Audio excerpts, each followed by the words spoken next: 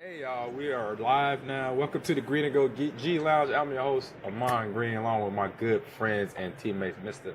Doris the Horse Levins down there Yo. in the ATL. Yes, and sir. my man Gilbert, the Gravedigger Brown, in cold ass Detroit. He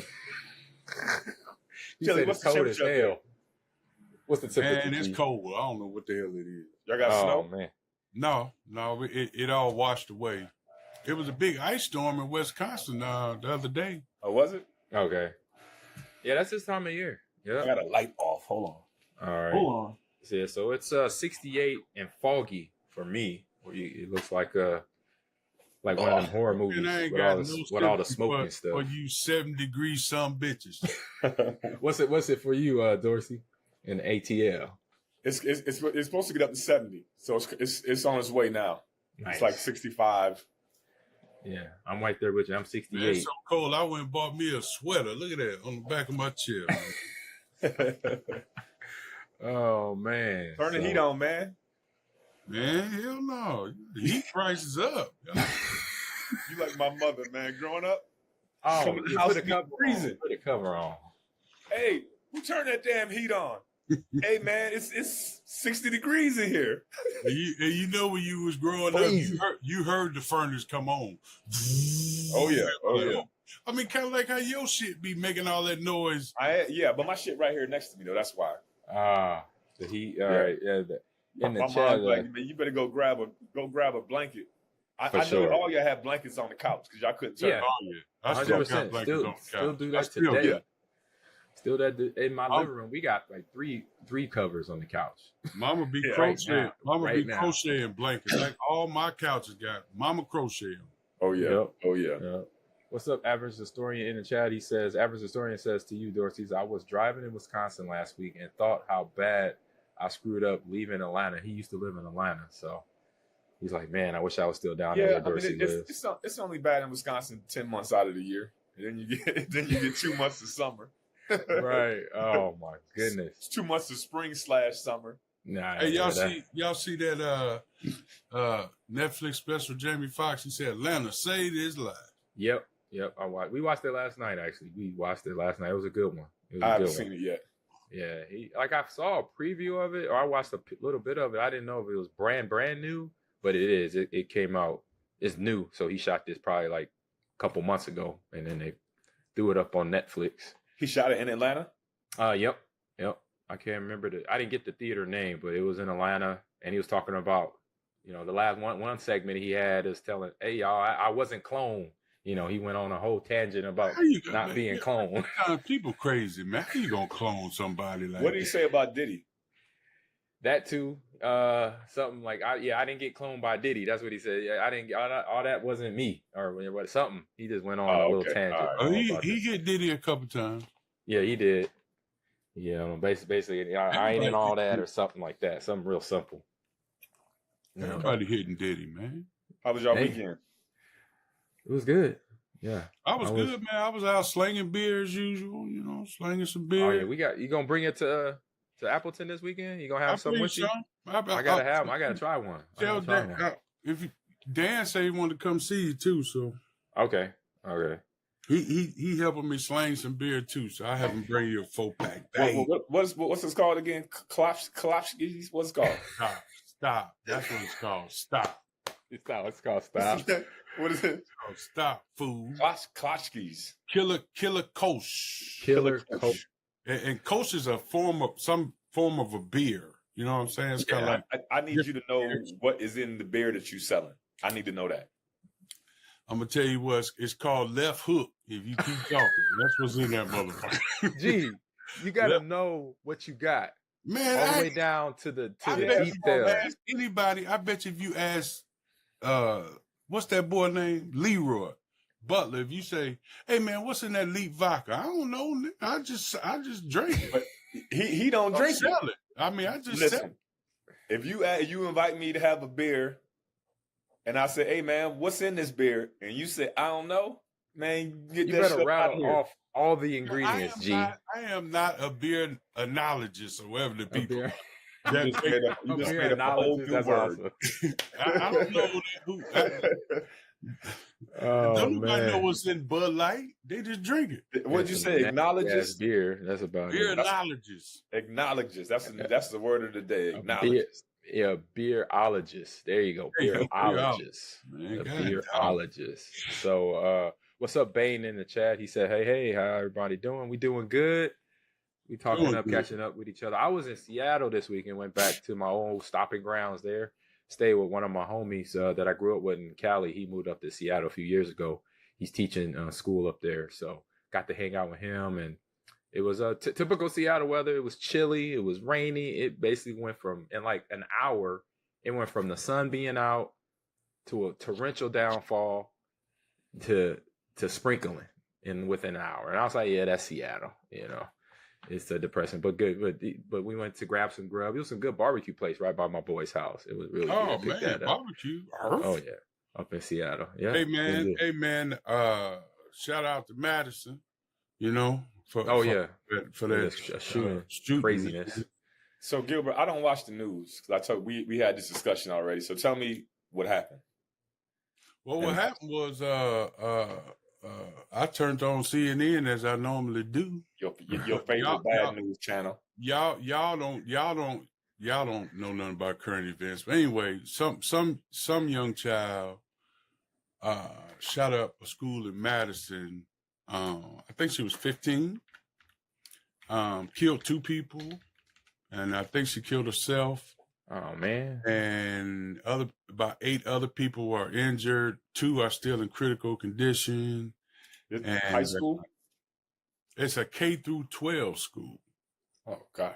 So elementary all the way to high school. So it's like one of them small town schools. She did it in the I don't know, what do they call that? The study hall or it wasn't the library. It was commons area, like the commons. It was. I don't know if it's like whatever they, wherever they go to, where it's too many people in there to be shooting. That's where she was at. Oh man! And the parents are supposed to be cooperating, but I don't. And it wasn't a rifle. It was a 9mm. They said. Was she being bullied or something? They don't know yet. Yeah. They don't know yet. I seen the child's picture. They said her name and the picture came out, and she looked a little troubled. So, okay, dang man, again, driving me crazy. Man, I mean, you got. I mean, if you got kids, I don't care what part of the world you live in. When that happens, you start to thinking and wondering and yeah.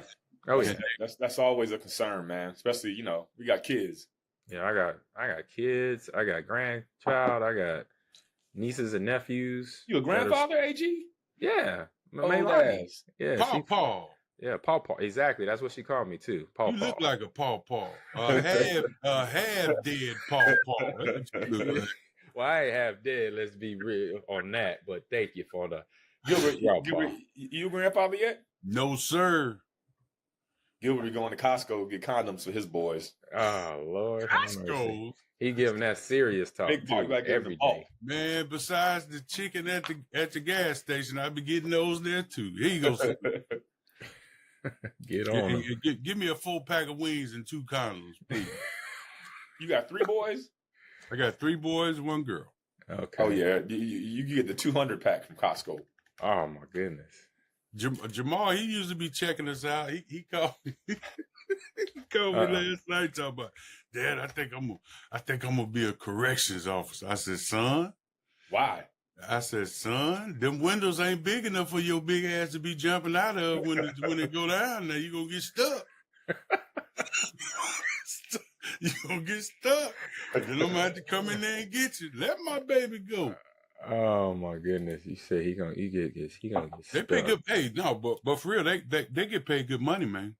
Yeah, they do. Yeah, but it's stressful as fuck. Yeah. It is. You want to deal with that shit? Yeah, it is, man. Because you got to worry about shanks and all that. Yeah, that's where Armani was at. My oldest, she was there for about a year. This was about 3 years ago. So yeah, I told her right away, call your uncle because my brother was a cop, and then so he could give you all the things. And I told her too, be aware of everything because even though they try to be acting cool with you and everything, they only doing it for one reason: try to get up out of there. You know what? I watched that special on Netflix too. Before I was watching it, I hate to say I was driving and watching stuff, but I was watching that that lady that was a corrections officer, and she fell in love with that dude that was like 6'9", and she broke him out. She sold everything. She all her possessions because they was gonna live off the lamb. I remember that. That was like 20 years ago, right? No, that was a couple years ago. Okay. Little short lady with blonde hair, and he was like 6'9" or 6'8" or something like that. And he manipulated her, and she the one ended up dead, and he the one back in jail. Wow, it was based on a true story. It is a true story. Oh, it is. Okay, it's on Netflix now. You'll see it when you strolling through that lady with blonde hair talking about why or something. I don't know. Man, I had a cousin who was a corrections officer right outside of New York City for 30 years. And the stories he would tell me, I can't even say them on here. Yeah. It's just, he was like, after a while, you'd be like, you know what, man, it's a good thing we got prisons in this country. Because some of these cats is crazy as fuck. Yep. That was my brother. He was rolling the streets, and same thing. He would tell me stories. I'm in high school, and he was working most of the time on the beat of, even though it was Omaha, Nebraska, it still was just people out there just wilding out, doing things. The craziest thing was when he was telling me, he said, hey, bro, he said, it's crazy, man. I was walking into places where I'm running into my high school teammates. I'm like, oh, man. I'm like, bro, like, what's going on? It's like, man, I gotta talk them down from doing something crazy, and then I gotta put the cuffs on them too. So he said that was the worst feeling in the world. These are my high school teammates, high school classmates, and I gotta lock. I'm like, this is crazy. So yeah, Doris, I can relate to that. Knowing my brother. Well, if I was a police officer and I saw Dorsey doing some stuff he ain't had no business, man, I'd be like, man, give me them cuffs so I can cuff this son bitch. Cuff his ass and stuff it. Gilbert, your big ass ain't gonna want to get out the car. Gilbert gonna roll the window, and I say, hey, man, listen, I really don't want to come out this. Just go on home now. Why you doing that? Put your gun down. I ain't getting out this car, though. Put your gun down, sir. I'm gonna tell you the only way you gonna get out of this shit, pull up to that damn Quick Trip and get that 6-pack of donuts. Oh my goodness. You be the master of that, G, for sure. You and your partner, you and Santana would be that would be him two fighting for the chicken, the big piece. That's a movie waiting to be made right there. Him and Santana as cops. Right. Or any of the D linemen. Green Bay cops. The manufacturer for the taser, they're gonna be like, man, y'all two big motherfuckers. Y'all get an award because we ain't getting out the car. He running. Oh, hold on. We ain't running no more, son. Get your ass off the ground. Oh Lord, yeah, they're gonna hit you with the taser. Speaking of tasers, I could use one this weekend coaching my son flag football game. What? These kids, boy, it's 9 to 11. The attention span. Oh. A taser is just what I needed to get somebody to get the boy. This one kid, let's just call him Timmy. Okay. When we got there, Timmy said, sir, how long are we gonna be here? I said, hey, we got a football game, man. Anybody worried about no time? Right. So we playing the game. Timmy runs off after I call the play. Timmy, where you going? Oh, I want to get a sip of my Gatorade. You get your ass back. Where the taser at? Where my you know what, Chili, I think I'm going to get me a taser. Oh, my goodness. Them poor kids. We're gonna win it. I'm going to be in jail, but we're going to win the game. You gotta have patience. You got to have the patience, homie. But yeah, the new generation, the millennials and the alphas. So they alphas. So your son, my granddaughter, anybody below the age of 10 is an alpha. They're alpha generation. So hey man, I'm gonna say this and then we can move on. Talk about football. My son, he caught I gave him the ball. He was running right. Yep. And he went 45-degree angle to the left. AG. He planted his left foot and spent, Uh-huh. and then planted it again and spent twice back to back, going full speed. Yeah. I was like, yo, I ain't never seen. I know I ain't never did that. Yeah. I was Yeah. like, yo, like, where did you learn that? What? Yeah. So I'm just gonna say, I got something on my hands. I'm about Yeah, to. you got something on your hands. Yeah, you I'm got about after. to kick him and get this NIL money real quick. Let me be the agent. Oh man, yeah. These kids today, they be watching YouTube, doing the different stuff, and then he's young. He's a baby, so his body don't know what's going on right now. Madden. And It's Madden. I think that's what it is. So he plays Madden too. Every Yeah, chance he our gets, bodies be like, hey, hold up, bro. Madden or Saquon, one of the two. Yeah, facts.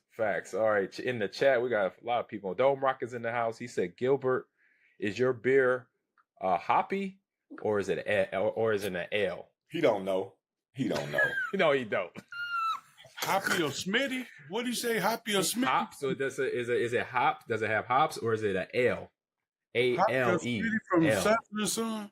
Man, you know what? I'm going to go out on a limb. What do you say it was? Was it what? You going to go out on a limb and guess? Was it hoppy? So hoppy is usually like an IPA, and then an L is basically what most beers are, is an L. A-L-E. It's spelled A-L-E. See, he don't know. L. It's an L. Oh. So it's an L, dog. Okay. All right, OG John in the house, man. How you doing? And we got Adam G also here. Says, Gilbert sent my 7-year-old. Hold on. Here says this. Gilbert sent my 7-year-old to the pole. Oh, hell yeah. I'm good at that. Of the pole of the hole during the football camp. I picked the furthest tree, the furthest pole, and when they act up. Oh yeah. So his son must have been at one of the camps. So he said he set my pole acting up to the pole on the run and during the camp. So that's what he was mentioning. Okay, I got it. He must have been acting up. Get your ass to the pole. I ain't got time for that. Gilbert, you got to be patient. As patient as I can get. That taser. They're gonna learn. They're gonna learn today. Oh man. Especially if it's hot out there. I'm sweating. Brian, so real quick, Brian wants to know, then we'll get moving on to this game real quick. Brian wants to know, how can he find the beer? Where can he find the beer at? He wants something for himself. Well, Brian, I'm like Master P right now. I'm slanging them some bitches out the trunk. But I've been hitting a lot of bars, man, and going in, and it's a few bars. I'm gonna see if I can get do we got like a list or something? How do these people be paying attention to us? These chat people. They fans, man. What you think they gonna do? I mean, like, can't we have like something where we can put something so that they can see stuff? You the technical dude. What you mean? You want to like AG, pop it up on the screen. You gotta give me a picture, G. I could do that. You gotta give me a picture though. Oh, okay. Yeah. See, I can't just pop it up out of nowhere if I don't have it. I thought you said like something like John Walsh be looking for pictures and looking for people. It ain't me. I ain't got no picture like that. Who's John Walsh? Who is John Walsh? Who's John Walsh, bro? America's Most Wanted. all Gilbert watch on TV is trash. He watch CNN. He watch Matlock. He watch y'all gonna call me one day and say, "Hey man, I'm gonna tell y'all what he is." Oh my goodness, this dude is hilarious. Real quick, last one here, then we'll get to some football. World Class Assassin, great name by the way. He wants to know, Gilbert, are you gonna get the Gilbert Burger back at Burger King? That's all he wants to know. Man, Burger King tripping, man. Burger King tripping, man. I mean, why Burger King tripping though? What they say to you? What they say? If they said anything. Burger King said you're going to give somebody a heart attack eating this shit. That too. But then they said that's too much stuff to be putting on a hamburger, man. They're being health conscious these days. They're being real health conscious. People. Oh, we all can't be like Donald Driver at where that fool at? Cousins. He's at Cousins. Yeah. Y'all eat this cute sub and you'll stay skinny like me. Yeah, I ain't no driver. Cuz is my favorite sub spot. Yeah, he bought. Yeah, he's a franchise. He's part owner now. Yeah, Cuz is my favorite sub He spot. bought into. I need to talk to driver. Investment group. I need some free sandwiches. Okay. Oh man, look at you. This is gonna call somebody for free sandwich. Hold up. All right. Somebody sent a picture of your burger. Hold up. Let me see if I can pull it up. Oh, come on now. You need to let us pre-read these pictures. No, he said, I'm going to check it first. If it's not a burger, I'm not putting it up. It's pre-read. Oh, no. Okay. Oh, no. He didn't get it in yet. Okay. All right. Hey, Gilbert, can you remind the folks what was on the Gilbert burger? Please do. It depends now. It could be 3 patties. Yep. Man, about a half a cow of cheese. So, I love cheese. Hold on. So you had each patty had 2 was in the middle of some cheese, right? Right. Each patty, when they do it right, it was 2 pieces of cheese, patty. 2 pieces of cheese, patty. Yep. 2 pieces of cheese. Heart attack. Bacon. It had bacon on it too. If you had diarrhea, that's about to bind you up right Ooh, yeah. Oh yeah. But about to clear you out. No, it's gonna talk. No, you about to be stuffed up. You gonna be on that. And then, like the old folks say, then you run it through the garden. It was some lettuce, tomato, onion. Yep, lettuce, tomato, onion, mayonnaise, ketchup, mustard. No pickles. No pickles. Oh man. Okay. I'm a pickle guy. I put everything on it. I can't have no pickles. I gotta do it all. And you would eat 2 or 3 of them at a time. But you gotta cut it in half, because if you don't cut it in half, dog, your whole arm gonna have all that shit coming down. Right? Yeah. You bite on one side and on the other side it all falls out. Oh, and leave it in the wrapper when they cut it, man. Because you're gonna be smelling like onions for the rest of the day. Yep. I had one Gilbert burger. I had about 4 bites and I was full. Couldn't eat no more. Hey. Big Dog ate like 2 or 3 during the meeting time. Oh my God. 2 or 3? Oh man. 2 or 3. My stomach hurt just thinking about that. Good gracious. That's a lot. That is a lot. All right, y'all. So we done with the Gilbert burger now. We done with all the eats and the festivities with that. It's coming back. It's gonna make a comeback. I believe that. The Gilbert burger will make a comeback. Shabbat. Kabir.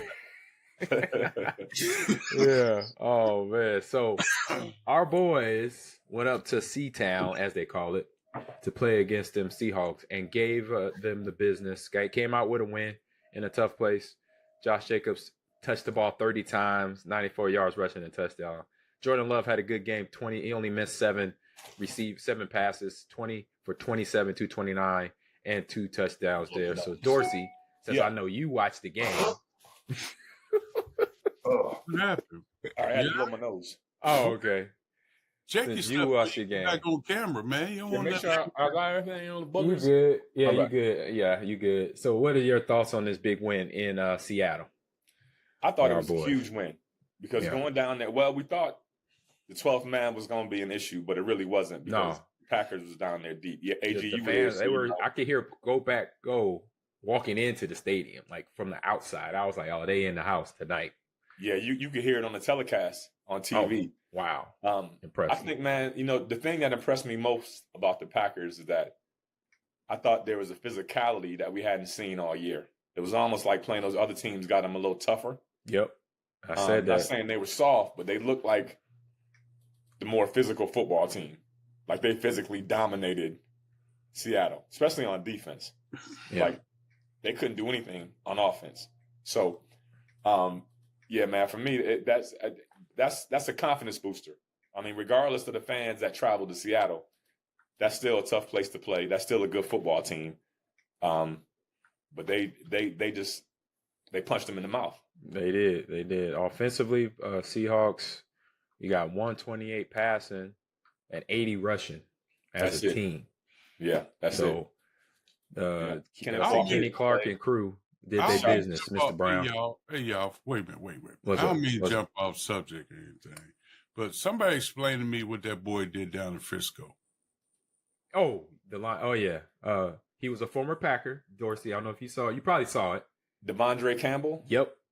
I saw it. Okay. Yeah.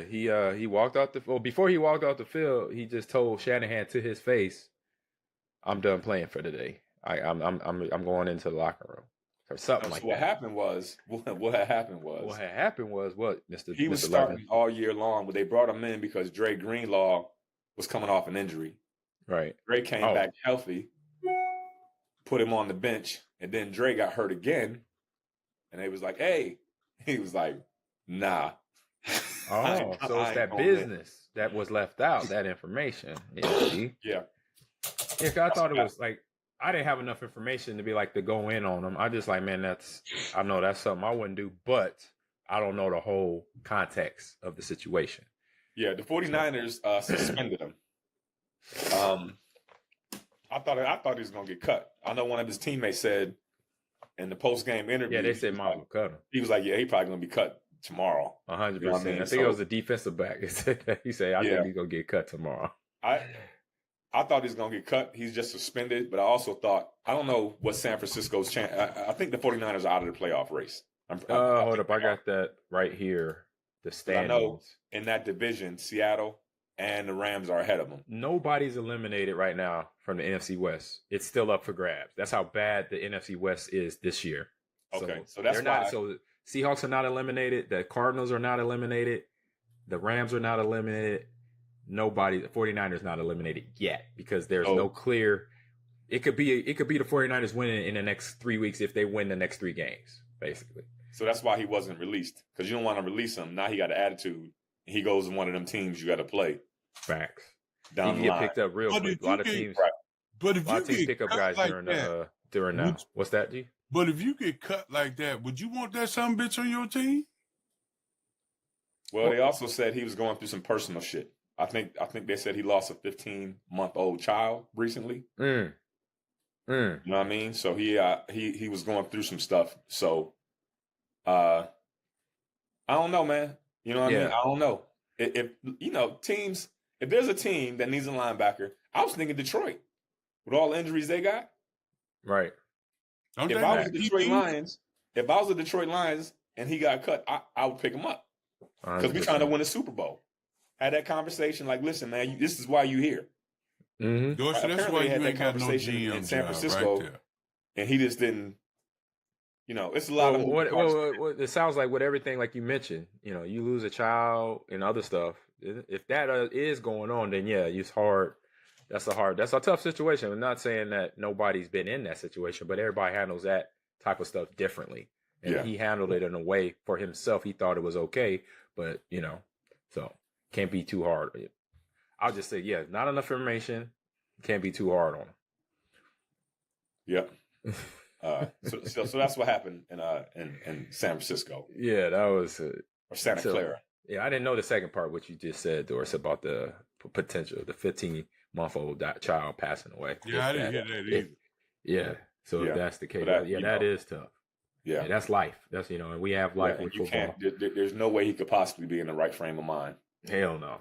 You know what I mean? Hell to the no on that. So in the chat, let me see here. So Dome Rocket says the 49ers have a 0.1% chance to get to the playoffs. So that means they pretty much got to win all their games. And then the rest of the season, some other people got to lose. Yep, a lot of people got to lose. I say everybody in their division got to lose pretty much. Because the NFC has only 3 teams eliminated so far. So there's a lot of football left for a lot of teams. The Bears, one of them? What's that? The Bears, one of them? Yeah, no, the Bears is eliminated. Yeah, one of the Bears is eliminated. Okay. The Carolina Panthers eliminated, and the New York Giants are eliminated. It's 6 teams in the AFC already eliminated: the Raiders, Jacksonville, Tennessee, Browns, Patriots, and the Jets. They're already like, you can't go, you done. So they already got their bags packed. Yeah, they got their bags packed. This was my rookie year in Seattle. I'll never forget this, y'all. We played Denver in Denver, last game of the regular season. And I noticed that it was an unusual amount of extra baggage on the plane.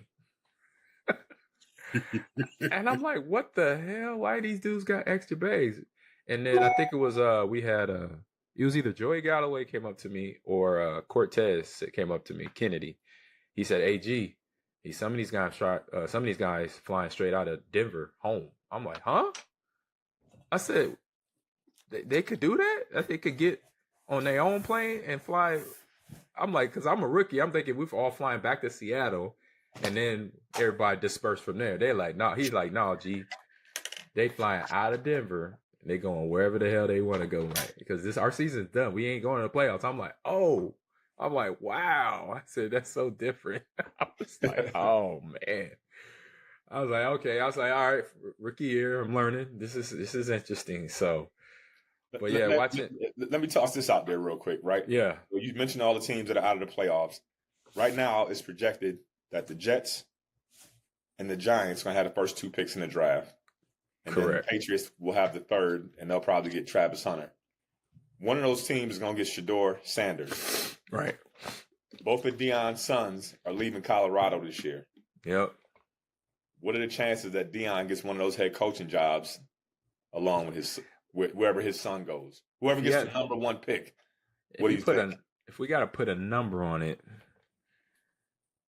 well, you got to remember, Jamal Mayo just got hired. This is his first year in New England, so I don't think it's going to be the Patriots. No, but the Jets and the Giants pick the first. They're projected to have the first 2 picks, and they both need quarterbacks. Correct. Yeah, I don't see the Patriots. The Patriots also Jets or Giants potential. I give it. If I'm guessing, which I'm not a good guesser in this area, I'll just say 40% chance. Something like that. Something down the middle. I was just thinking about that because both the Deion's sons are graduating. Not graduating, they're leaving. They're leaving. Yeah, Shedeur, the quarterback, and Shiloh, the DB. Yeah. And then really his 3rd son, Travis Hunter. Right. Basically, he takes care of him like his own. So, and congratulations to Travis Hunter for literally winning every award he could win on offense, defense, and being the MVP. He won the Heisman, the Blitnikoff for best receiver, and then the Thorpe for best DB in college football. See, he won every award for everything he did. So finally, they got it right. I'll say that much. They said but what's that line? They said he couldn't do it, and it got done, or something like that. I don't know. Yeah, something like that. Some clever line that I can't say right now. Everything is impossible until you get it done. Because nobody would ever think this kid played 100 snaps a game, yo. Yeah, per game. Plays. Right. That's like Little League. Last time we did that was like in Little League in high school. Right. That's crazy. Because the average professional football game, is only like, I think the average is like 60 plays, something like that. On average. 60 plays each. Yeah, that's what I mean. So probably like 120 plays. Yeah, 120 plays. But I was saying, 60 plays just for one team, right? Yeah. Yep. But if you go, that's 120 plays, and you're playing against the best players in the world. It's not college. Yeah. So, Mr. Brown, I know you didn't watch the game, but I'll just say this. Your D lineman, Kenny Clark, y'all put Slayton, me on street like that, man. Musgrave, or not Musgrave. Musgrave. No. Van Ness. Excuse me, Van Ness. They put in that work. They shut Seattle run game down. What did Van Ness do? I don't know what he did, but he was probably. You know what I'm saying? You can't say he put it. I heard old TJ brought out the old shovel again. Oh, he brought it out. You got to talk to him. You gonna send him a message again? No, I'm gonna send him a message. What'd you say last time he did it? What'd you say to him the first time that he brought out the gravedigger shovel? I told him, "Good job, youngin." Okay. Good job. Gotcha. Good job, youngin. You know, got gravedigger 2.0. There you go. Just let me get the residuals.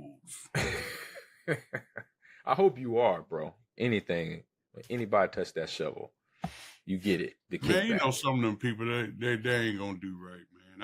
I rolled past. One dude told me, "Say, hey man, you gonna stop by and have the Gilbert burger? It's been on my menu for about 2 years." I'm like, and you ain't gave me nothing. Oh, damn it! Dang you it! Ain't gave me you almost made it, man. Damn, almost made it. Hey, the chat says some couple people in the chat said they'll come over to your crib in Detroit and help you out. Help me do what? Help you with the Wi-Fi. Fix that glitch. Help you with the Wi-Fi. Help you with the Wi-Fi and the Ethernet up in there. I'm gonna get it right, man. God. With the waffle. Yeah. So I yeah, the told y'all I defense. live in the sticks, man. So it's kind of All hard. right, so got- Ben, Y'all ain't got internet in the sticks? Not around No, here. y'all ain't got good internet in the sticks. That's what it is. We got. I'm gonna put Comcast on blast. And we Uh-oh. got Comcast hey, you get some nice service out of that though. high speed internet. Ain't worth a dang. Yeah, it ain't really high speed. It's like medium speed. It's called like high money speed limit. How we can get your money speed? Right. So Van Ness had 2 tackles, 1 solo, and then the team collectively had 7 sacks. Gary, Brenton Cox Jr., Devontae Wyatt, Carl Brooks all had a sack, contributing to that. I think 2 more with Kingsley Igmare. He had 2 himself, and Adrian Cooper. What that last Kingsley name? in Barney. Where you from? He ain't from Detroit. Purdue, I think. He from Purdue.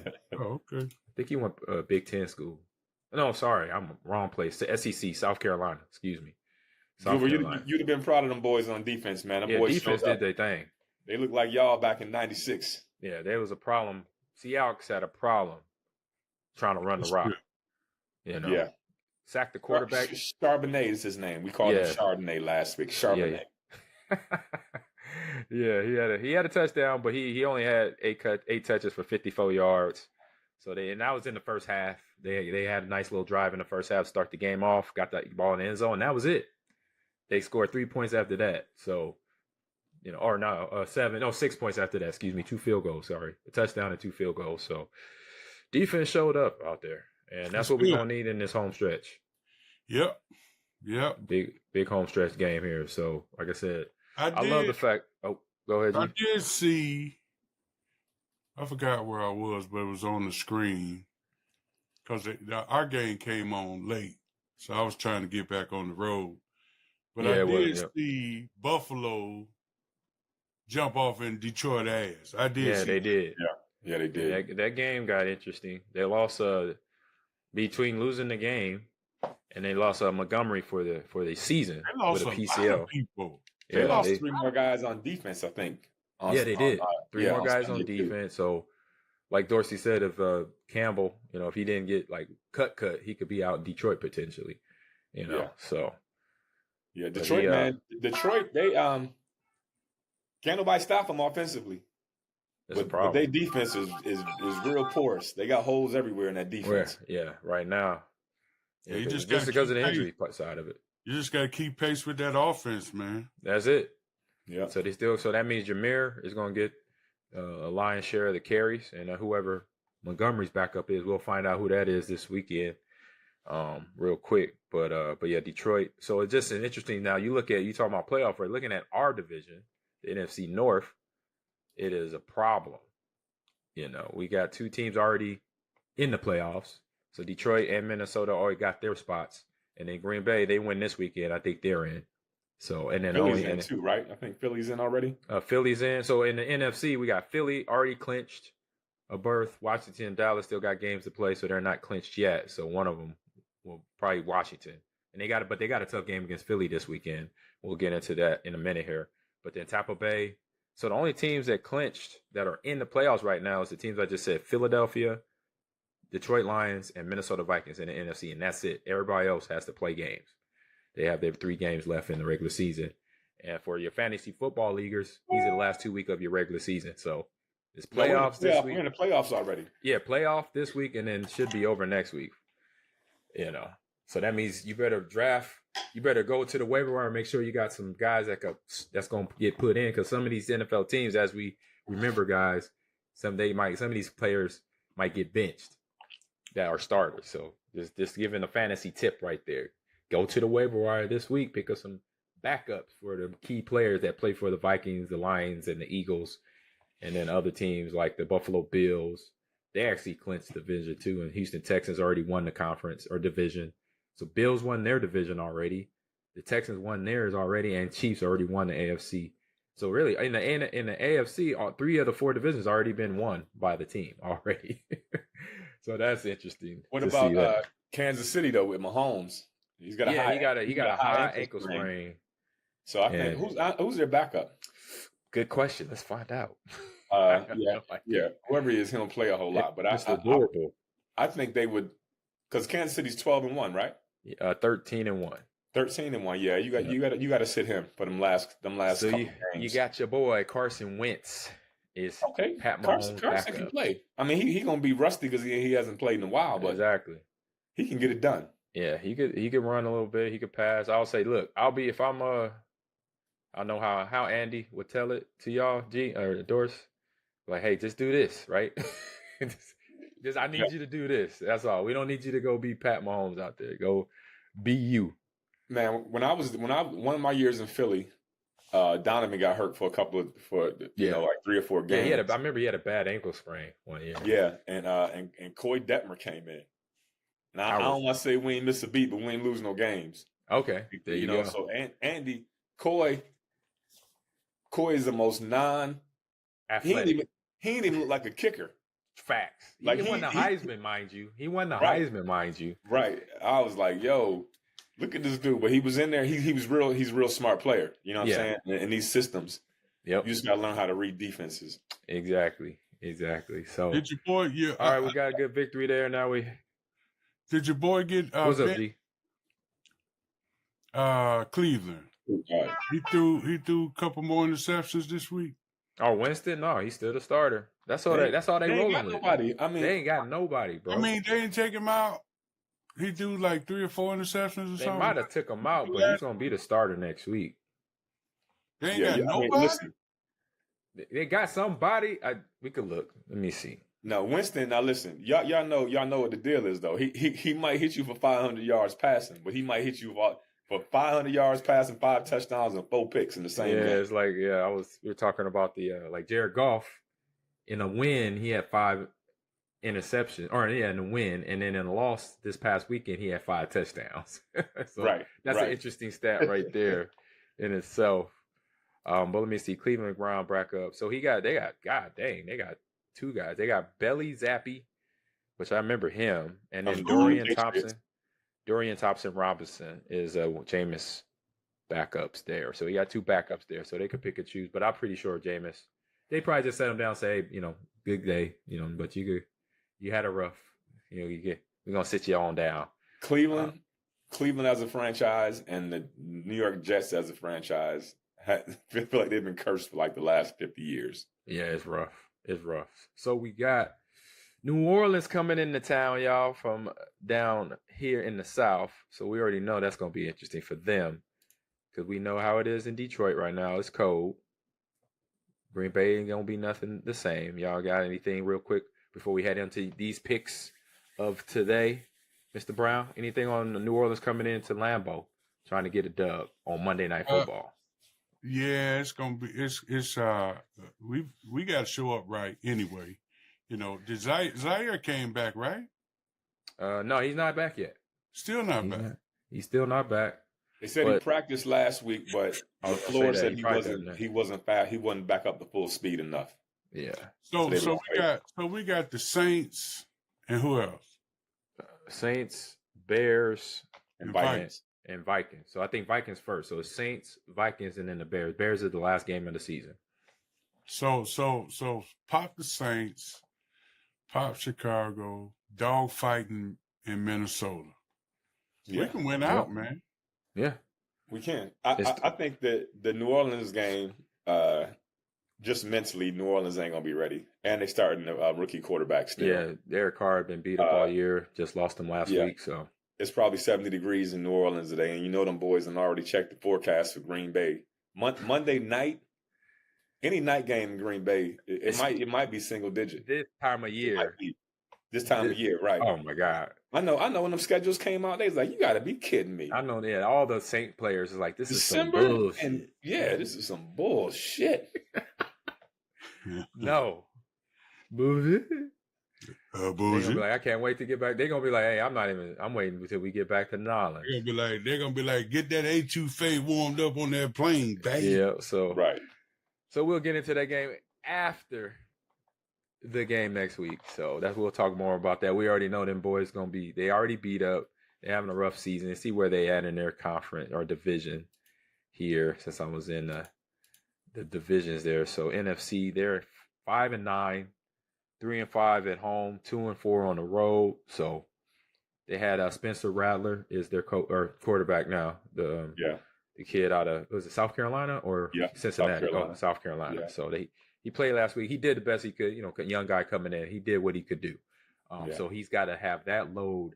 Now he's coming into a place where elements and a good defense he has to face. So it's going to get rough for those Saints coming in. Lambeau. Coming back to his spot to the Packers this week. Who's that? He's actually he's been killing it for the Saints as a receiver. Marquez Valdez. Oh yeah.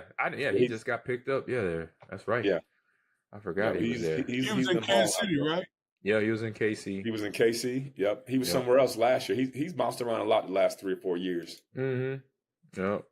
So now he is in New Orleans and he got to come back up. So he's probably warning them boys, hey, you got to wear this. You got to put this on. A little extra here, a little extra there. Yeah. The fans gonna be doing this. Motivation to play though. Man, I was with Billy Schrader and Jared Apadaris this weekend, right? Amadeus. Yeah, something like that.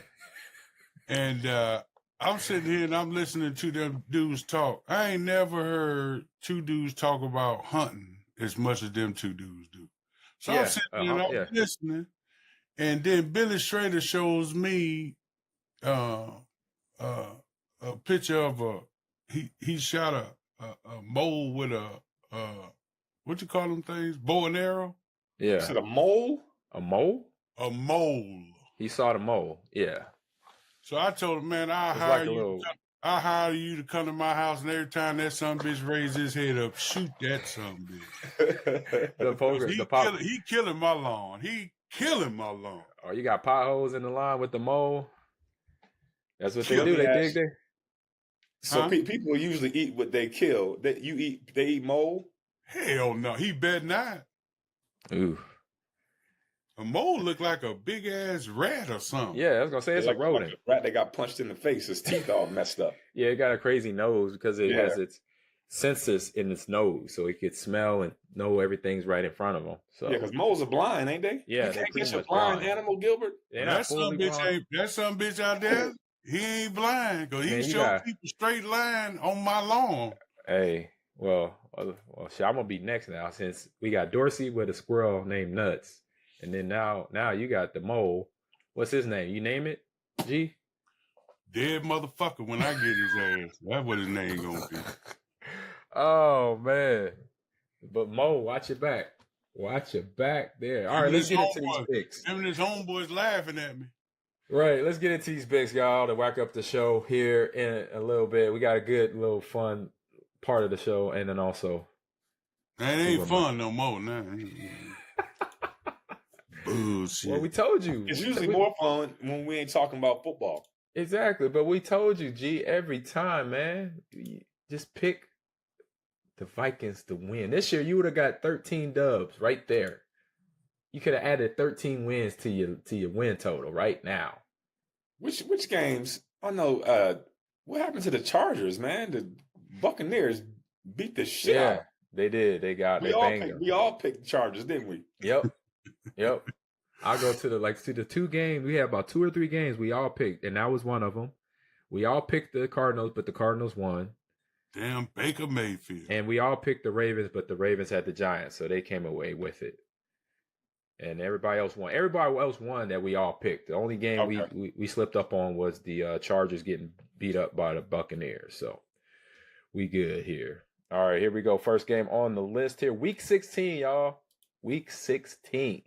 We have Thursday Night Football with Bo Nix and the Broncos facing those Chargers who just got beat up. Or who did just beat?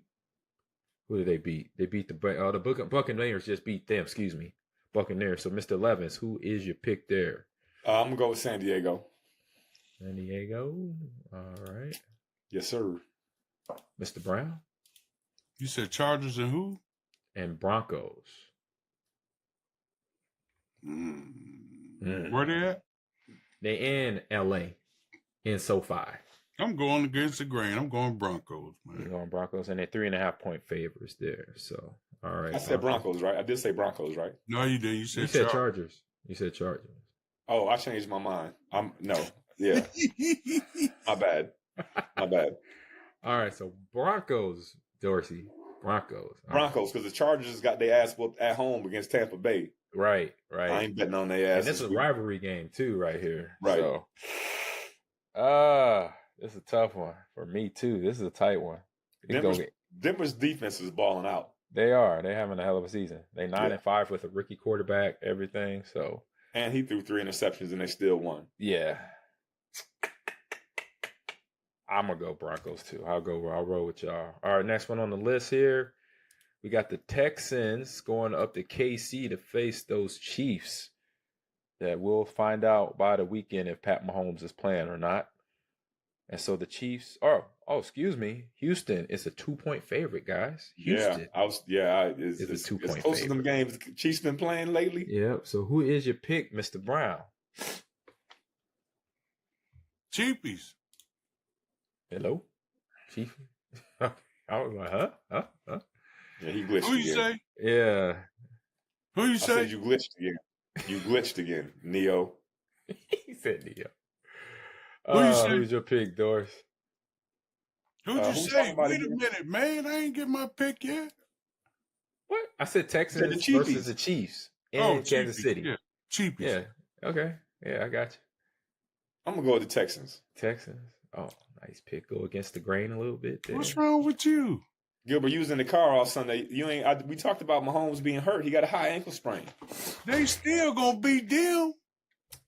Texans gonna win the AFC South. I think they already clinched the AFC South. The Texans did because the Colts lost. I think the Texans clinched. Yep. So we got Dome Rocker going with the Texans and me. Which one? No, you pick both. You can't pick both, Dome Rocker. Can't do that. You got to pick one, bro. Chiefs or Texans? Me and Dorsey got the Chiefs. He been listening to Dorsey. No, I got pick about 8 college teams, so he think he can. I got the Texans. I said Texans. I love Andy. That's my boy. But they got some issues going on down there. Oh no, I got you for Texans. I got you for Texans. My bad. I said it wrong, but I have it written down right. All right, next one here is the Steelers and the Ravens in Baltimore, and the Ravens are 6-point favorites over the Steelers. Mr. Brown. So who's your pick? Pittsburgh. Ooh, Pittsburgh. Wait. Pittsburgh just lost to who? Philadelphia. They lost to Philly last week. The in-state battle. I'm going with Pittsburgh. You gonna stay with the Steelers, Mr. Levens? I'm gonna go with Ravens, man. If Josh Allen wasn't doing that Superman shit he doing, Lamar Jackson would be he would be the lead candidate for the MVP. Facts. He had 5 touchdowns last week. Yeah, 5 touchdown passes. He's doing some gangster stuff. Yep, I'm with you there. I'm picking the Ravens as well. All right, next game, Giants going down to ATL, Doris, down to your neighborhood.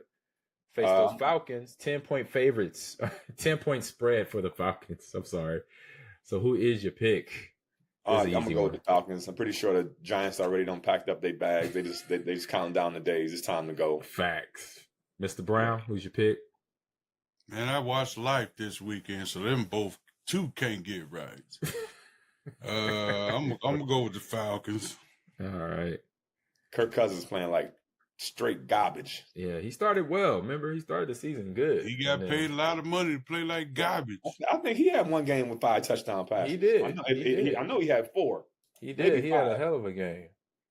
I had him on fantasy too, and I started him that week. I was like, yes, there we go. All right, now we got the NFC North battle. We got Detroit. Well, not really. I'll take that back. Detroit going to Chicago this year. The Bears still suck. And the Lions are 6.5-point favorites going to Chi-Town. Mr. Levens, who's your pick? Detroit. It's not even. Mr. Brown. Man, they about to catch all this heat from Buffalo. Let me get them lines, man. Got it. Me too. All right, next game on the list. Got the Browns going to the Bengals in Cincy. Cincy are 7.5-point favorites, Mr. Brown. Who's your pick? Browns at 3-11. Bags 1-6 on the road. Bags packed, ready to go. Indeed. They about to head off to Vegas or something.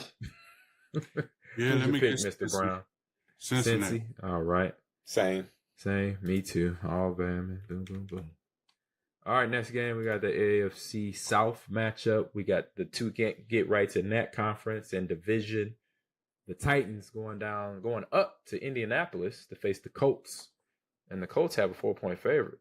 They're 4-point favorites, Mr. Levin. So who's your pick there? Yeah, who didn't Tennessee just get beaten in the head this weekend? Yeah, last week. Yeah, they got beat up. Who they beat up? Who beat them up? I think it was somebody in the division. If not, I'm gonna go with the Colts because even though Will Levis, I don't even know if Tennessee's quarterback is. He might have got benched. It was Lil Levis. We don't know. It was Will, but Anthony Richardson, he's all over the place. Yeah, he's iffy. So you got with Colts. His accuracy. They got beat up by the Bengals last week. Okay, that's who it was. 37-27 last week. So you said Colts this week? Yeah, I'm gonna go with the Colts. All right, D. Mr. Brown? In Indy, right? In Indy, yes. Yeah. Okay. Mr. Brown? Same. All right, me too. All right. This is one. What you doing? Texting your side chick over there? You've been on that phone for the last 30 minutes. What you got going on over there, brother? Hey man, watch out. He is too. I can tell by his tone. He talk, ooh. You can kiss. Hey, babe. Hey, baby. See there? Focus, man. Focus. You got a couple more picks. We'll be done here. All right, we got the Rams. Both of y'all right between the eyes. We'll see.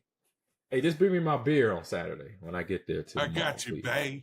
Thank you. I want to taste it for sure. All right, next game on the list, we got the Rams going to the East Coast to face the Jets. Let me see who is the favorite here. Am I on the right week? Yeah, I'm on the right week. Where's the Rams at?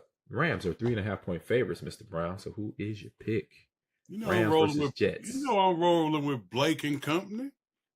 Blake Coral? Yeah, I'm rolling with Blake and company. I got Kyron Williams on my fantasy team. Boy, he's been carrying me. So that's Rams, correct, everybody? Yes, sir. That's the Rams. Yep, because Jets are fishing right now. Jets. They got their bags packed. Aaron Rodgers just probably need to be quiet, man. He just need to be quiet. Ryan Clark killed him. He was killing him. Called him a fraud.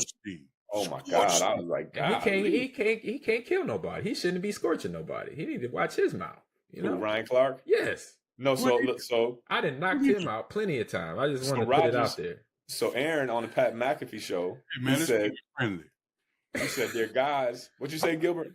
I said, hey man, let's keep it friendly. Because I said I knocked Ryan Clark out when we played the Steelers when I was a Texan. So saying.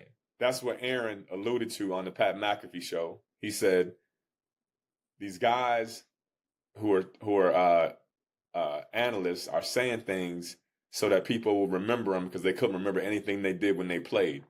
I was like, ooh, back. Hey, that's going like swinging back. That's Ra's al Ghul talk right there. That's how speaking is like they put in riddles. Then people like that, like Thanos, be talking. You know, killers. It was back and forth. But Ryan Clark didn't back down though. You call him that's good. Call that man a fraud on the ESPN Sports Center. I'm just saying. I knocked him out. I just saying. A big punch in the face. Hey, yep. Here we go. Next game. Big NFC East matchup. This is going to be a good one. This is a good one here. We got Eagles going down to Washington FedEx Field to face the Commanders. And Philly is 3.5-point favors on this. Give it to you, Mr. Levis. This is your whole team here, the Eagles. L-E-S. Eagles. Got it. Mr. Brown. Don't try to spell that, Gilbert. It's only 6 letters. Acknowledgest. That's cold. Eagles. That's cold-blooded right there. Eagles, man. Eagles. All right. I'm going to definitely. I say, yeah. Eagles look good. They in playoff form right now. All right, next teams on the list here. We got the Cardinals that are on the bubble, and we already know somebody that is out. The Panthers and Carolina and Arizona are 4.5-point favorites, Mr. Brown. So who is your pick? Easy pick here. It should be anyway. Should be. It should be. But you are talking to the bootlegger. Cardinals are going to North Carolina. Was it Bank of America Field? Yep. So it's Cardinals and Panthers. Who's your pick, Brown? Mr. Arizona. Brown. Arizona. Arizona. Thank you. Same. Hey, me too. All right. This is going to be... I say if Geno was healthy, this would be an interesting game here, but he's not, so we might be having a backup here. So we got the Vikings going back out to Seattle. So another NFC North going out to the NFC West facing the Seahawks, and the Vikings are 3-point favorites in this game right here, Mr. Brown. So who's your pick? You know who he got. Why I'm even just trying to ask? get him off of that, though. I'm just trying to ask. He's stuck in his ways. He an old stubborn mule. What about yourself, Mr. Levin? I'm gonna go with the Vikings. Me too. Right there with you, homie. You sure, Brown? I give you one more choice. One more Sam chance. Howell playing quarterback for the Seahawks, big fella. Yeah, Sam Howell, because Gino Turner did something to his knee I don't know. Yeah, in the Packer game. No. You good? I'm staying with my pick. All right. We gotta start playing for money. I thought we was gonna play for money earlier Nah, because we started playing for money. Then, if we play for money, then I gotta pick them some bitch. See? You damn right. We know what to do next year. We gonna do this. Hey, let's do that for the playoffs, Doris. Let's do that for the playoffs. We'll put some money on it. There we go. The money on it. All right. I said we all put up $100, and whoever got the best picks that week get the pot. Right. So we go back 10 years ago. This was a big matchup. Not anymore. We got the Patriots versus the Bills in, where's that up in the north? Was that upstate New York? Upstate New York, my neck of the woods. Buffalo is 14-point favorites, y'all. 14. Lake Effect, snow capital of the world. Oh my God! Did you see the highlights of if they would have played in Buffalo last week? It's always like that in Buffalo. It was a blizzard, straight up blizzard. 14-point favorites, Mr. Levis. Who's your pick? No brainer against the Patriots. No brainer. Bills. Yeah, no brainer. I got you, Mr. Brown. Josh Allen. All right. Josh is balling Hey, out. that's how it is, though. He putting up points. Here. All right, now we got another can't get right game here. We got the Jaguars going to Las Vegas. See, they might as well just leave their bags there. Enjoy the Vegas. Yeah. They're 1.5-point favorites over the Raiders, Mr. Brown. So who's your pick? Not the Raiders. So the Jags, okay. Mr. Levins? Yeah, I'm on that. Yeah, Jags. Yeah, we got both. We got Dougie Fresh and we got Edgar. Edgar's still on the sidelines for the Raiders. I saw Edgar on the sideline. Me too. Night. I saw him yesterday. Yeah, I saw him. Big head. There's no big head. I wonder why he ain't never tried to be like an offensive coordinator. I wonder why he never tried that. I don't know. Good question. I know he's it ain't how come he ain't tried it. They ain't hiring them brothers like that. Facts. We got some facts there. Let's be real, man. It's a few. I told y'all I seen life. We're keeping it real. We're keeping it real. Yes, indeed. I wonder how many black offensive coordinators. I know there's a bunch of black defensive coordinators. How many black offensive coordinators are there? Are there any in the NFL? It's some. Upper room. Who? I don't know who, but I know it's more. At least one or two. Jesus called the Catching the Holy Ghost over there. Jangalay. Jangling. Let me see. I'm gonna look it up. Coordinators. Did your boy? He ain't around. What's his name? Bieniemy. Where he at? He's with the Commanders. Yeah, he's with the Redskins. Yeah, you're right. He's the only one I can think of though. He's the offensive coordinator. No, I don't think he there no more. No. I thought he was went to college somewhere, and they fired him down there too. Let me see. Bieniemy. Y'all need to do y'all current events on football too. No. Oh no, he's right. Man, don't even watch Sports Center. No, wait a minute. He was He was offensive coordinator. I don't know where he at now. He just got fired by the Brewers. He was at UCLA. There you go. Head coach. Yep, you're right. He was the offensive coordinator at UCLA. He just got fired though. Oh, he wasn't the head. Oh no, it was the head coach. It was Deshaun Foster. Deshaun Foster was the head coach. So it was a running back. You were right. It was a running back, but it was Eric Bieniemy was the OC. Deshaun Foster was the head coach. They just fired him 2 weeks ago. They fired Bieniemy or Deshaun and they fired Bieniemy. Oh, okay. Yep. So, yeah. I wonder why he couldn't get a head coaching job all them years. I don't It was know. something, same thing with Sherm Lewis back when we played, Gilbert. Yeah. I was always perplexed about why Sherm couldn't get a head coaching job. There's always some people got on him. Because Sherm looks smart. He ain't act smart. He looks smart. He had glasses, right? He wore glasses. Yeah, a little short, kind of short dude, and a little mustache. Talk like this. Oh yeah, yep. I remember him. I remember seeing him on film. Yeah. All right, we're about to wrap this thing up here. We're at the end here. We got 2 games to go. We got the Dolphins and the 49ers. 49ers going to Miami. They going to South Beach. So who is your pick here, Mr. Brown? And the Dolphins are 1.5 point favorites over the 49ers. Yeah, I think 49ers got a lot of stuff going on. They got a lot of injuries. I'm gonna say Miami. Got the Dolphins. Smart pick. Yeah, I'm gonna go with Miami. Even though Tua threw 4 interceptions last week, I'm gonna go with Miami. It's gonna be interesting. Yeah, I'm gonna just ride with y'all. It's at the end of the season. Let's get this thing right. All right, good game here coming up. No, you know what? No, it's not. This is not a good game. This is a can't get right game. We have the Buccaneers playing can't get right Cowboys. One, as Mr. Brown would so eloquently say, 1-star rated Cowboys. Tampa Bay is 4.5 point favorites in this game, Mr. Levin. So who's your pick? It's in Dallas. It's in Dallas. I'm gonna go with the Cowboys. I think they can get to put some pressure on Baker. Oh, okay. And Cooper Rush ain't been playing too bad. Yeah, he throw every damn pass to CeeDee Lamb, but he should gotten better every week. We got Dome Rocker going with the Bucks. Mr. Brown, who's your pick here?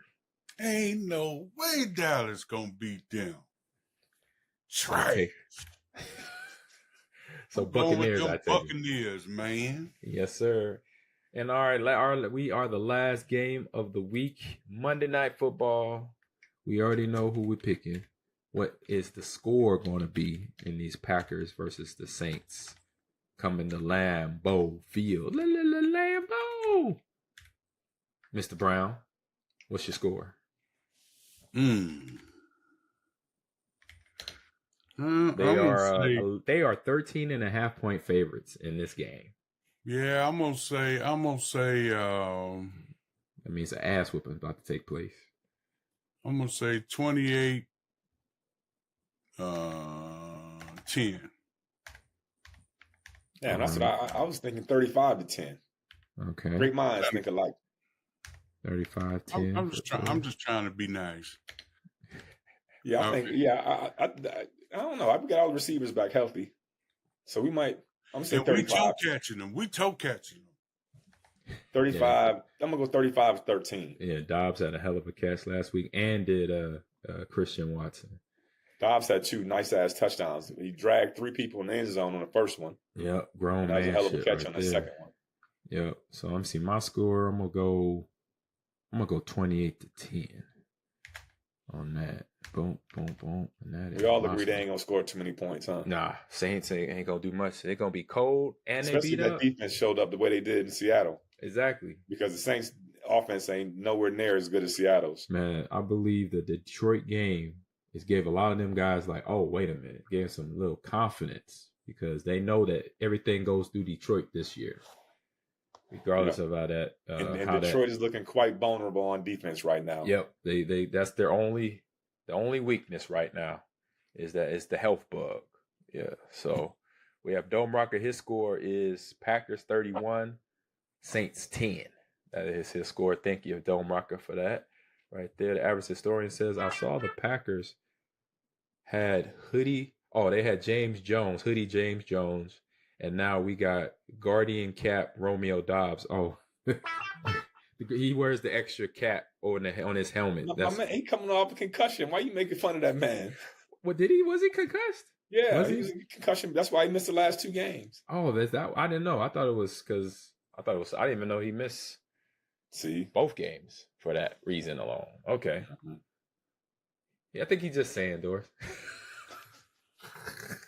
Just hateful. Yeah. So, any other thoughts, fellas, on this week's matchup? We got the Saints coming in Lambeau. Big game because it's a win. We got to get it because we know we in race with the Lions and the Vikings to try to get some playoff position in here. So any final thoughts before we get out of here? No. I mean, this is a game we should win. Everybody agrees. Yep. Right. So we just got to go out there and play ball. Yeah. Mr. Brown? Same. I mean, if we want to keep pace and we're looking at the rest of our schedule, you can't take nobody lightly. I mean, you know, you can throw the records out the window when we play Chicago at the end, you know. So we just got to keep pace, man, keep winning. And I'm going to go on and put this out on the record. If we play Detroit in the playoffs, we're going to win that game. I like it. So right now we're the 6th seed right now in the playoffs, AG? I would say so. I mean, look, you can keep talking. So the first team gets a bye, and then the next 3 teams get a home field game. Right? Yep, that's right. And so where are we at now? So we got Philly, Detroit. Yeah, so we got Philly, and then we should be next, right? Yeah, Philly. So the X stands for clinch playoff berth. So yeah, seed. I think if we went out though, we get a home playoff game first round. Yeah, if we went out, we'd be 13-4. Right now, Philly, Detroit, and the Vikings are all 12-1 right now. Or 12-2, excuse me, 12-2.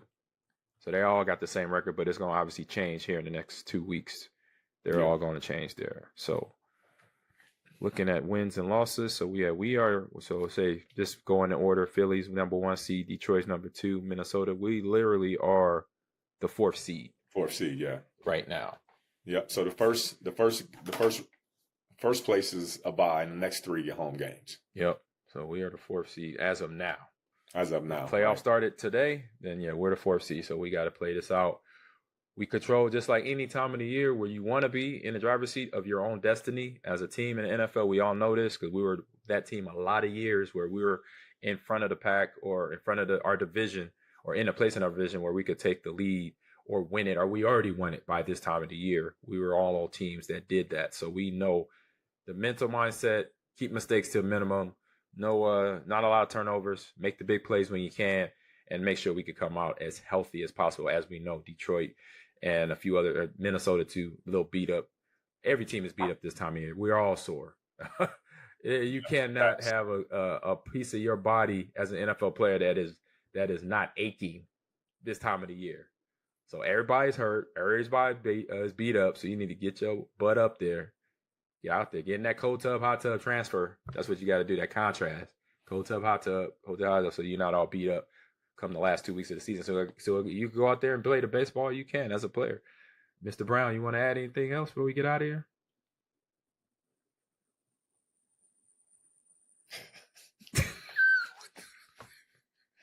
I think he did that. That was good though.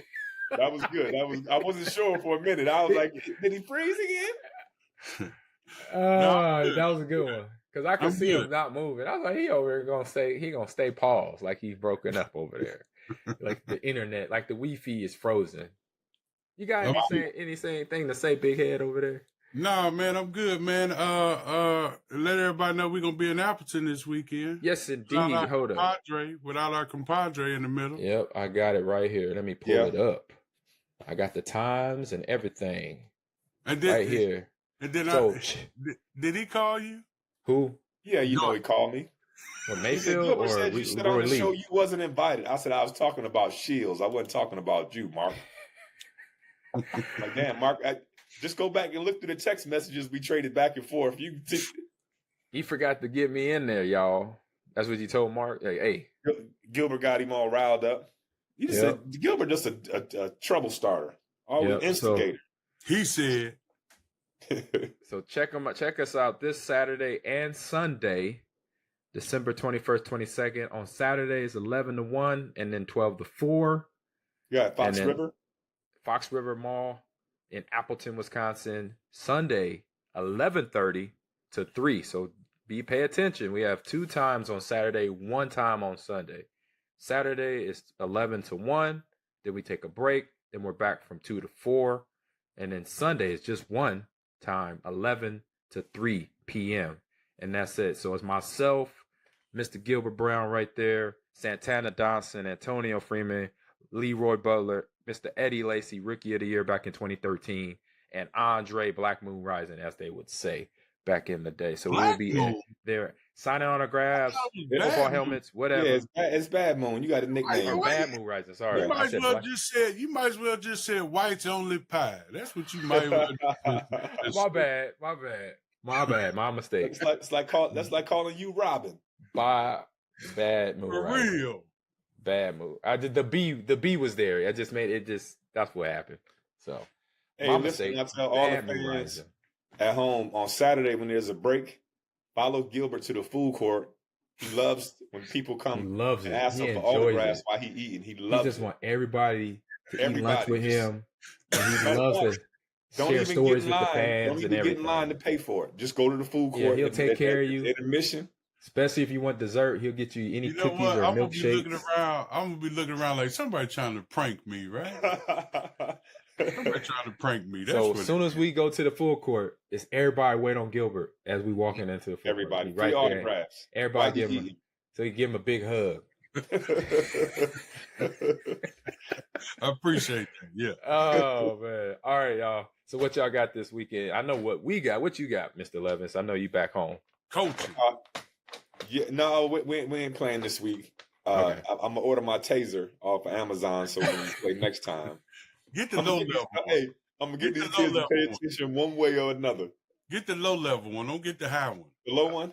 Yeah, the low. Lord, man, I said a goal, man. I said a goal. All the way down there.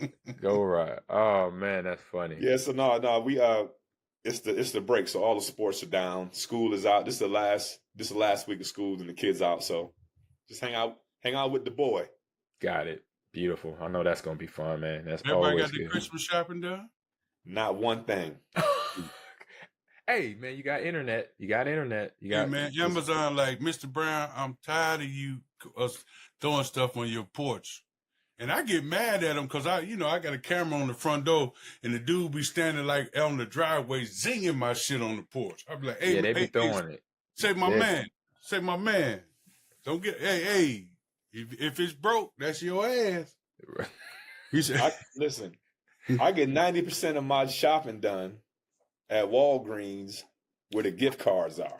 Mm-hmm. Oh, man. Gift cards all day? Yeah. I'm not going to, listen, I'm going to give you this $100 gift card and you go get whatever it is you want. I ain't got to ask you no questions. You ain't got to be mad because I ain't get you the right.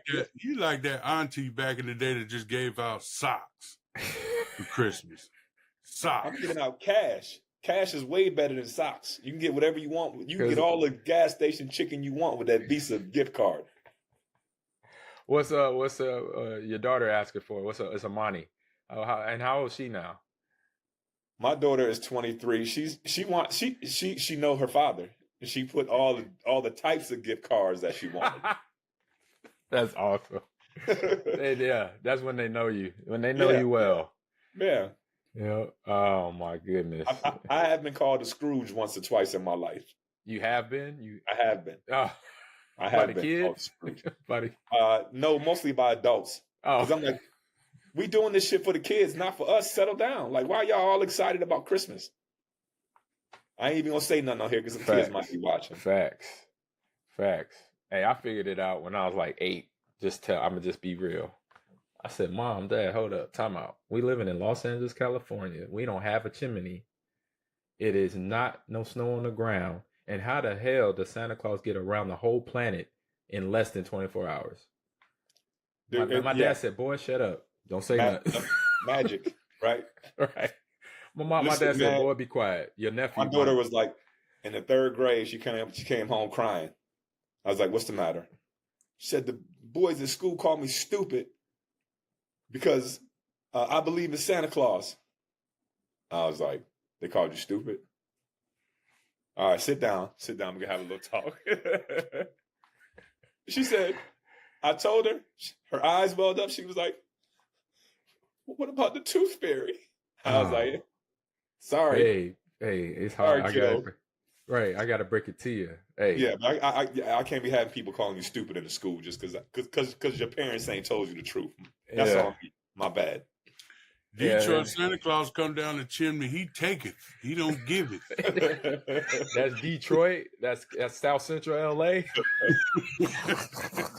Coming down the chimney with an empty bag, leaving with a full. Mom, how come Santa Claus had on black instead of red? He had a black and mild in his mouth.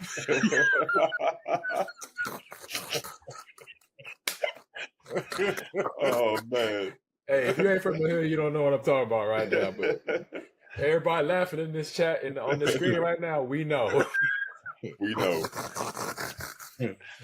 Oh my goodness! On that note, we got to run, boy. Yes, sir. My man, Average Historian, said something real funny though. He said the headlines I see now: Green and Gold G Lounge ruins Christmas for all the kids. No, we did. Parents, keep your damn kids away from this podcast. Don't if have you're listening now, it's too late. It's too late. We didn't let the cat out of the bag. You know on what? This one. Stop lying to your damn kids anyway. Fact. That's the I head. couldn't do it. That's the heading of the show. Instead of the Three Stooges, there's Three Scrooges. Scrooges. Yeah. Put that on there, Jeremy. Put that on one of the I'm just clips. feeling some kind of way about some fat white guy getting the credit for all the shit that I bought. That's all I'm saying. Facts. Oh, Lord have mercy. This is too much. Your kids, now your kids appreciate Santa. They don't appreciate your ass. Oh. Like you ain't did nothing. That's just like that shirt I saw on Temu. Santa love them hoes. Hey, they got so many bad sweaters, ugly sweaters, and I gotta t-shirts. get that t-shirt. Yep, I've seen that one, G. Santa love them hoes. I've seen that one, Dorsey. I mean, not Dorsey. G, I've seen that one. Santa love them hoes. It's just like all the horror movies of holiday horror movies.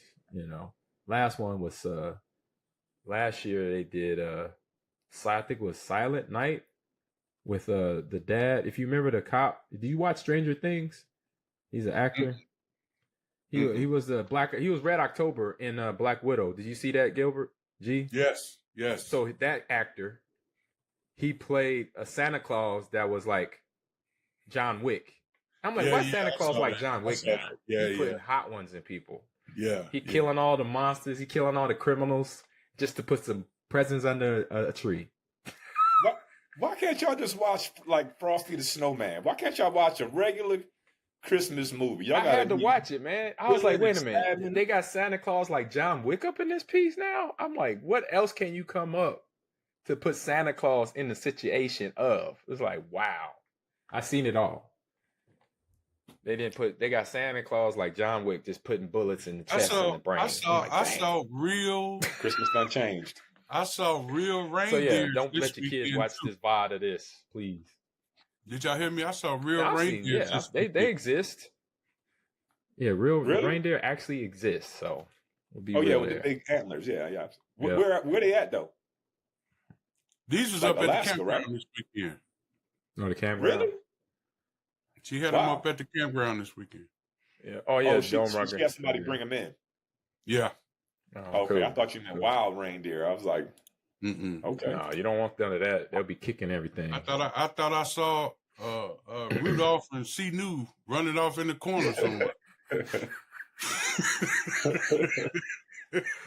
Oh my goodness! All right, y'all. It's time to get Let's off. Get up out of here. All right, man. Yeah. Hey, have a good weekend. Until next, are we doing it next Tuesday? Are we doing what's we next gonna do Tuesday? next? We're 2 days before Christmas, so we could get it in. All right, cool. Just let us know. We can communicate. We'll communicate. Yeah. Look at that. Uh-oh. How you learn how to do that? Man, I still don't know. I just told y'all if y'all get caught and they had me on there trying to get y'all out by computer, you screwed. Oh, man. All right, y'all. So Dome Rocket said check out the red one with the Rock Christmas movie now. He's like a security guard for Santa Claus, so check it out. It's on Prime Video. Okay, I know Dorsey ready to go. Before we go, they say Craven ain't doing too good, man. On the theaters? Yeah. It's a tough release. They just I think it just got released, didn't it? Yeah. Yeah, that's why.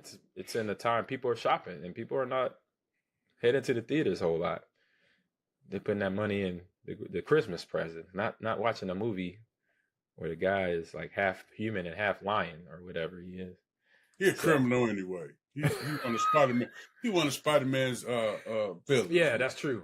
He's a villain. He's what they call I can't remember. Oh well, we'll talk about it next week. So y'all have a good weekend, man. Chat too. Appreciate y'all talking. Don't rock it. The average historian Bane. OG John in the house. If I missed your name, I apologize. There's a lot of y'all in here. But have a good weekend. Watch some good football. Oh, bowl games this weekend too. Almost forgot. Oh, yeah. Nobody care about them bowl games, man. Let's get off this smoke.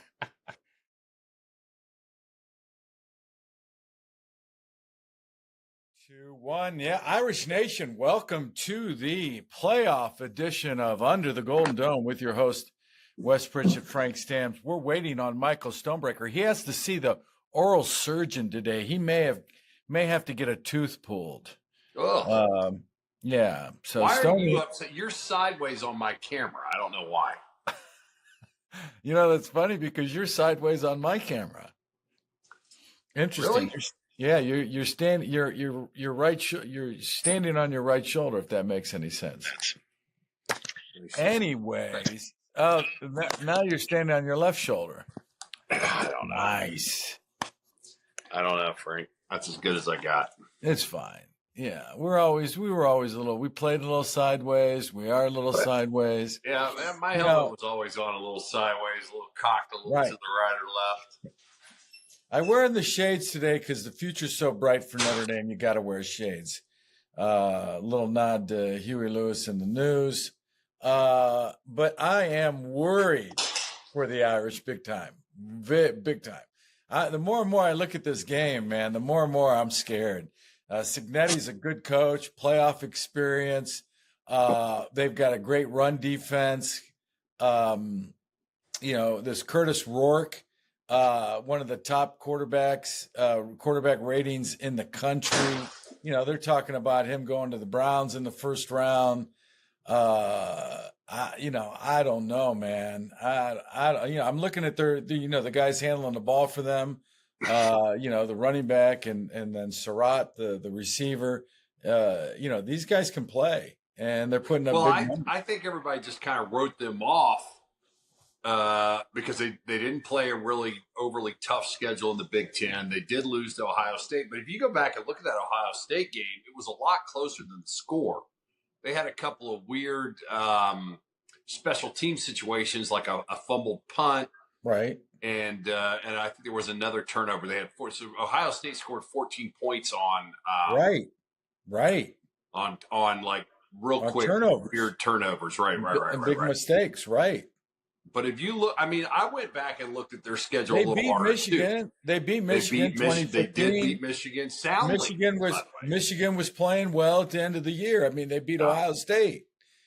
You're right. No. Listen, I think their defense. I'm surprised how good their defense is statistically.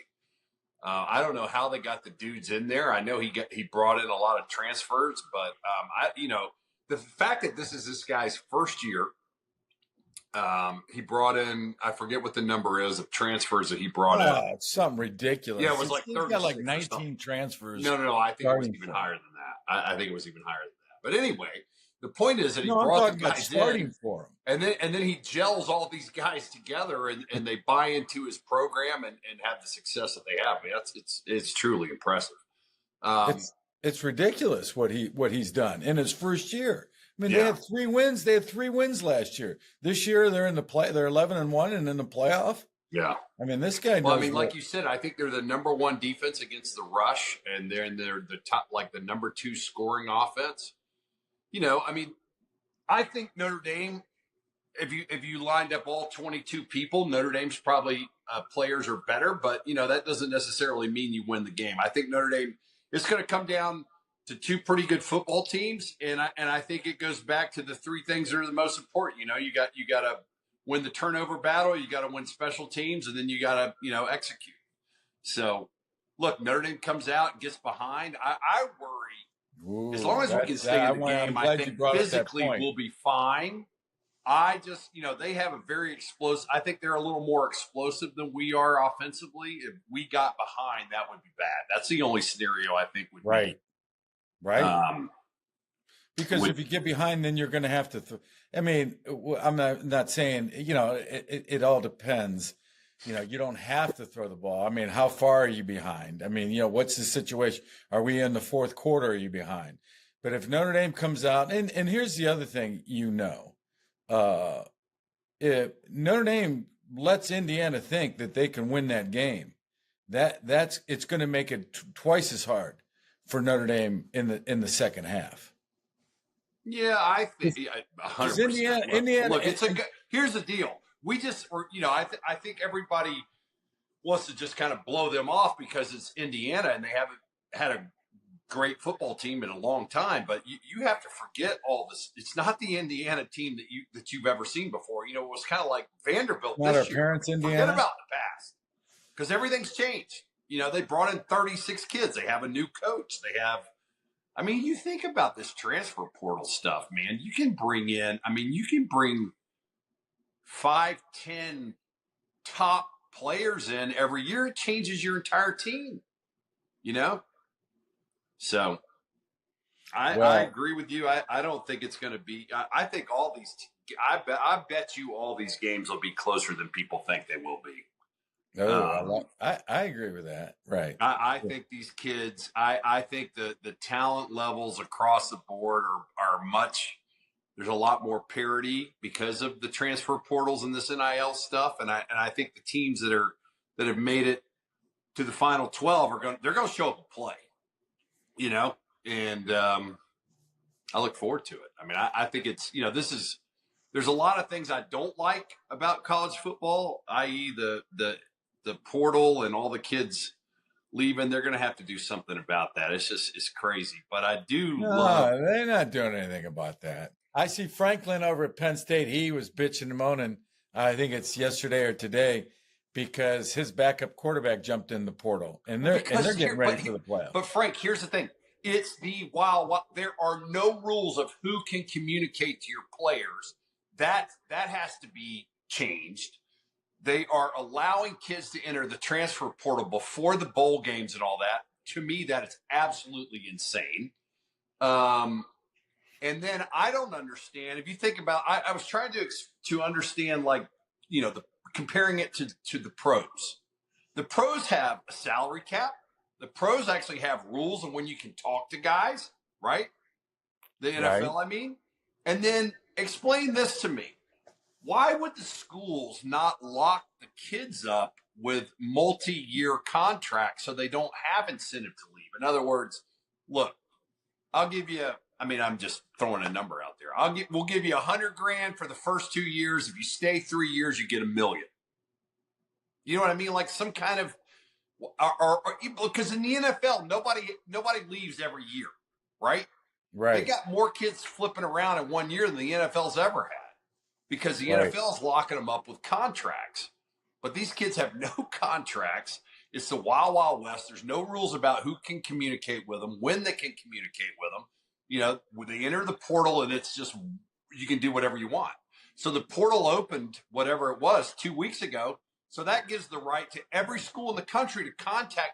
So as an example, Ole Miss could be calling Julian Love right now and saying, we'll give you $2 million if you enter the transfer portal after. I'm being serious.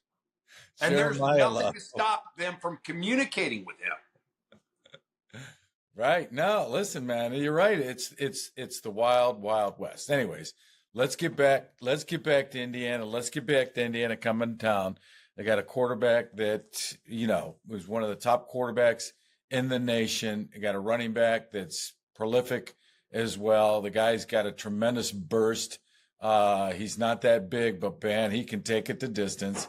And they've got a receiver in Surratt that he can run the vertical. He can get deep. And, we're talking about the keys for Notre Dame to win this game is, you got to possess the ball. You got to keep it away from their offense. You got to play the field position game. You got to grind it out. I'm not wild about putting the ball in Riley Leonard's hands. And when I say that, his putting the ball in Riley Leonard's arm, as far as, it's not going to be, to me, for them to win, they're not going to do it with Leonard's arm. They'll do Well, it with look, the we speed. talked about this. I mean, if you're Indiana, you're going to put 8 guys in the box and make them throw the ball.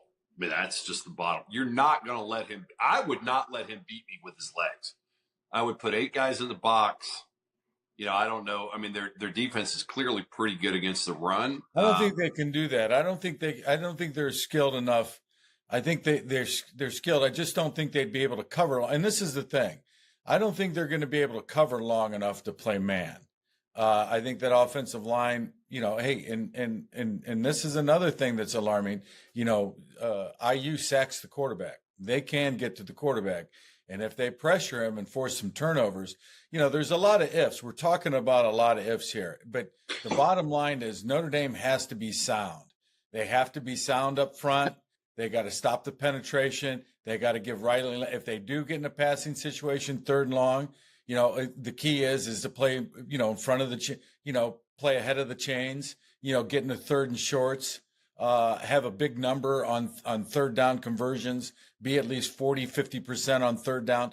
Keep that offense on the field, grind it out, shorten the game, win the game at the line of scrimmage.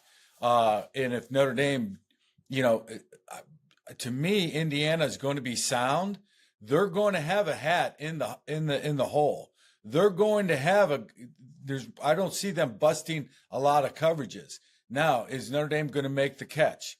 Is Riley Leonard going to make the throw? Is Jeremiah Love going to make that guy miss in the hole? And this is where I think Notre Dame has the advantage. Notre Dame has the advantage because I think their athletes are better. They're bigger, faster, stronger. But they've got to prove that. They've got to show that. If IU wins this game, it's going to be because they overachieve, in my opinion, or Notre Dame gets outcoached. Or Notre Dame loses the turnover battle. Right. If Notre Dame makes the mistakes. But IU, here's if I'm an IU fan, scares me about IU is that stage. The stage was too big for him at Ohio State, and you mentioned the turnovers, putting the defense on the field with a short field, and Ohio State capitalizes on that. Well, I agree with you, but let's talk about the positives about Notre Dame. I don't think the stage is going to be too big for Notre Dame.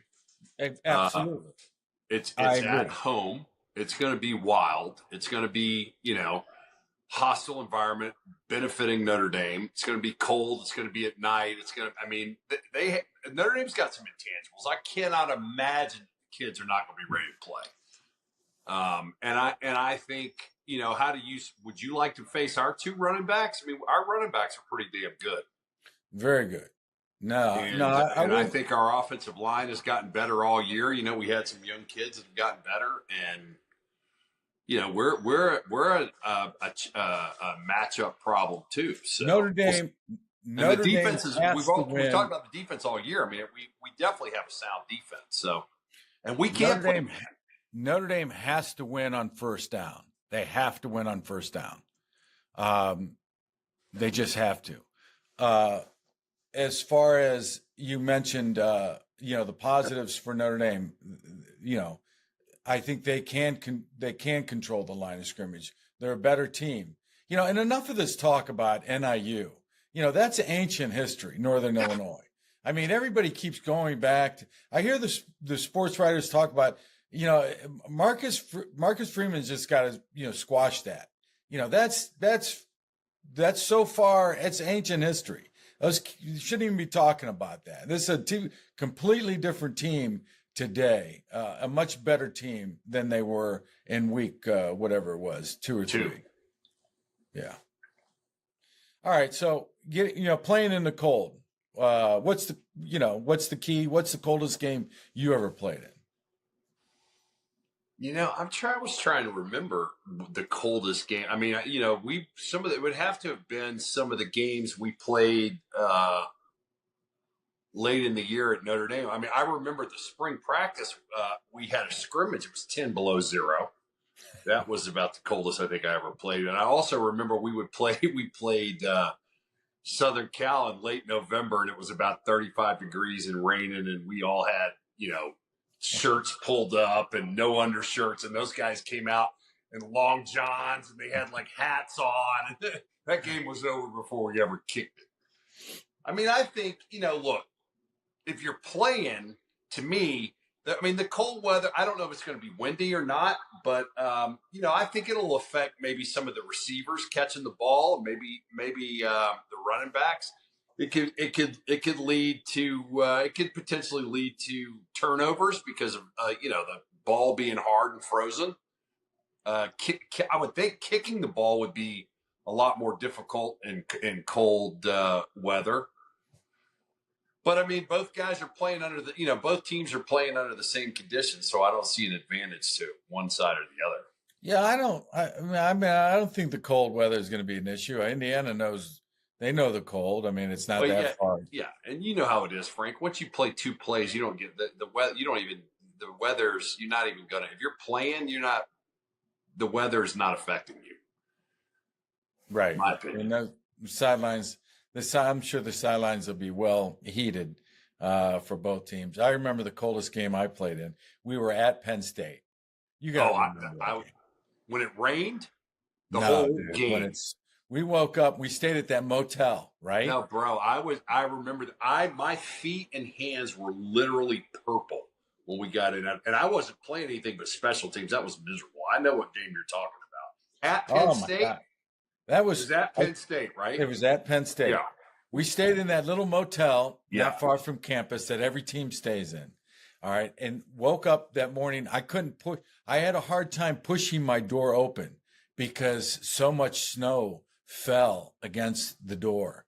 By game time, it was literally minus 25 degrees wind chill. Guys were burning their shoes on those heaters because they couldn't feel, it was so cold. And their feet were so numb. Their shoes are flaming out. We went out onto the field before the game and we had cleats on because they were natural grass. Had to come in at halftime, or not halftime, but had to come in from pregame and change our shoes because we had to go to a molded cleat rather than a molded spike rather than a cleat because you couldn't get the cleats in the ground. The ground was frozen. Holtz was in a parka that he zipped all the way up. All you could see was his eyes and his nose. It was so cold. And he never liked being cold. No. Well, he's so little and skinny. I'm sure he was freezing. I mean, the guy's he doesn't have any fat on his body. He had no whale blubber on him. Lou did not like the cold weather. No.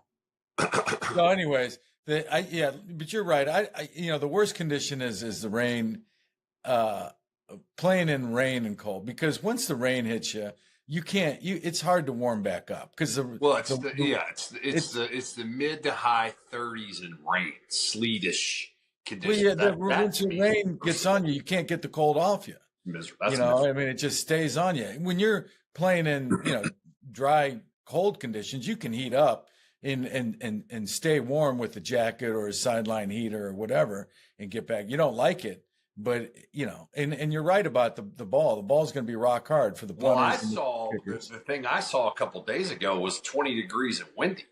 Now, if it's windy with 20 degrees, that's a whole nother deal. That drops the wind chill quickly. And if the game becomes a slugfest run game, I think that's advantage Notre Dame, in my opinion. Big time.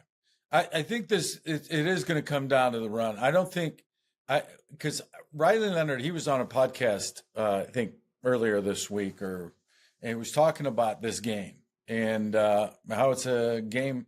If I have this right, and I'm sorry if I don't, but talking about this game, and he's never played in a game like this before, and so there's going to be. I mean, we talk about first for Notre Dame, first playoff game, Riley Leonard's first start in a game like this. He's going to have some nerves. Look for Notre Dame to open up if they and this is no groundbreaking news. You see it all the time. Quarterbacks, ease them into the game with the short, high percentage completion passes. something where he can get his rhythm, get comfortable back there. Well, that's what we've been running all year anyway. I mean, I think we have a lot of weapons too. You got to think. But this team, like you said, Wes, second in the nation in run defense. Yeah. You know, I can't imagine their defense not showing up. I just don't. Well, here's the thing. You can say are they going to be able to make? To me, are they going to be able to tackle the ball for a loss? Well, are they going to be able to sack the quarterback? People can beat IU up about their schedule, but at the end of the day, they played 6-7 teams in the Big Ten. So if their defense is ranked number 2 or number 1 in the country against the run, they got some big, strong, physical guys up front. There's no doubt about it. So. Irish Nation, you're under the Golden Dome with your host, Wes Pritchett. Nice. Frank Stamms, a couple of linebackers from the 1988 National Championship team, talking Irish football and the Notre Dame playoff run. We have a third amigo with us, Mike Stonebreaker. I think he's getting his tooth pulled right about now. Talking about we didn't have a playoff run. We had one game, West Virginia, and we had to get ready for that. And, I heard some things this week about, and it's true. Notre Dame's been on a playoff run ever since Northern Illinois because they couldn't afford to lose another game, being a non-conference team and having that, Northern Illinois loss under the belt. So in a sense, I love that because, they've played with something at stake every week since. And certainly, the stakes are a little bit higher now, but, it's still win and go home. Well, you can't, the schedules are created years in advance and they can't change the schedule they had. You don't know what the teams are going to be like 3, 4, 5 years out when you're scheduling them. But, at the end of the day, we talked about the NIU game, which they, got outplayed and caught by surprise. I think they had a down week, but they have, instead of looking backwards, they have looked forward. I think they've gotten better every week. They find a way to win. We have talent. In my opinion, this team is as talented across all the positions as maybe any of the teams since, Lou was there. I mean, we're a lot of times I see our teams and I think we're not great on the edge or our DBs aren't that great but I think I don't see a lot of chinks in the armor. We've talked about Riley Leonard throwing the ball down the field. Is he a great passer? I don't think he's a great passer. He's a smart kid, so if they can get the right read, if they can establish a run, get the right reads, play action, he can make, throws, slants, whatever the hell they, seam routes, whatever they run, and not turn the ball over, we got a shot. Hey, is it a chink in the armor or is it a kink in the armor? I think it's a chink kink. Well, Frank, you're only as strong as your weakest link. So you're only as strong as as strong as its weakest. You're only as strong as your weakest chink. Our link, our chink, kink.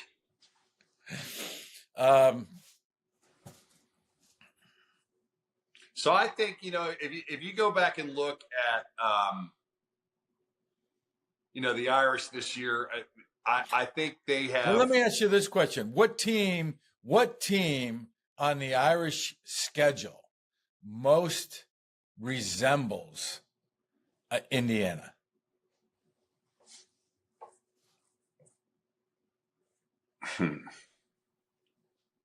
That's a good question. I just thought. Yeah, I don't know. I don't think any of the teams they played. I think, Southern Cal had a good offense. I didn't think their defense was very good. Right. A&M had A&M had a lot of players. Right. I don't think Indiana's going to be as fast as A&M. Yeah, and they had some. I agree. I would agree with that. And it's SEC. They're just a little gnarly, usually a little more stout. Right. Who else did they? I don't know. Who do you think? I don't know if they're. Louisville. Maybe Louisville. Louisville's good. Is always well coached, good offense, tough kids. Neither of the academies I don't think No. Virginia certainly, I don't think they're as near the have the capable of what Indiana has. Florida State certainly was a down year. Miami, Georgia Tech, Ohio. they didn't have their quarterback. What's that? Georgia Tech, they didn't have Haynes King. Oh, there you go. Maybe a Georgia Tech or Louisville, but that would have been interesting to see that Georgia Tech game with the quarterback. They're a totally different team with Haynes King. But I told you what my son said, that the guys on offense and defense, that the guys, they all said that Notre Dame was the best team they played by far. That they were big, strong, fast, well coached. So, I mean, they played Georgia. I mean, shit, they should have beat Georgia. Yeah. What was it? 7 overtimes? 8. The record was 9.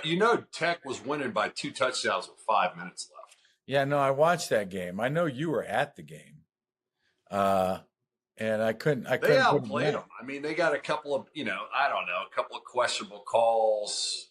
The fumble that Haynes had at the end there on 3rd down, that was a first down, and it was questionable whether or not that was marketing. Hey, look at that guy be targeting. Look at that guy.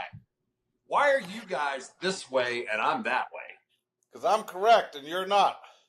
Well, it looks like you two clowns are one way and I'm the other, so maybe I'm That's the clown. interesting because you're flipped on your side for me, Wes. There you go. There you go. Yeah. That works. Well, welcome aboard. Michael Stonebreaker's in the house. You are under the Golden Dome with your host, Michael Stonebreaker, Frank Stams, Wes Pritchett, 3 linebackers from the '88 National Championship team at Notre Dame, talking Notre Dame football and giving one last look at Indiana. Mike, we welcome your analysis and your thoughts. Indiana, we're trying to think, what does Notre Dame need to do to win this game, as far as, offensively, defensively, special teams. And we've spoken about that. I think they're both evenly matched teams. The offense and the defense, their ratings, their rankings, nationally, pretty much like, what is it called? Cancel each other out. They're Notre Dame is 3rd in the nation in passing defense, only giving up 157 yards a game. Indiana's quarterback is the nation's leader in passing efficiency with 181 ranking. Run defense. Notre Dame is ranked 51st in run defense. Indiana's ranked 51st in run offense. Whoa. We sure about that number? I'm 100% positive. Riley Leonard is one of the most productive dual threat quarterbacks in the country. He's one of only 10 quarterbacks in the FBS with at least 1,900 passing yards and 650 rushing yards. But Indiana's defense, Mikal Kamara, leads the FBS with 61 quarterback pressures and is the first 10-sack quarterback for Indiana since 2008.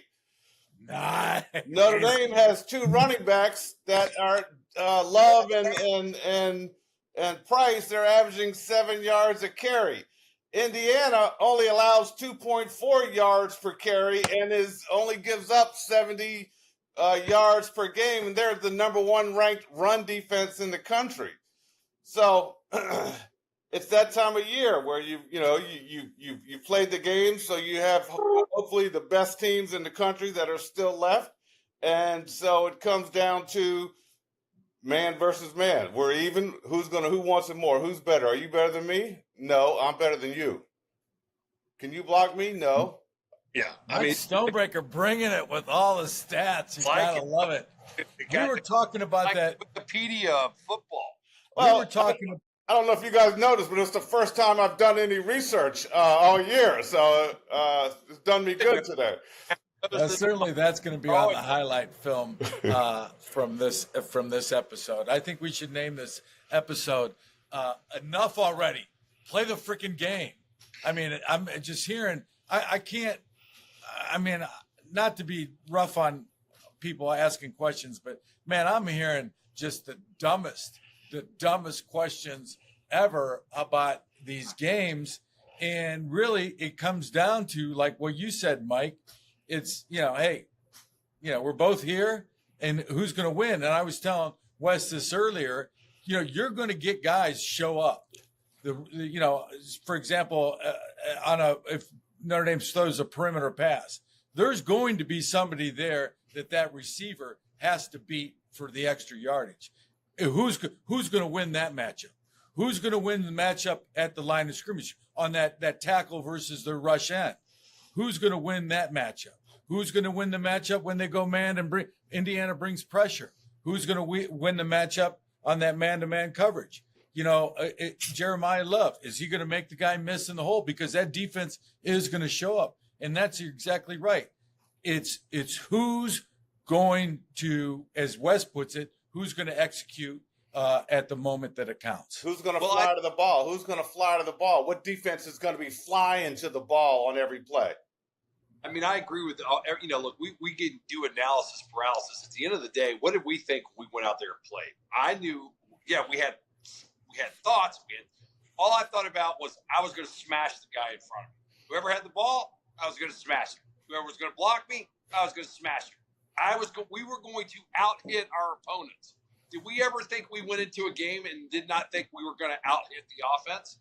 I mean, it's a physical game. It's a contact game. You set the tone. The defense comes out there and punches them in the face. I mean, the offense too. I mean, here's a quote I had. We lined up and smashed him. I'd look at the play pre-snap. I know he's coming at me. I was thinking to myself, I'm going to break your helmet. People asked, what were you thinking? I was like, I'm going to freaking kill that guy. That's all I thought. All right? That's it. And that was a quote from me. Wesley Pritchett, number 34. Coming at you, baby.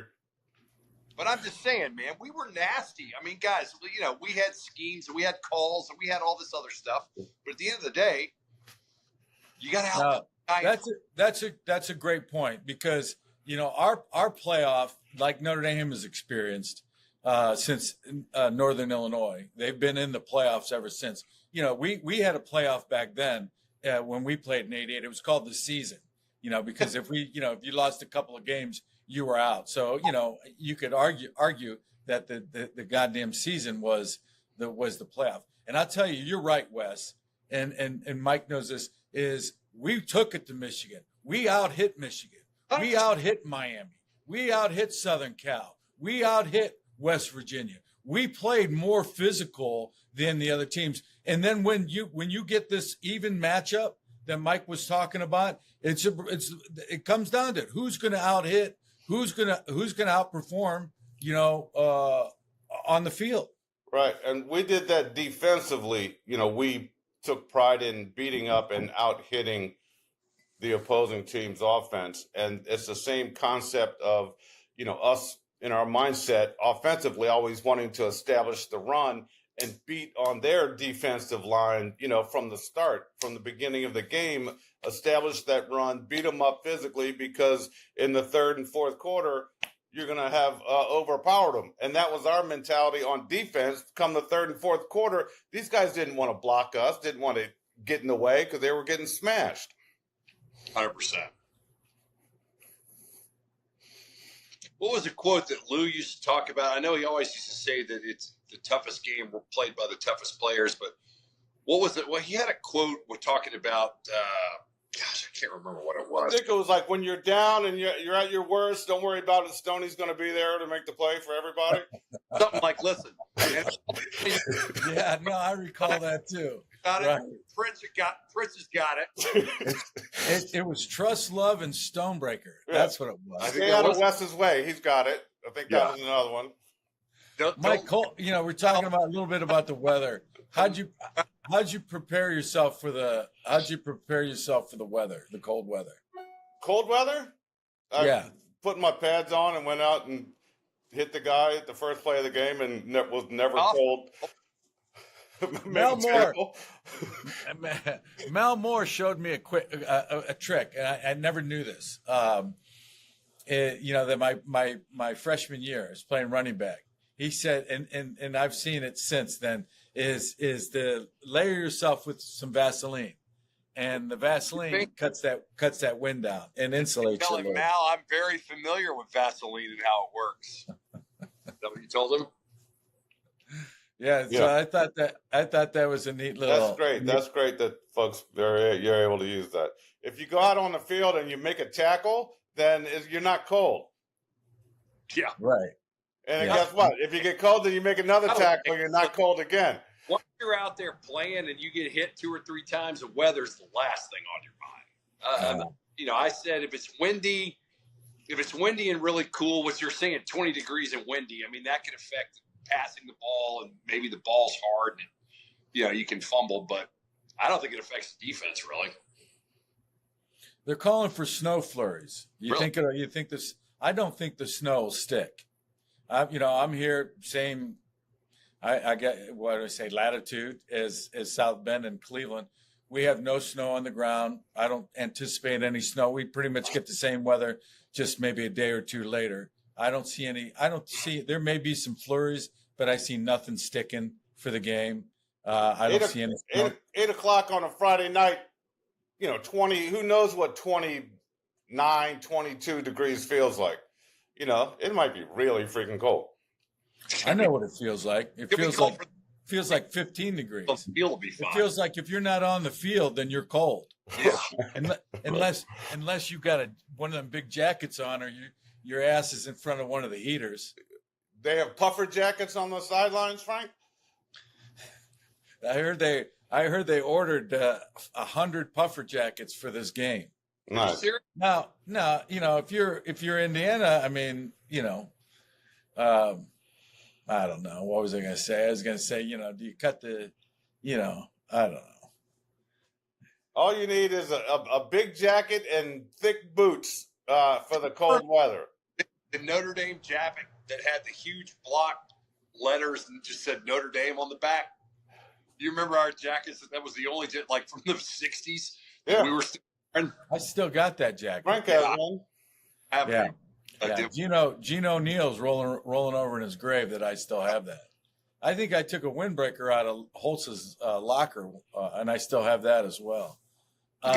So if you're Indiana, how do you offensively? How do you put points on? I mean, what was it? One of the leading teams in the nation as far as put points on the board. How do you put points on the board versus Notre Dame?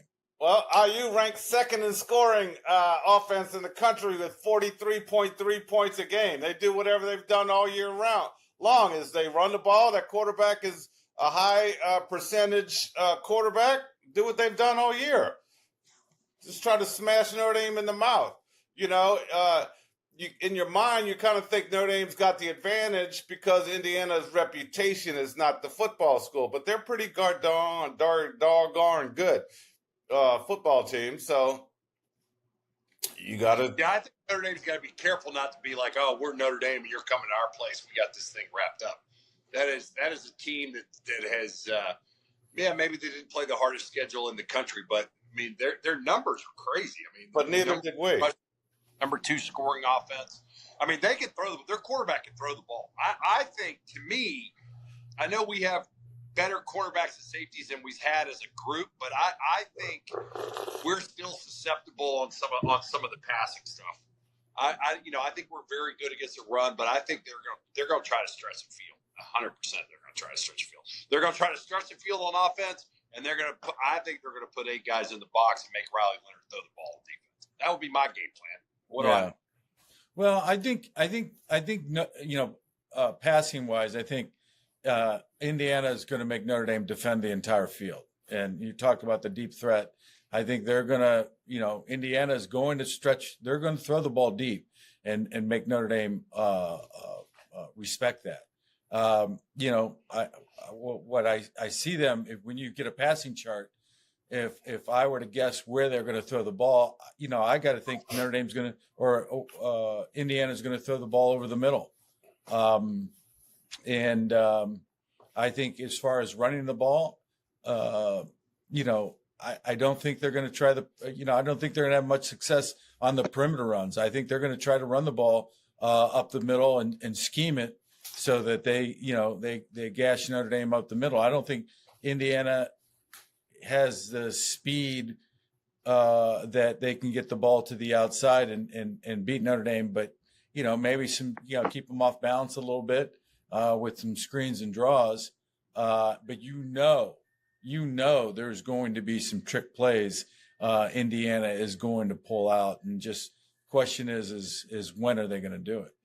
Yeah. And is the first trick play the first team to flinch, or is it a smart play? Well, Lou would say that means it flinched, but I don't know. I mean, didn't Notre Dame have a fake? Who did Notre Dame have the fake punt against? Was that Georgia Tech? Who else was it against? They had a couple fakes in that game. Both worked, so Right. Well, I'm pretty sure they had a fake punt against Florida State that worked. They also had one against Georgia Tech too. Yeah. They've had a number, and Signetti, the Indiana coach, talked about that on special teams. Notre Dame's, Listen, and I'm glad to see that with Marcus, because, I think for a long time he was swimming in the Jim Tressel pond rather than swimming in the Lou Holtz pond, as far as being a little creative and keeping defenses on their toes. That Tressel philosophy was, play the game as solid as possible and let the other team, make mistakes. That was Paterno's philosophy. It goes back a long ways here in the Ohio area, to Paul Brown. The team who makes the least amount of mistakes wins the game. And that's the way, a lot of coaches coach, but I think some more of the innovative coaches or the more aggressive coaches, they will pull out fake punts and they will pull out flea flicker passes and on the turnover game. I think Notre Dame's defense is number one in the country on scoring defense, and I think that Indiana might be pretty close behind them. So they're both pretty opportunistic on defense, getting turnovers and putting points on the board. I mean, you look at the Southern Cal game with Notre Dame. We had 200-yard interception returns for touchdowns. That was the difference in the game, and they were both times wasn't Southern Cal drive. I know one of them was in the so Southern Cal's driving to score, right, to tie the games, and we take the ball back the other way. So I don't think we really blew out Southern Cal. Yeah. So you can make an argument either way, but what I love most about this Notre Dame season and this team is, and like our team, is we made the plays when we had to. They had to make those plays 100%. To win that game, and that's impressive. And there's no substitute for playmaking ability, especially with the guy, especially at the quarterback position. And I think they're doing that this year. And I think that's going to be the difference in this game coming up. I think Notre Dame will win those 6 or 7 plays, hands down.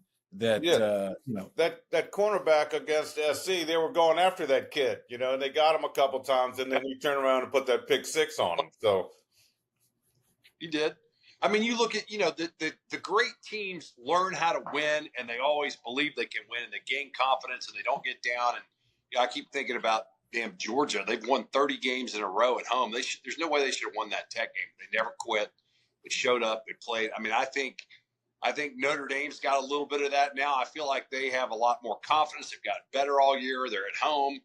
They actually really do seem to make big plays when they need to, and they have all year except for the NIU game. Yeah, and that, I think that speaks to their chemistry. And it's not the same person making the play week after week. I mean, you talked about the corner that they were picking on, and then he turns it around and makes plays. And this is similar to what the team we played on. If it wasn't the defense If it was the defense one week, it was the offense the next. If it wasn't Tony Rice running the option, it was, Mike Stonebreaker making a play at linebacker. It just, it was a great compliment. And I see, that team, and I see a great compliment, on this team too of guys, each guy, every week, different guys are stepping up and making plays. Yeah, Love came out the game, and then that second running back breaks off a 75-yard run, 80-yard run. So yeah, they're there. They're doing things correctly. I mean, I remember in the national championship game, Wes, you were freaking a madman. I thought you had rabies. You were complete with the foam coming around your mouth. I was like, what the F? The way you played that game was ridiculous. When I got off the bus crying, saying I was going to kill somebody, like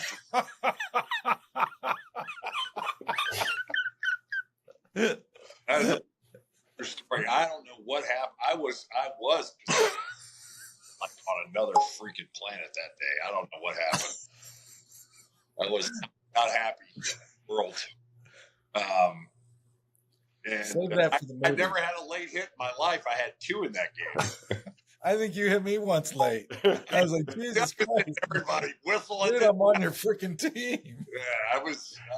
Yeah, I got near the quarterback one time, and it was just like your ankles and your legs were flying around. I mean, you were like freaking parallel to the ground. I mean, it was Barry's like, Stoney, what's wrong with Pritchett? I'm like, I don't know what's wrong with him. Look at him. He's a madman. He's making tackles. That's what he's doing. Oh my God. The fucking championship. Sorry. No, that's good stuff. He wants to win the national championship. We can edit that. All right. Hey, I'll bring up something here quickly because I know we're talking about Notre Dame, but they did an article this week. I was talking to my son is reporting for Alabama today. After this podcast, I'm going to take him over to Tuscaloosa. But they were talking about, and I didn't even realize that Mal Moore recruited me to Notre Dame. Mal Moore was really one of the main reasons I went to Notre Dame. He had played under Bear, coached under Bear, and then of course he went to Notre Dame, and then he went back to Alabama and was the athletic director that hired Saban. And so my son is reporting 40. So he signed me to Notre Dame. I have the picture with my parents in 1984. 40 years later, now my son is reporting to the Mal Moore facility at Alabama. I thought that was pretty cool. Very nice. That's unbelievable. Very nice. Right? Your son's amazing not how it comes 40 full though, circle. is he? No, but I'm just saying 40 years later. And Full circle, Michael. Full circle. It's the Mal Moore. What's it called? The Mal Moore what? It's like the Mal Moore football. I mean, the main football facility is called the Mal Moore football facility. I don't know the exact name, but. So All right. Well, any last words that you signed at Notre Dame, and it was the Mal Moore fate and energy that brought your son to Alabama. I don't know. I love Mal. I mean, Mal. My parents love Mal. He definitely had a big influence on me going to Notre Dame because he recruited me so hard, and he was, Southern guy. And Frank, you played for him. What'd you think of Mal? It was the best of times. It was the worst of times. Yeah, exactly.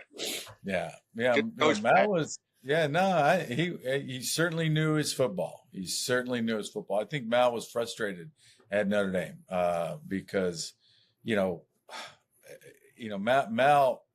Mal's credentials were, he could have been a head coach anywhere. And I think that he saw Notre Dame. The story I got was that Mal Moore was there to become a head coach somewhere else. And the problem is Notre Dame wasn't winning. And when you're not winning, nobody's really looking at that staff to be a head coach. I mean, look at what Lou Holtz, and we win the national championship. Look at how many of those guys got a chance to be a head coach. Palermo became a head coach. Strong became a head coach. Where was Palermo coach? I think Austin P. What? Yeah. Cordelli became a head coach. Where was he a head coach? Kent State. Really? And of course, Barry becomes a head coach. Yeah. Cordelli had a little rough go at Kent State. Yeah. Did you hear what happened there? I did They had not. riots. You tell. They had riots at Kent State, right? Yeah, in '74. Oh, that's not what you're talking about? Huh? That's not what you're talking about? No, but no, similar. They picked up the football team picked up the mantle and said, hey, listen, man, we're having a hard time playing for this guy. And, the athletic director came down to director had to make a decision. What? And, So basically, the team got it like they had like an insurrection. Little coup. I did not know that. Yeah. Pete Cordelli, he recruited me to Notre Dame, man, from Minnesota. Wow. He was with Colts up at Minnesota. I used to stay. He used to come to Atlanta all the time. I've met him in Atlanta for dinner a couple times. Yeah. Well, I like Pete. I think that says more about the players at Kent State than it does about Pete. If they didn't want to be taught how to win. Exactamundo. Well, it's like what Coach Holt said about the William and Mary. He said there was more Marys than Williams. All right, guys. Final thoughts for just play the damn game already. That episode of Under the Golden Dome with your hosts Wes Pritchett, Frank Stamps, Michael Stonebreaker. Final thoughts on Notre Dame, Indiana, first playoff game ever at what do they call it? Rockne Stadium? I should know that. Notre Dame Stadium. Yeah, they don't call it Rockne Stadium really anymore. It's even though Rockne Stadium is buried in there. I will say Notre Dame prevails 21-17 in a hard-fought battle on the tundra South Bend. I haven't really thought about it yet. Let me get into here real quick. I'm going to go with Wes. You say 28-17? I said 21-17. Yeah, 28-17. ND. I don't think either team is going to score as much as they've been scoring all year, but we could be wrong. 28-17. Yeah, I think it's going to be a close game. A lot of pressure. Yeah, I think it's going to be a close game. I like 25-20 Notre Dame. All right. So you want to take guys. plus 7.5 is what you're saying. Yeah, I like the points. So you've got two teams that are scoring 40-something points a game, and we're saying they're not. One of them's not going to get in the 20s. Stoney, you need to take Indiana and the under in a parlay. Got it. Got it? Okay. Yeah, no, I think the defense is. I mean, as the points that they're scoring, I think the defense is rule the day. Well, you really have two very good defenses statistically. So, I mean, when you're scoring 40 points a game, do you play a defense that's ranked in the top 5? Right. Yeah. So, I'll be surprised if it's 25-20 now that I think about it. It could be 17-10. The weather's really bad. I mean, it could be a. I mean, I see it as like, the old Steelers playoff games back in the day with the cold weather and you got to bear in mind, when's the last time what's the latest game they've ever had at South Bend? November? Late November? Well, and an 8 p.m. kickoff is awfully late in the evening. December, whatever date that is, the 20th. It's gonna be cold, boys. Yeah, I don't know if they've ever played a game December 20th. They haven't. I guarantee you they haven't. Yeah. All right. Irish Nation, thanks for listening to Under the Golden Dome with your hosts, Frank Stamps, Wes Pritchett, Michael Stonebreaker. Please support N88D.com.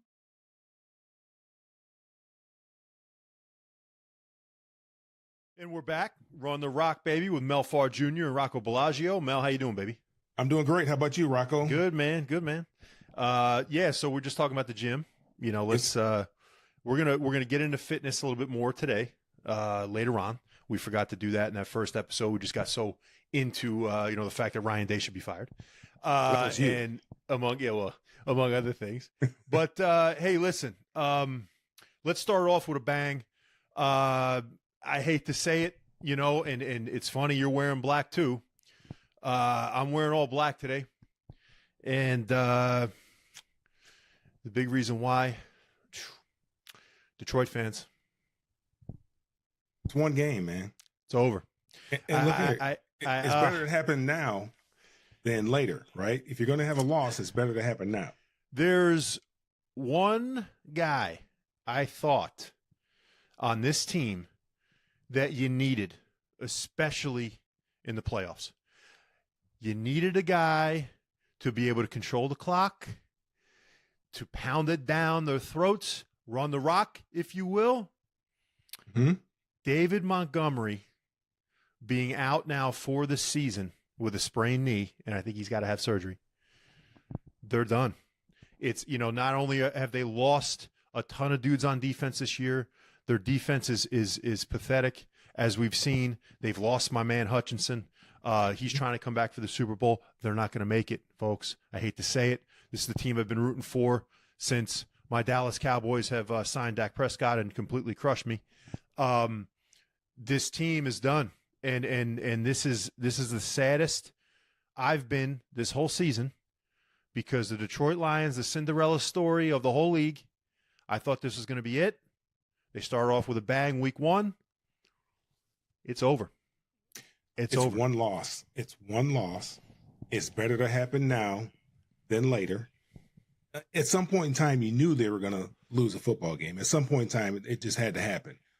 You would love for it to continue to happen all the way through the Super Bowl, but you'd much rather it happen now than happen in the playoffs. And now they have perspective. Now, they know, they don't like this feeling. They don't like this loss. Yeah, they played poorly. I mean, it was defensively about as bad of a game as you could possibly have. I don't mind the team scoring, but when they go 80 yards in 4 plays, that's a problem. If you're going to go 80 yards, make them go 80 yards in 8 plays, 9, sure. 10, 12 plays. Make them grind it out. But to go 80 yards in 4 plays, 3 plays, things of that nature, very, very difficult. And then your offense has to keep up. And they made a couple errors on the offensive side of the ball. But it's not over. It's one football game. It's next man up. That's just the way that the game is. Yes, they're going to miss Montgomery, but you're going to really get an opportunity to see what Jahmyr Gibbs can do. I mean, I've watched this guy when he was at Georgia Tech, watched him at Alabama. The guy can play. He can flat out play. Now, is he a bruiser like Montgomery is? And Montgomery's not a big guy. He'll just go in there and throw his hat in there. He's not a big guy. And Jahmyr Gibbs, but the speed that Jahmyr Gibbs has, having him out there on the field, I'm sure they have somebody else that'll come in and spell Jahmyr from time to time. But the type of speed that he has and what they're able to do with him, I think you're going to see it'll be on full display these last few weeks of the season. That Jahmyr Gibbs is the real deal. I mean, that's why they drafted him in the first round. Sure. Now, this has nothing to do with one loss, because we'll get to who they lost to in a second. Has nothing to do with the loss. They're 12-2, unbelievable. They're still the 1 seed right now in the NFC. Right. This has nothing to do with a loss. This has nothing to do with just the fact that, they ran into a buzzsaw and in the Buffalo Bills. And like I said, we'll get to them in a second. The fact they lost Montgomery, the fact that they've lost guy after guy, especially on that D-line, they can't stop a nosebleed on defense. And now you lose the guy who controls the clock. And honestly, we saw a little bit of the chink in the armor with Jared Goff. You blitz him up the middle, you get a little bit of pressure in his face. Whole offense changes, right? This squad has run it down everyone's throat all year. They're throwing touchdowns to offensive linemen. They're rubbing it in your face. They're not. They know what they're going for every 4th down. They're not kicking field goals. They've done it all year. People are going to remember that in the playoffs, especially. And you got to remember, as much as I love Dan Campbell, as much as I love the Lions, as much as I thought that this was going to be the year, they had that NFC Championship wrapped up last year. They did. They were up 3 scores in the second half, and they blew it. So I'm a little worried about that. On top of the fact of now you lose your bell cow. Now you lose the guy who's the heart and soul of the team. Gibbs is a phenomenal back, but he's more lightning than thunder, and they don't have anything close to Montgomery as far as thunder goes. That team needed that, but guess what? I don't think it matters anyway, because the swagger, the absolute moxie, and the this ain't enough for me, I need more, look in the eye of Josh Allen tells me that I think Buffalo is the team to beat. Not Kansas City, not Baltimore, as people call them, not the Eagles, not Detroit anymore, not Minnesota. I think the Super Bowl is going to ride through finally the MVP of the league and the guy who's going to say, give me the league, this is mine now. Josh Allen, what do you think about that? Well, it's probably going to be Buffalo and Baltimore, to be honest with you. It's one game, okay? The last 2 games that Buffalo played were against 2 defenses that were extremely porous, and they put up 80-some-odd points between the 2 games. It's just one game. Detroit plays a lot of man-to-man. That doesn't bode well, especially when you turn your back to Josh Allen. You know, he can make a lot of things happen. He's very athletic. He did what he's supposed to do. You know, they may have to look at, playing a little bit of zone, keeping the defense, keeping everything in front of them. Let them throw the short stuff, come up and tackle, and maybe, try to hold them to field goals, keep teams out of the end zone. But what they can't do is they can't give up the big plays. They cannot have those, like I said, 4-play, 80-yard drives. They can't have that. They've got to be able to slow the offenses down some to give their offense a chance to go out there and wear down the opponent. Whereas, they were pretty much in panic mode the entire game because, there's some, first series I think was 3 and out. Then all of a sudden, Buffalo, I think they're up 14-0 real quick within the blink of an eye. So now your game plan changes. Now you really can't pound the rock anymore. Now you got to start throwing the ball a little bit more than what you're accustomed to doing. Play action really doesn't come into play because you're not really running the ball the way that you like to run the ball. So they got to get out. They got to get out ahead. The defense just has to give the offense an opportunity to set the stage, do what it is they like to do, and Detroit will be fine. It's one football game. They'll be fine. Dan Campbell will have these guys ready to play. They'll be fine. Now, Buffalo, Josh Allen is playing lights out. And when he's playing the way that he's playing, they're very, very difficult to beat. Plus, they have the running game as well. That the running game with Cook. And they had some nice plays. I mean, they had some nice misdirection going there. Had the Lions running around, spinning around, not really knowing where the ball was, hiding the weenie real well. So, you have to give a credit to their offensive staff with the game plan that they came out there with. It confused Detroit. They got a lot of guys out there. They got, 3rd, 4th string guys out there, haven't played a lot of football, haven't seen a lot. And, they saw a lot that day. They saw a lot that day. They put a lot on them. But again, it's just one game. They're getting coached up this week. They're practicing. They're preparing. Dan Campbell's in their ear. They know what's at stake. They understand what's at stake. They know what they still got that bad taste in their mouth from the NFC Championship game last year.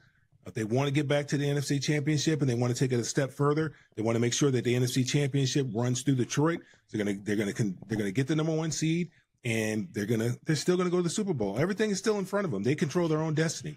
Everything is still in front of them. All their goals are still there, right there in front of them.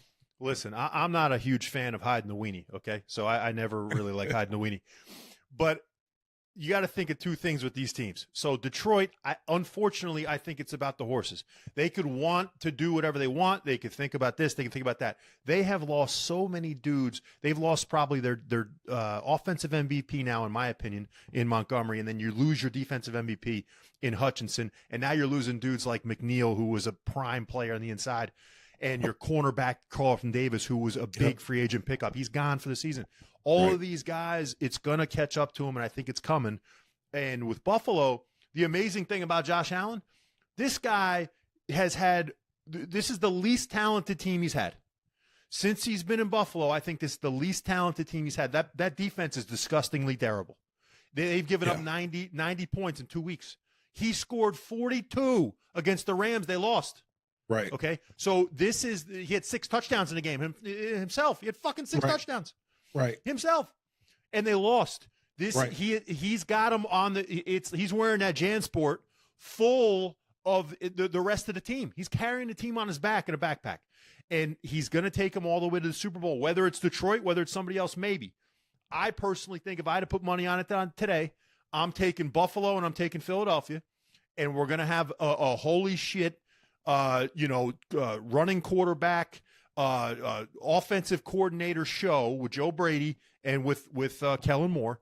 And I think that's what the NFL wants. Probably going to be 41-38, something crazy like that. And tush pushes all over the place, and we'll get to that in a second. But, to me, the big storyline from the weekend involved the two teams I thought would be in the Super Bowl, the Detroit Lions and the Kansas City Chiefs. Okay. You have Mahomes with a high ankle sprain, which that ain't going away. You can shoot it up with Toradol all you want. That ain't going away. And they don't even look the same. There's no way, Mel, for the next 2 months, you're going to get away with the shit they've gotten away with for the past 10 wins they've had. In the close games, this team's falling apart, this team's falling apart. They're not coming back like they used to, the Chiefs. The other teams are kind of folding. Missing field goals, blocked field goals, dropping snaps while they're driving for the win. Crazy stuff that the Chiefs will not be able to keep up. And with the Lions, there's just no way I think they overcome the attrition. They may want to, and like I said, they may have the best intentions and all that and have the best offensive coordinator, maybe one of the best head coaches. But when you lose the horses, man, it's a whole different story. And again, if Philly's fully healthy, hell, if Minnesota's even fully healthy, and the slipper still stays on Darnold's feet, the Cinderella slipper, and Jordan Love and Matt LaFleur are like two peas in a pod with Green Bay. So you never, with Josh Jacobs running the ball all over the place. It's going to be tough for Detroit. It's going to be tough for Kansas City. But like I said, I think if I had to put my money on it, Buffalo, Philadelphia, second weekend of February. Yeah, it's going to be tough. It's going to be tough for everybody. But, they're built for this. Detroit is built for this. They're a tough team. Dan Campbell's a tough coach. They're going to be ready. They're going to be prepared. They're going to fight. They're not going to they're not going to wave the white flag. I can promise you that. They're going to fight. They're going to claw. They're going to scratch. They're going to do whatever it is that they have to do to come out with the W's. And as time goes along, these guys will get better. These guys that are backups, they'll get better because the way you get better is by playing more. They're practicing more, so they're going to get better by playing more. They're going to see a lot more. They're going to get coached up, and they're going to be fine. I'm not worried about Detroit. I'm not worried about Detroit at all. Now, Kansas City, with Patrick Mahomes being hurt, that's huge. Yeah, that high ankle sprain. The high ankle sprain doesn't bother me as much as the poor blocking that he's getting, especially from the tackles on their team. He's not going to be as mobile, obviously. He's going to be more of a stationary target back there. And that's going to be a problem for him. He's going to have to be able to get rid of the ball quickly. Now, what defenses can do, they can take that quick game away from him, which, could be problematic for him because he's going to have to hold on to the ball a little bit more, maybe try to run a little bit, and that could be problematic for him. Kansas City, they've been living on the edge all year long.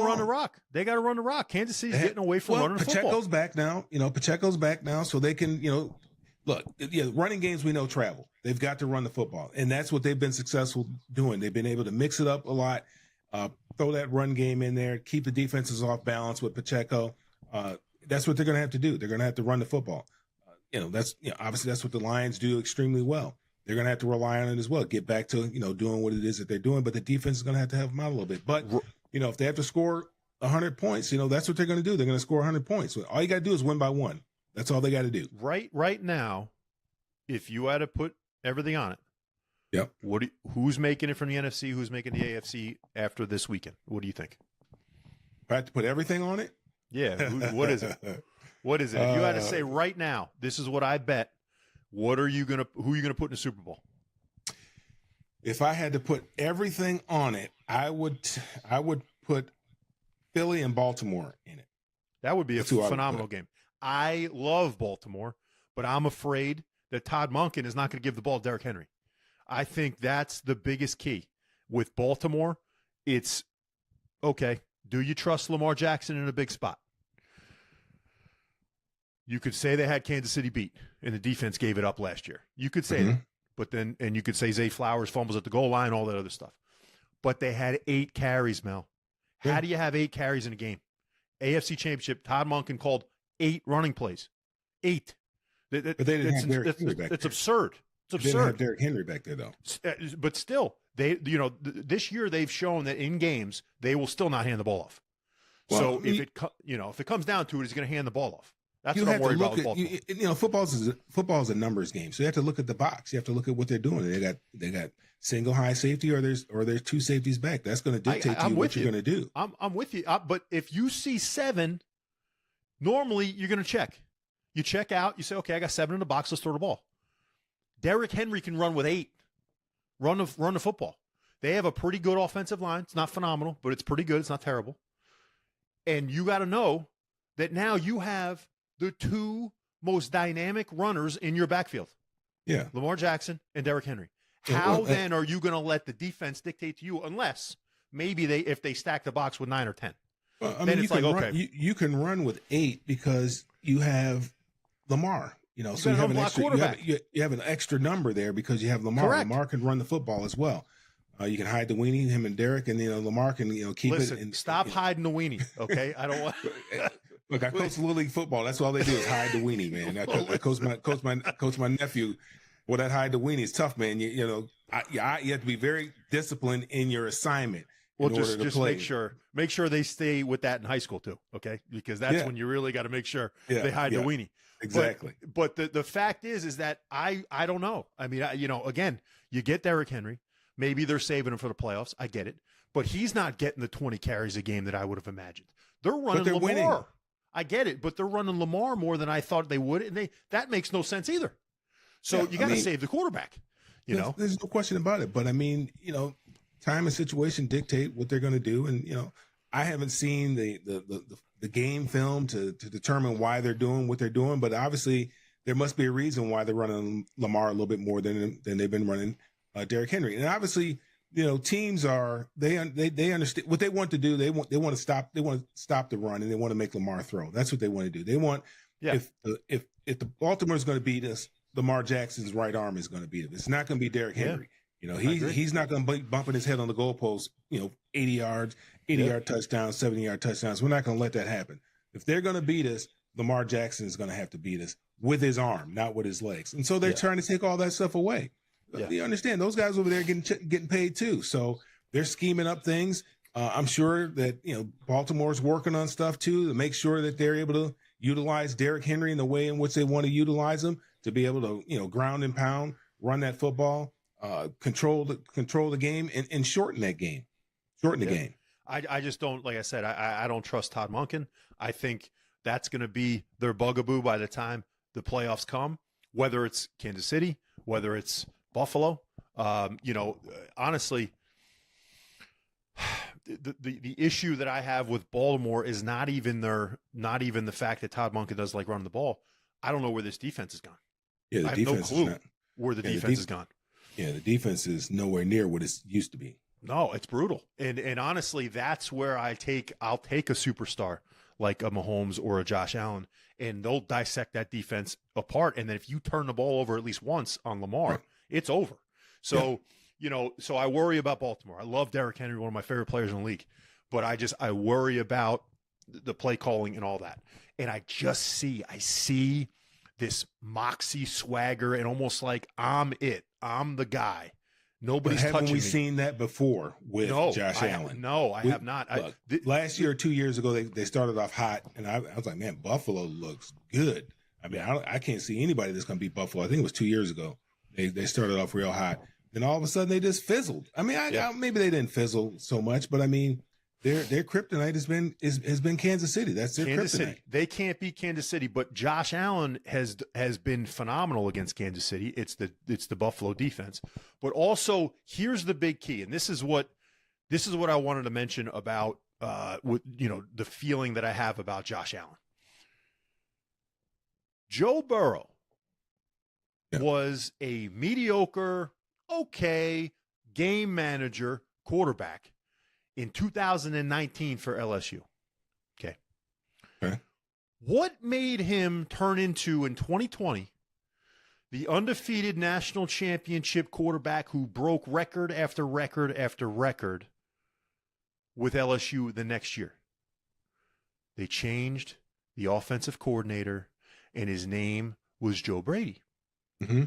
Now, Buffalo, you go back to last year and 2 years ago, their offensive coordinator was Ken Dorsey, my man from Miami. All right, fired him in the middle of the season. They fired him in the middle of the season last year and replaced him with who? Joe Brady, who has played the best in the past, I'd say, 20 games. Anybody better on offense than Buffalo? Nobody. And so now, and he's got it with less. He's doing it with less. Very well. I agree. But have they put up, I mean, as far as has Goff put up 6 total touchdowns and you know, has Goff, he put up all these numbers? He's not the same athlete. You're not comparing apples to apples.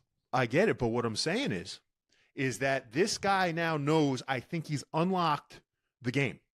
I think he understands now that Joe Brady has unlocked the game for him. Yeah. And now I think he thinks that he can do anything. And honestly, he can. The issue is he going to score 42 and the defense is going to give up 44? Right. That's their issue. That's a big problem. But if he's in the playoffs, I just feel, though, from what I'm seeing body language-wise and in his eyes and in his face, and he's kind of getting a little cocky, a little bit. But he's never been like that. He's never been that kind of like, I'm the shit. He's got that now. And he's got the hot wife, too. You know, and that's another thing. Smoke up his rear end. All that. He's got, like, he feels it. You can see it. And I got my money on Buffalo, man. I just do. To be, at that level and to be elite at that level, you have to have a certain amount of self-confidence and self-awareness. I don't think he's ever been one to lack confidence, but you can really start to see it now in the way that he's playing, it's oozing. In the way that he's playing with guys too. He ain't hiding the weenie. He knows he's the best guy out there on the football field right now. When he goes out there, he's in total control of everything that's going on out there. He sees the field. He sees everything that's happening on the field. He's playing great football. He's definitely playing his best football that I've ever seen him play. There's no question about it. So Buffalo's going to be tough to deal with, but we'll see. We'll see. We've still got a couple games here left. We still got about 3 games left here in the season, and then his kryptonite is still out there too. So we'll have to see what happens. But he's just like this. He's got the weenie hanging out. I mean, the weenie is absolutely hanging out with him, and he don't care because he can't be stopped. And again, like I said, I think if I had a bet right now, Buffalo and Philly. I want to talk about Philadelphia. This is one of my big pet peeves of the league right now. The tush push. Okay. Mm-hmm. So it's been going on, and they've still done it now that Kelsey's retired. Mm-hmm. They're not doing it at the same clip. They're getting stopped occasionally with this thing. Yeah. The problem is they're getting stopped on 1st and goal, and then they're just doing it again, 2nd and goal, and getting in. Right. Or they're doing it on, the 4th and 1, it seems like they're getting it every time. Mm-hmm. But here's the issue, right? Think about when you played. Think about even when Ray Lewis played, say in the early 2000s, mid-2000s. Do you really think that you'd have a quarterback? I don't give a shit how much he squats. I don't give a shit what he looks like. I don't give a shit how fast he is. If he's under center and everybody knows that all they're doing is just getting low, he's just going to come over the top. That's it. Yep. For a little measly friggin' yard, like in the middle of the field, right? And the goal line, it's even easier for this to happen. But let's just say it's in the middle of the field. Do you think Jalen Hurts and the Philadelphia Eagles or whoever the hell wants to do this play, this dumbass play again, if somebody really, really, really felt like stopping this thing, why wouldn't we just say, I don't give a shit, go ahead and get your yard, but we're going to get 5 or 6 of our fucking biggest defensive players and put our hats right on your hat, and you're not going to get up. That's my plan. That would be my plan. If I'm a defensive coordinator, it's like Greg Williams in fucking whatever. What was the big Bountygate, right? Yeah. Go ahead, take him out. I would just say if they do that play, our defensive linemen, our 4 front, or maybe a 5-man front, is just going to get low. Let's just take the blocks. And I'm going to put 4 of my biggest linebackers right there, and I'm going to put our fucking hats right on his hat, and he ain't going to wake up. That's what I would do. Don't you think teams have tried? They haven't done it. No, because everyone's trying to get low. Everyone's trying to get really low. They're just getting low, and they're not doing anything. Their Nobody's guys have been doing coming anything. over the top and all that kind of stuff. You know, You can't. I'm talking about that's jumping. Once you it's jump, you lose a everything. technique that they have that that their offensive line coach, it's a technique that they have where they're able to burrow down low, whatever it is that they do, crab walk, whatever it is that they do, and they're able to get that yard, 2 yards, 3 yards, whatever it is that they need. Yeah. It is a technique. Other teams have tried to emulate it, but nobody has been able to duplicate it because they work on it and they've perfected it. And obviously it was real good when Kelsey was there.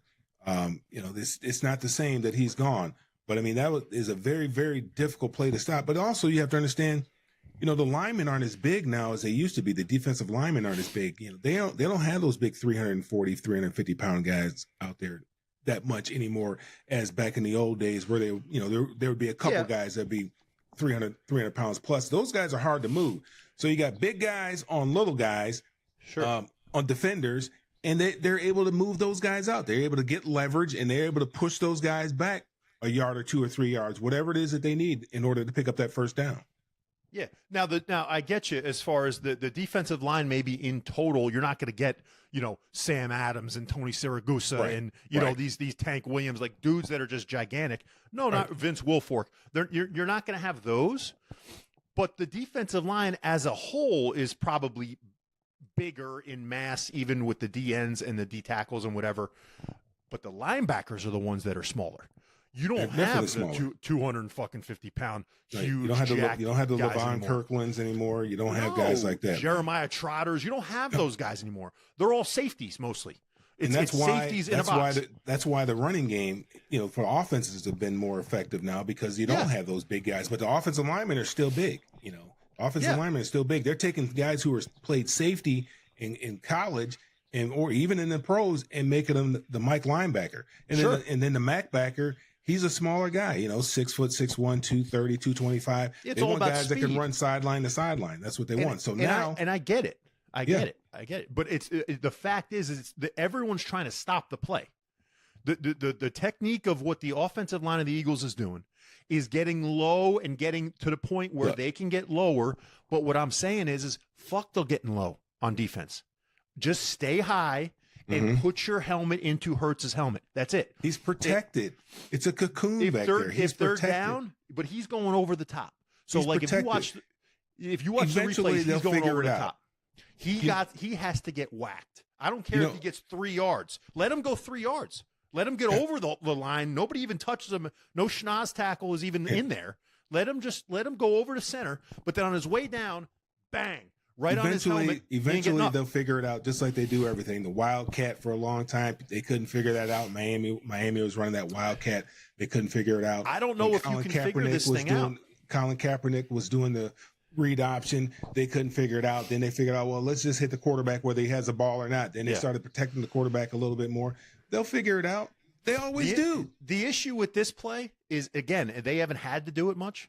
But the issue with this play is you haven't even seen really anything that could come off of it.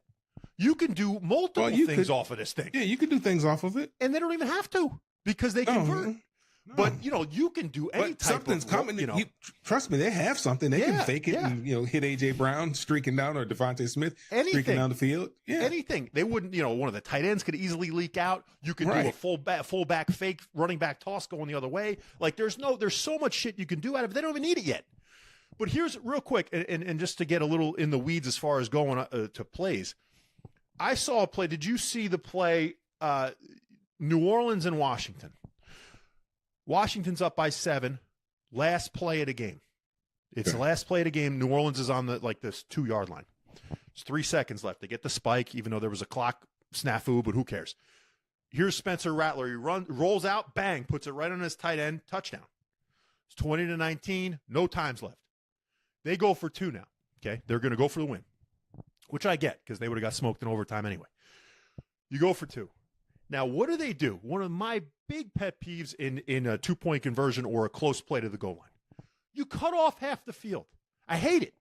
They snap the ball. They in shotgun. They have Rattler now roll to the right. Mm-hmm. You cut off half the field. You're already condensed in there as it is. Now you're cutting off half the field. If you watch Mel, I'd say 99% of these types of plays, when you roll out to either the short side of the field or just when you're tucked in real close, what he does is he rolls out, his back comes with him as like the little personal protector. Mm-hmm. He's got like a little flood route with the tight end and the receiver, and then there's the backside tight end who's coming this way, and then the fucking backside receiver's coming this way. So now you're trying to flood the whole way. You know what Washington's defense does? They do the same thing. Right. They keep going. Why hasn't anybody ever run, get on the goal line, you roll out about 3 steps, and then you just turn around, your guy runs a little pigtail route, zoop, back to the other side of the end zone, bang, 2-point conversion, you win the game. Because there's no way momentum, that guy Lattimore, I believe it was, all the way to the left, running towards the right side of the end zone, there's no way he can come back. There's just no way. Right. But nobody ever does it.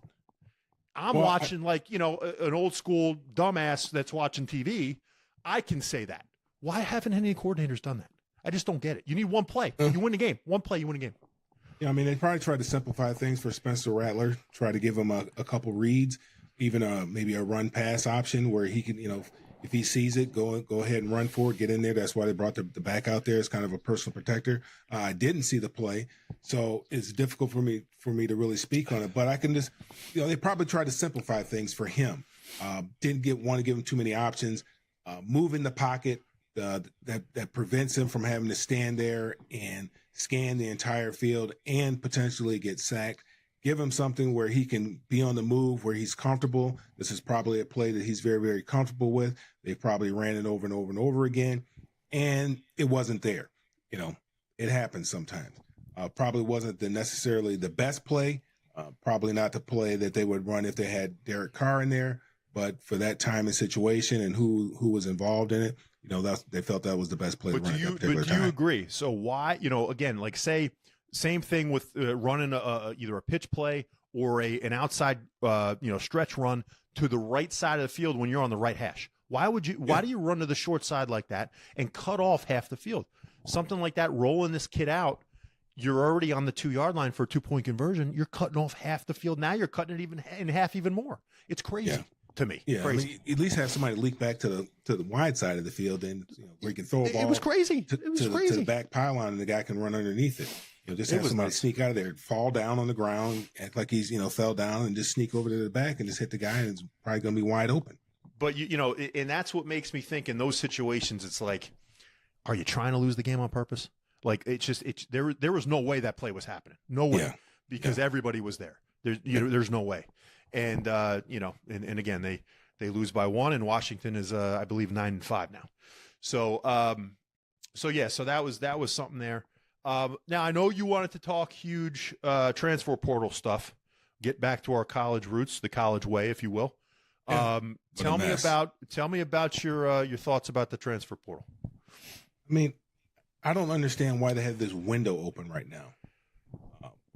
During bowl season, the bowl is a reward for what you've done all year long. So you get a reward. You get all kind of nice little gifts and stuff when you go to the bowl, sweats and shoes and hats and all kind of gear when you go to bowl games.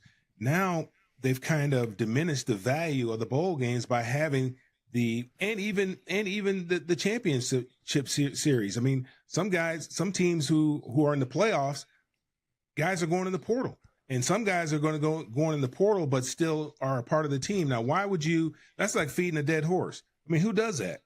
Why am I going to give you some reps and you're getting ready to be out of here in January? I understand their premise for it because they want to give these guys an opportunity to catch on with the team or with their school and be able to enroll in January. I understand it, but they've got to do a better job. They shouldn't have a portal opening right now. It should be after the season is completed, totally completed. All the games are done. Then go ahead and go in the portal if you decide if you want to transfer. But having it right now, how do you manage that? I mean, look, Marshall had to. They had to withdraw from the game because 17 of their guys jumped into the portal to follow try to follow their coach down to Southern Mississippi. You got guys going in the portal all over the place. It's just a cluster. I don't know why anybody would sign up to coach college football and have to deal with this mess that's going on right now. with guys jumping in the portal. You don't even know what your team is going to look like. You got starters jumping in the portals, guys who've started, teams that are going to bowl games, quarterbacks, key position that are jumping in the portal. It doesn't make any sense. You got your backup quarterbacks in some instances, teams that are going into the playoffs, jumping in the portal. So, so what kind of games can we expect to see if everybody's not there? Not just in the championship games, but in the bowl games. And these are supposed to be, they want people to watch this stuff, but why would people tune in to watch basically a scrimmage when you're having guys, third and fourth string players out there playing? Why would people tune in and watch this stuff? So it just leads to bad football, which is going to lead to bad television, bad ratings, and it's just a bad experience all around. It's not good for college football. Well, it's a broken system or a broken piece in a bad system. This is. I'm going to go a little bit more of a deeper route with you, and I'd like to hear your opinion. But as far as this whole situation with collegiate athletics, okay, I don't care whether we're playing volleyball, water polo, or football. I understand football is the big moneymaker. I get it. But this whole name, image, and likeness, I don't like it. This is going to kill not only college football as we know it. It's already, I think, killed a lot of it as we know it.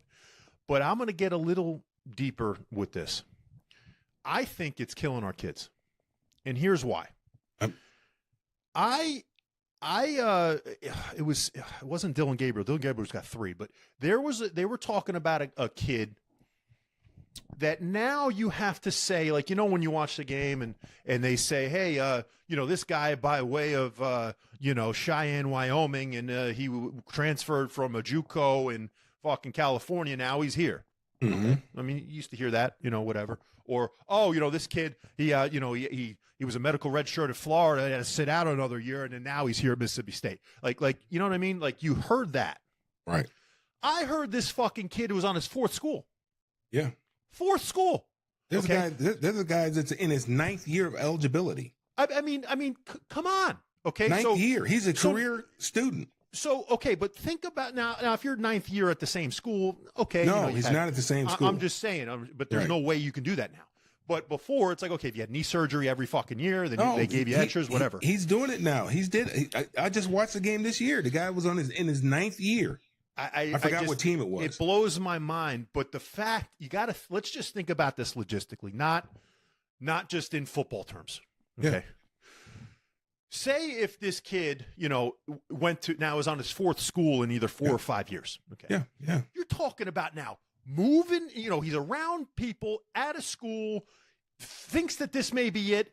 Things go a little awry. I got to get the fuck out of here. I can't do this. Let me go somewhere else. And then he does it 4 fucking times. Right. 4 times. How do you think that kid's going to turn out in life? Going to quit every chance he get. He's going to quit. He's going to be the biggest pussy with anything that ever pops up in his life. Yeah. Because we're giving him carte blanche now to say, you know what? This situation ain't fucking perfect. You can go. Yeah. You can do whatever you want. Back then you had to think about it a little bit because you had to sit out a year. And then we're going to pay you. And then we're going to pay you on top of it. So it's so insane to think that these kids not only now can just go into this portal and I can go wherever the hell I want, whenever the hell I want, even especially like you said in bowl season, which is fucking asinine. Okay. But then on top of that, we're paying these kids like it's a job. Think about it. You think the starting quarterback for Texas is going to make the same amount of money as the starting quarterback for Louisiana Tech? Of course not. That's fucked up. And that's what we're doing. We're leading this path of now it's not collegiate sports. We all knew back in the day that stuff was coming under the table and boosters and blah, blah, blah. Okay. Right. But you can't make it obvious and make it like it's a job. It's college sports. You know how many kids would die to have their college taken care of for them? Yeah. Now that's not enough for these athletes. I got to have college taken care of for me. Everybody suck my dick everybody give me shit for free, and now you got to pay me. Right. And if You you know- don't do what I say, I'm I'm outta here. going somewhere else. Right. Are you kidding me? How is that life? That's not real life. Yeah. So as And opposed to that's what, coaching and developing players, you're trying to manage all this coaches- stuff too. you had Saban step away, and he's, again, he's I don't agree with kind of doing that either. You should be the charge for not letting it happen. You know what I mean? Like you shouldn't just bail and say, I can't do this because it's not, I don't like it. No, he didn't mind the players getting paid. He just didn't want to deal with it no more. No, Now, but he didn't like the portal. He didn't like the nil stuff. Like as Yep. far as being free agents and all that stuff, he couldn't handle it. That's why he left. So and all these guys are saying that. The dude Halfley, who's coaching defensive coordinator at the Packers right now, was the head coach of Boston College. He said, I can't do it. Chip Kelly can't do it. Gus Malzahn can't do it. All these guys are saying, I can't do it. Well, guess what? You fucking led up to it. You didn't do anything to stop it. So this is ruining our kids. there Mel. was so That's the much problem. momentum, and it went into the legislature, and this is what they came up with. Now, when the suit happened with Ed O'Bannon, he's a UCLA guy. Yeah. I don't think this is what he had in mind with the NIL, with name, image, and likeness. I don't Yeah. believe this is what he had in mind. I believe that he had in mind, obviously, the players would be able to participate. You're talking about those video games, be able to get some money from the video game. Absolutely. They weren't talking about teams setting salary caps and saying, hey, well, we'll spend this kind of money on players, have this type of money available to players, because now it's not equal. Not saying that it ever was, but now it's more so than ever. It's not equal anymore, because the schools that have the big money, they're going to have, the big money to go out there and get these players. They're going to have, 20 million, whatever the amount is, to be able to go out there and buy players, to be able to go buy a team. And then the small schools, they're not going to have anything.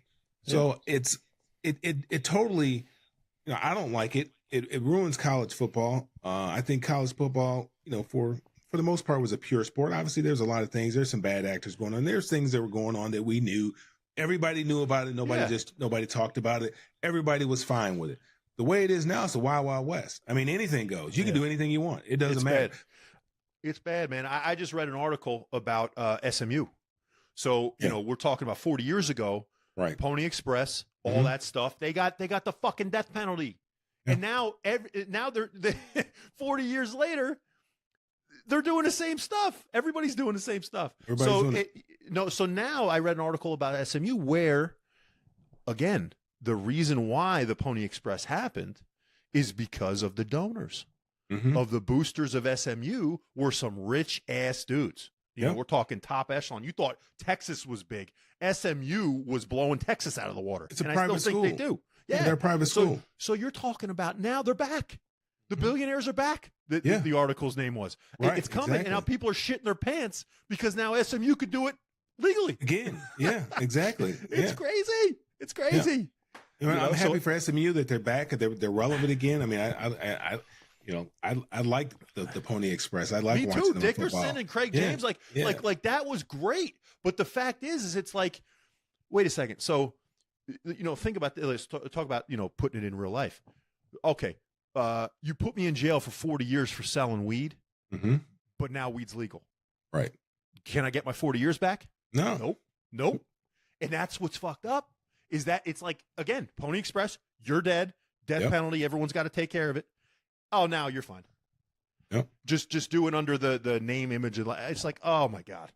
Ugh. And it's just down the road. I mean, I truly hate it. They need to do something about it. But college, the NCAA has really been rendered powerless by the courts.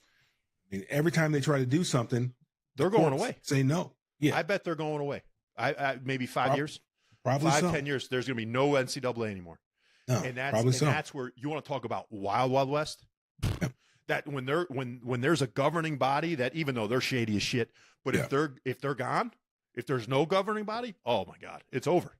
It's over. It's going to be NFL Junior, And again, you know, they're going to try to get 32 teams in the playoff. They're going to make it a 2-3 month long thing.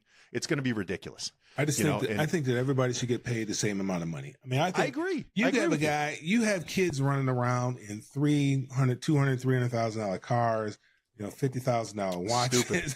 Come on, Stupid. That's just too much money for some kids, man. They just don't know how to act. I mean, that's just too much money. There was the UConn basketball player. Remember Shabazz Napier? Yeah, the kid about 10 years ago. They won a title. He made, you know, big news back then because he said he couldn't even fucking eat. He said they'd get only 3 meals a day on the card. Yep. But you had to do it within a certain amount of hours. So like if they got off basketball practice and they had a meal left on the card or whatever, it was after 9 o'clock, couldn't eat. Right. Yep. These kids just wanted some food, man. Right. You're giving kids Lambos now. Yeah. Lambos, they're like, that's not enough. I'm going to leave. Yeah. I mean, it's crazy. And I just don't think that it builds camaraderie in the locker room. I mean, I think it builds animosity in the locker room, man. The guy, I mean, you might spread the wealth a little bit and give a guy, you know, hey, you know, I'll go buy you a burger, I'll buy you this or whatever. But I mean, you're rolling around in a $300,000 luxury automobile in college. I mean, that just doesn't make any sense to me. They're giving these, I mean, some of these guys, I mean, everybody's not going to go pro, we know, professional football. Yeah. A lot of these guys are going to take a pay cut when they get out there, when they have to get out there in the real world. What are they going to do? The kid, Drew Aller, the quarterback of Penn State, he's coming back. You think he's coming back because he really loves his teammates? Give me a fucking break. Oh, man, he's coming back. He knows his draft stock's not that high right now. He'd be taking a pay cut if he goes to the NFL. Absolutely. Man, I'm going to stay here and I'm going to milk this one. You know, but it's just, again, it's not the money thing, or it's not I really want it to be old school, you know. No, it's the fact that the kids, you're fucking with kids now. Messing with the kids, yeah. And they are not going to be the same. And we're going to see, you know, we'll see 5, 10, 15 years down the road, you know, how some of these kids turn out. Yep. And it's going to be bad. It's going to be bad. You know, it's going to be bad. So I can't stand it. But all right, baby. Listen, I'd like to do a little segment called Muscle Up, if you will. This is where we get into the a fitness question or two or whatever. This is our fitness section of the program. So, Mel, just lay it on me. I've trained, I've been a personal trainer for, now going on 15, 16 years. I've been training on my own 20 years, professional wrestler for, over 15 years. So, I mean, I know a little bit. A little bit. Yeah. So I'd like to hand you the floor here, and you tell me. You give me something. I got a question. I went to the doctor the other day, and did you hide the weenie? No, we didn't hide the weenie, but he told me I had chronic furniture disease. I don't know if you ever heard of that, chronic furniture disease. And I said, well, what is that? He said, well, your chest is dropping in your drawers.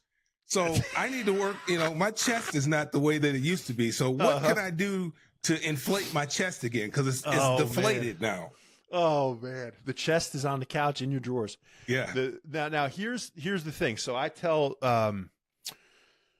I think when chest training is probably one of the more popular deals that I deal with. It's aesthetics. Let's be real. Sure. So there's a classic look. Like if you see an old school either power lifter or someone who's doing either the bench press or a variation of a bench press wrong, you're always going to see this. You're going to see the forward roll of the shoulder. Yeah, that's always been me. The chest, right? Yeah. Because the chest, you want it to be big and wide. You don't want it to be hidden by a big ass front delt. Right? The way you do that is the way the chest is built. I don't care whether you're using a dumbbell, a cable, a machine. You can't do it with a barbell, so that's why the barbells are out. But the elbow is supposed to come from the most outer point that you can across the body. Right. Okay? That's the way the chest wants to contract, from the origin to the insertion. Boom, boom. Now, if you do a barbell, where are you doing that? Right. You're not, right? So the barbell bench press is a silly exercise. Some to of them, build they have, your chest. they do it like this here, they'll lay down. That's beautiful. But at the same time, if you're going to do anything, you have to do the opposite of rolling. it's got to be shoulders tucked back, chest puffed, and now it's elbow, boom, elbow, boom. But if you're going to go, if you see a lot of guys do this, now you're doing front delt. That's all shoulders. A little bit of chest, but you're going to have that front delt over rotate, and then it's going to take over, and then that thing builds pretty fast. Yeah. And in the fly, same thing. So now that's a press. You want to get that hand wide and then across the body with whatever you're doing, right? But then also a fly with the straight arm, same deal. People do a those pec deck fly machines, right? You'll sit down and you're taking them from here, right? Well, notice my elbow. My elbow is from here across, not like that. So there's a lot of people that do it like this. Well, usually at the Y, where I go with the old folks, it's like it's up here, it's up top Sure, here, Sure. And that's not bad but you're trying to get the elbow in. Okay. Not the arm in. Okay. You know what I'm saying? Yeah. The further your elbow goes across the body, far out across the body, is where your chest is going to work.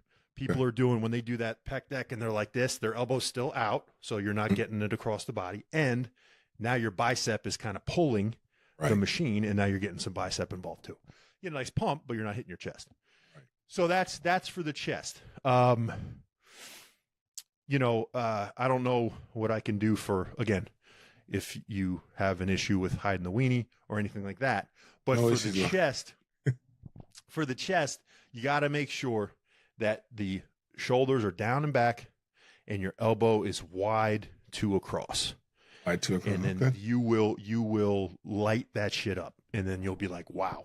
Because again, barbell is great. You can go, hey, let's do 315.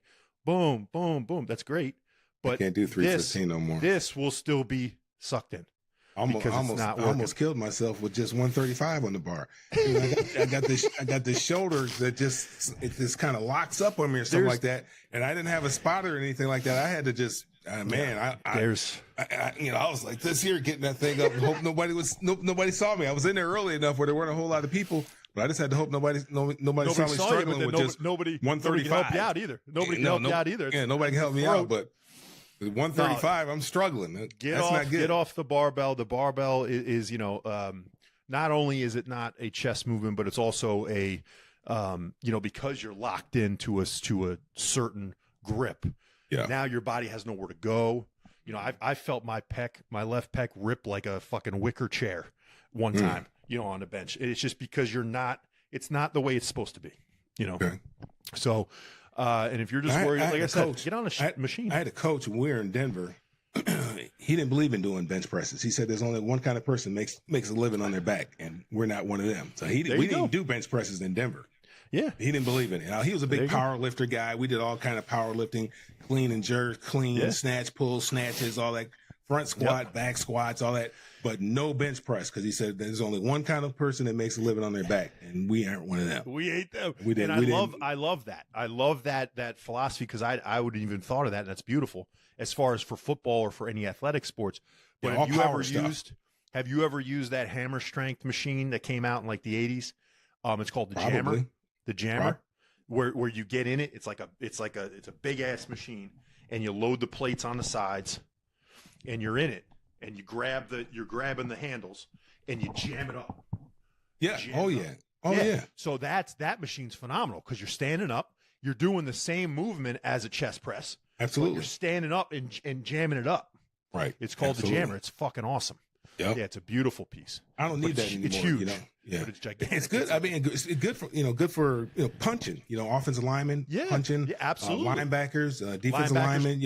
Simulating punching. Yeah, absolutely. It was beautiful. And if you see a legitimate gym where there's athletes in it or whatever, they'll always have at least one of them, because, like I said, it takes up a shit ton of space. But it's the perfect thing that converts over to the football field. And even in any type of sport, because like you said, that's phenomenal. On your back, why the fuck would you be on your back? It's perfect. He didn't believe it. Perfect sense. Yeah, we didn't. Everything was about explosion.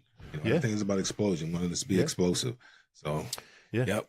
Well, that's Cool, good, man. I appreciate that. Yeah. So I'm gonna go in there, and I'll probably be the everybody that will be watching me, all the old folks. I'll be able to teach some of these older folks, man, how to deal with their furniture disease. Be cognizant of the pieces in the gym. If there's something, again, you don't want to be on a machine that just does this too, right? There's a lot of chest press machines that'll just go straight back and straight out. Want something coming in, right? You want something that converges, and if you can't, then do something with a cable or dumbbells. Because, and again, if you want to stay standing up, you don't like laying down, or you don't want to be sitting straight up, you want to be standing up, whatever, get a cable and do the same thing. Just do one cable, one arm at a time, stand kind of next to it. And it's almost like you're punching.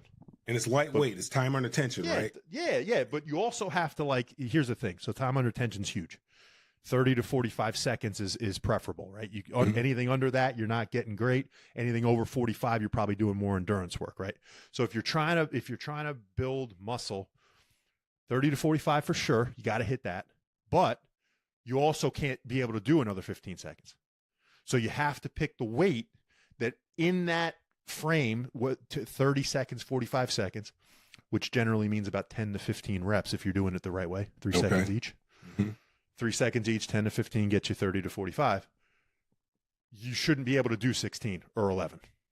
So that's kind of that's also the little factor in there too. So how much rest in between the sets? Well, I'm saying with the set itself, if you did one where you were like, holy shit, I'm doing 3 seconds a rep, and at 15, bang, I can't do 16, and you did it in 45 seconds, there's no need to do anything else. You're done. Just one set? That's it. Is that right? Warm up to that set, right? Okay. So let's just call it a cable chest press, whatever. You're standing up. Let's just say you put it on 25 pounds. Yeah, pretty easy. Boom, boom, boom. Cool. Let's go to 35. Boom, boom. All right, nice. Now I'm warm. I feel good. Now you say, all right, I'm going to fucking do 57.5 or 60 or whatever. And I'm going to be able to do it 10 times, but 3 seconds a piece. Right. Yep. And if you could do that and you're like, holy shit. And then you really can't get 11 and you know that you're already done 30 seconds, you're done. Okay. You've shot the horse. It's dead. All right. You don't have to do it again. All right. Well, hey, look here. I feel better about going in there tomorrow. Yeah. Going there tomorrow and just get my work done. You'll feel it, man. You will feel the difference of taking that elbow out and across instead of just going straight up. All right. So next week we'll talk about the arms. Get those arms pumped up. Let's go, baby. The triceps and the biceps. I got the 21-inch pythons, baby. So here we go. But yeah, this is but we'll do this every week. We'll get into the fitness part of it because that's my passion along with the sport of football. And we got a friggin' pro athlete over here, so we have to get him. We got to get him back in the gym. Get him back. Hey, look here. Got to get him back.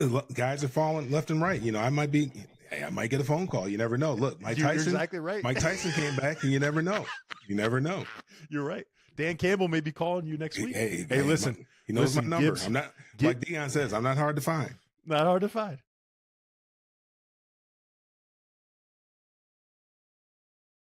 There we go. All right, you're being recorded now, BK. All right. In the dog pound. In the dog pound. I'd bark, but man, my bark sucks. Yeah. There's no more bark in these dogs. Just like our team's performance. There's no more bark in these dogs. Yeah. Hey, you're a little faint, Eric, on your mic. Are you having a hard time hearing him, Bernie? No, I hear him good. Okay, maybe it's just me. That's just you. But I'll put this mic right me. here. I'm losing it all, man. I'm losing my eyesight, losing my hearing. I'll tell you, it's a bitch. It ain't no. You got it. Getting old ain't for sissies. That's for sure. Hey, you can't talk like that. You're losing your hearing. You're losing your voice, and we're losing football games to try to solidify the highest pick in the draft right now. You really think that's a method? Do you think that's a real thing? In the New York Giants, it is this year, getting rid of Daniel Jones and making sure that, fumble, making sure that he's not around to maybe get a W or two for them with 2 wins and in the quarterback market, almost like the Raiders? I don't feel like our Browns are trying to purposely lose. I just think we're losing because we're not any good right now. I was just about to say that because we're bad. Yes, exactly. I was about to swear, so that was the 1 syllable 3-letter word that I was looking for, as opposed to starting right off the start with a improper language. They make you swear.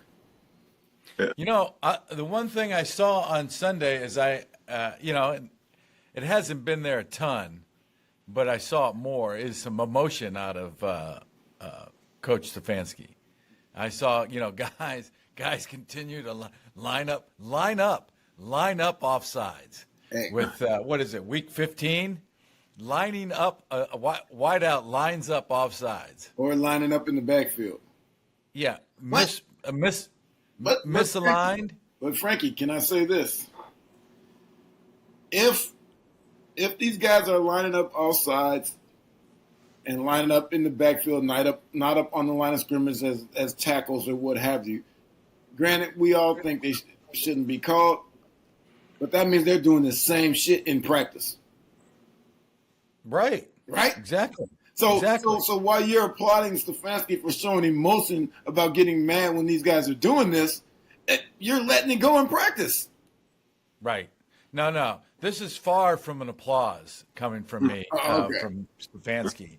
It's a baby step forward of where this team needs to be as far as its accountability. I just don't.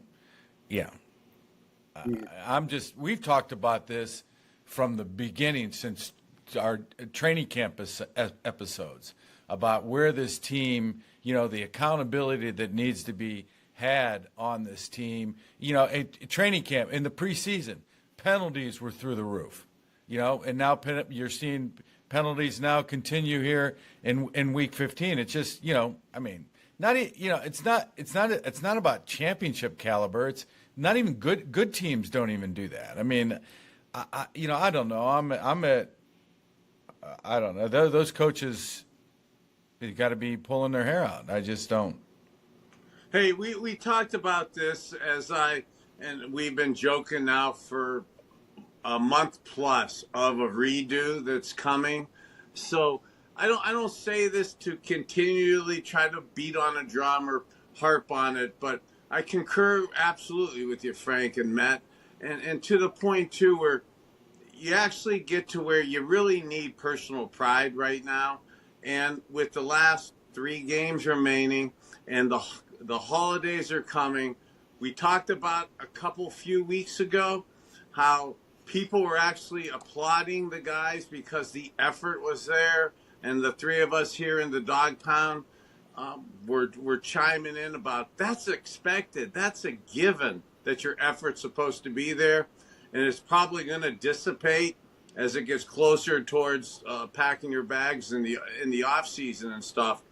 And to go out like this, where you're making the same type of mental discipline penalties, lack of respect for your teammates, and organization type penalties, that goes a long way of saying that those aren't the type of guys that you really want to go forward with moving forward. Yeah, you are in the dog pound. Brought to you by DraftKings Sportsbook, the #1 place to bet touchdowns. Download the Sportsbook app and use code DAWG.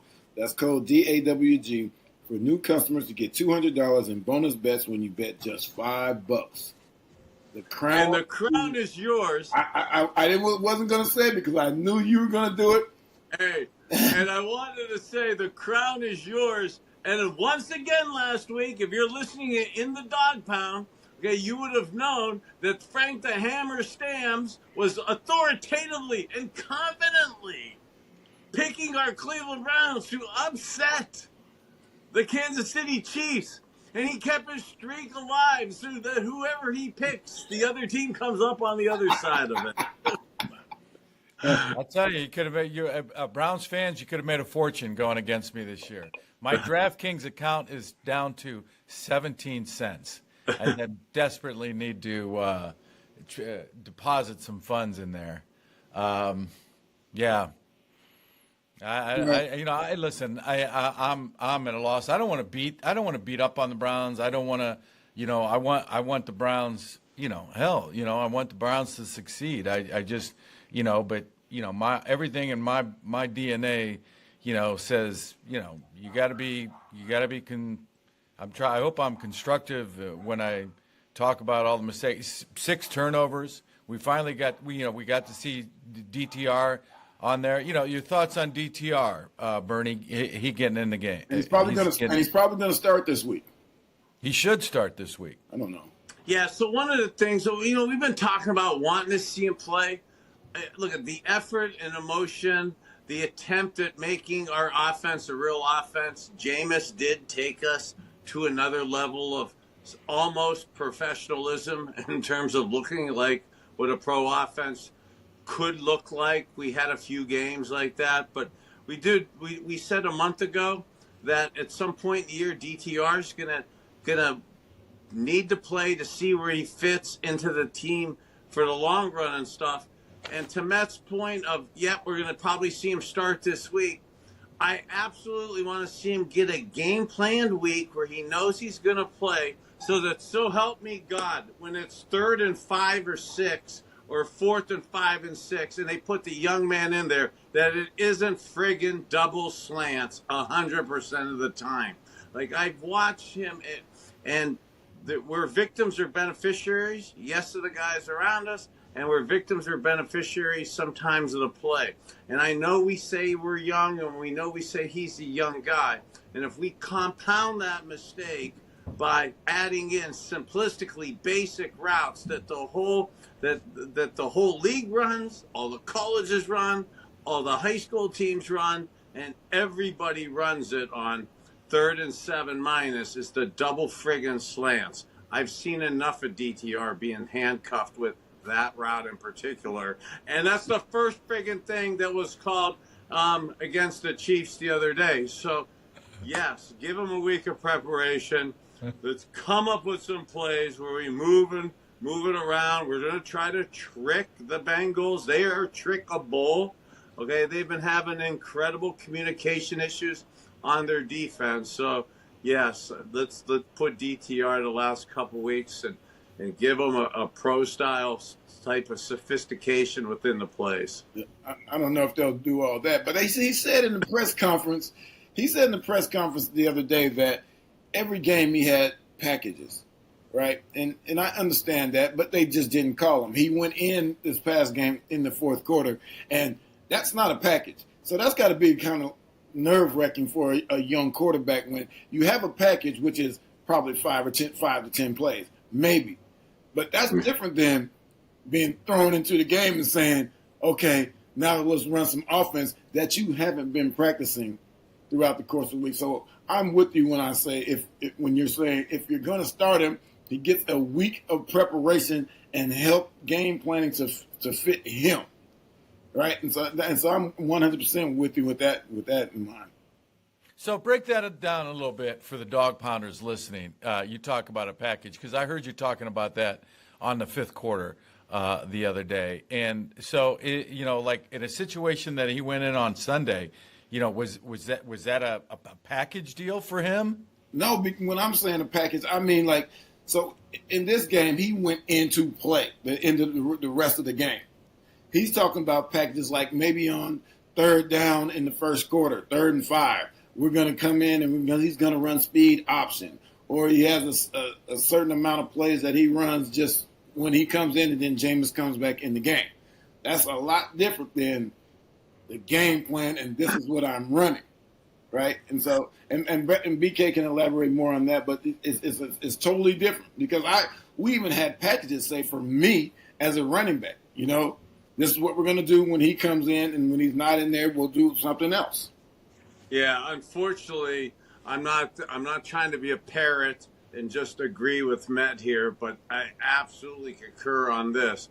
And even more so to Met's point, is you see it in Pittsburgh with Justin Fields. Mhm. You saw it some early, even when Deshaun was playing early in the year, where Jameis Winston was the third and short, fourth and short type goal line quarterback package. And DTR's been having his package of probably an RPO, a kind of a run play where he could hold it and also run, or run and pass type options. And yeah, when you get that, and it's typically not 10 plays. So a package is typically 3, 4, 5, 6, maybe. And then when you get a package, that's bluntly what you're focused on through the course of your week and then the course of your last 24, 36 hours before the game. And those are the plays you're thinking about. And it seems like a fine point that Matt's bringing up. But when you think about just your 5 or 6 plays that aren't at all the plays that you're going to be running when it's in the course of a game, that actually amplifies the duress that you're going to put on a young quarterback. Even more of a reason to give him not just, hey, and I'm even saying not just this week. Let's just probably play him out and see if the progress gets better 2 and 3 weeks from now. Hey, how big of a problem is it at week 15 when your leading rusher on the team is 451 yards? What is that? What does that say? Well, that says you're going to have a very high pick in the draft.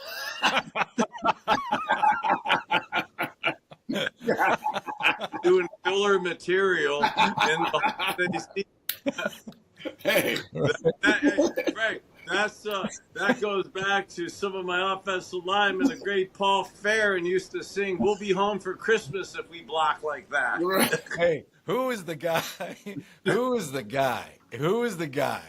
This is story time. Who is the guy that had OCD that would run like 10 miles before the game? And when I found out about that, I was like, it just would blow me away. He was a right guard. He was an offensive lineman. Yeah, John Reinstra was a offensive lineman that exercised a ton before the game, to where he'd actually wear himself out with the anxiety and stuff. And as the story time, I'd love to say this in the spirit of levity, but also with the spirit of TBI or CTE and some of the issues that we kind of mask as we get older now in this crew here in our late 50s, 60-year-old range. But John Reinstra more my age, and John now, and I was talking to him, man, just like maybe 18 months ago. And if you really follow some of the stuff that a lot of us do with anxiety and nerves and stuff, and that was nerves of John before a game, having to over practice and stuff. And he's doing things now, I hope it's okay to say it like this, but doing things like he'll carry a thumbtack around. And when his head's getting really hurting, or his body, and he's not able to really stay within a box, he'll actually sit like I'm sitting here, and this hand here will actually stick the thumbtack in his quad to kind of give himself a pain to deflect from some of the other stuff that's happening with them. So, he used to. Yeah, well, I certainly don't mean to, demean or belittle his situation. I got to know John a little bit, but I just thought, wow. I mean, I couldn't run 10 miles. I mean, in training camp to pass my test. I just thought it was amazing that he could do that and then go out and play football. And I understand, I had anxiety too. I think we all have anxiety going into the game. But, to that point, I just, I felt for the guy, to be honest with you.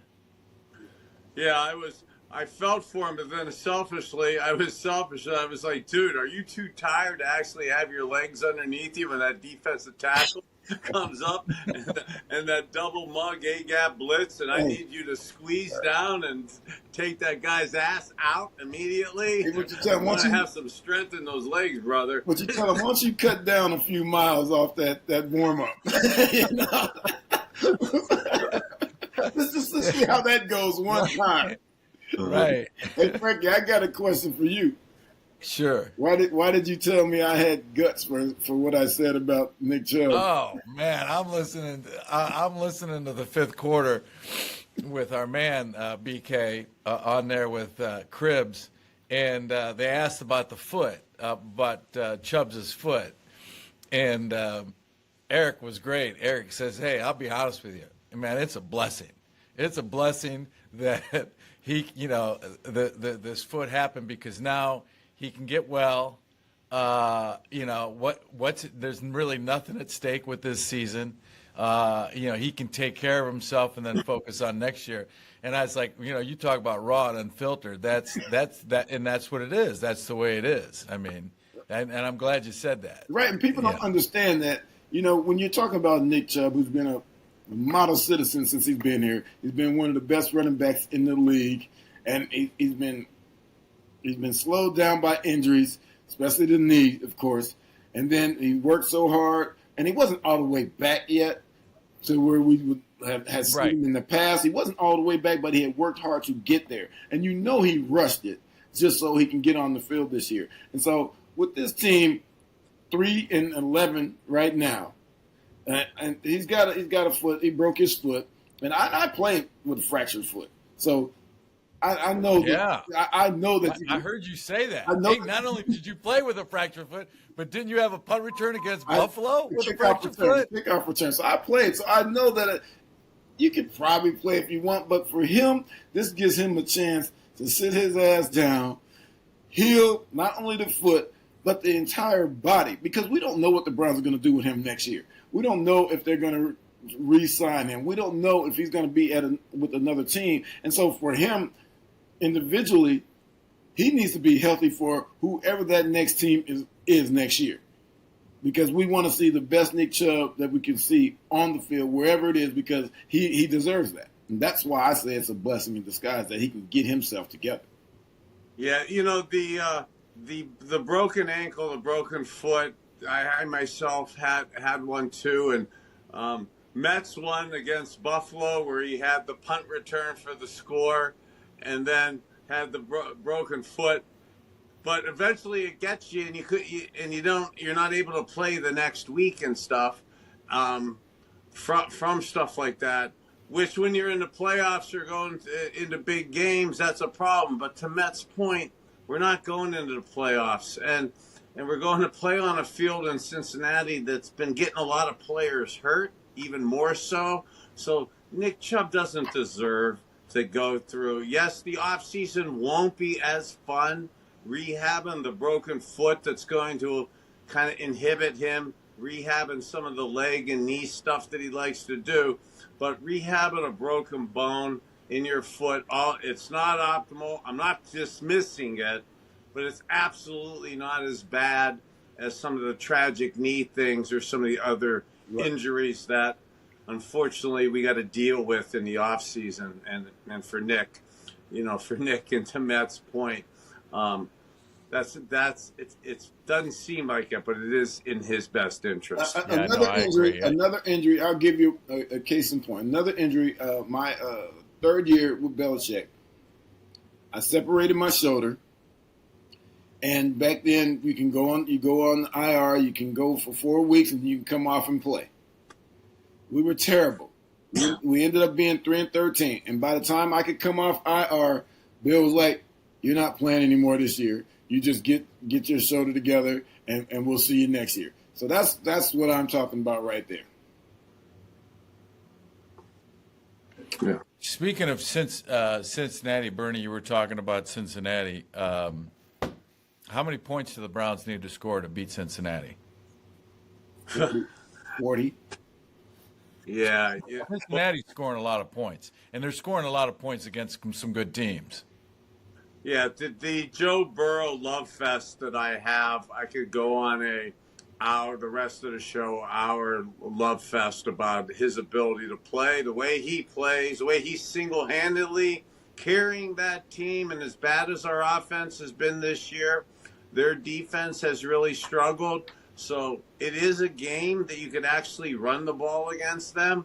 It is a game, to be fair, that give DTR a chance to show offensively. Some things, as poor as we've been offensively, they've been probably as poor defensively to be able to kind of match up some against that. But I know the strength of our team's our defense, but Joe Burrow's just been spectacular. And we've been having some breakdowns. And this time of the year when you're not in the playoffs and you're going on the road and you have these type of things, mental errors and these type of lack of discipline penalties that we've been having, as much as we want to say they're going to go away this week, when you're not a playoff team and it's the end of the year, they tend not to go away. So mentally, I think that Joe Burrow is head and shoulders somebody that's going to cause massive issues this Sunday. Hey, Joe Burrow and Jamar Chase are putting it together this year.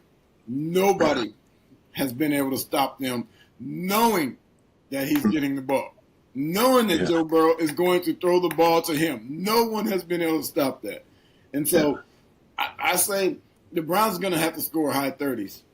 I mean, here's the problem. Here's the problem. Here's the thing, though. I should backtrack that, because for some reason styles make fights, and we've had their number defensively, and they've been able to slow that offense down for the most part in the last few years since Joe Burrow has been in Cincinnati. Yeah, that's true. They have been able to slow them down, but I think the way those two are clicking, it's going to be hard to stop. Yeah, especially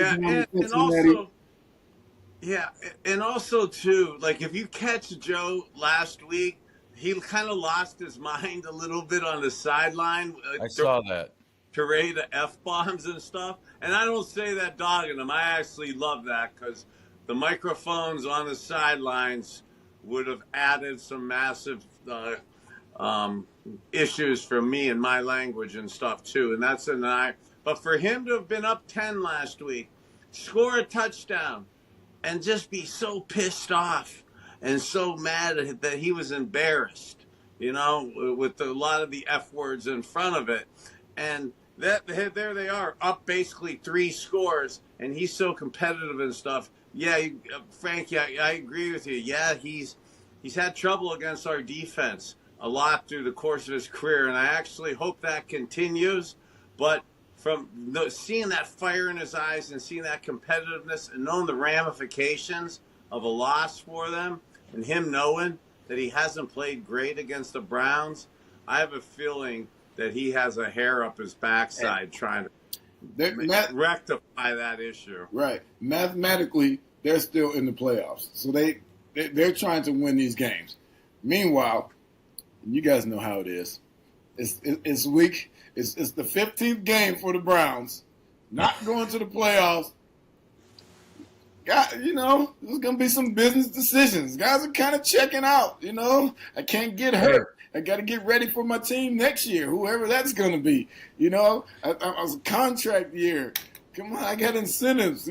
It's going to be tough. And especially when they go in there and they start playing Welcome to the Jungle, and it gets loud in there, and the Bengals score first, some guys might check it in. You know how it is. It's human nature.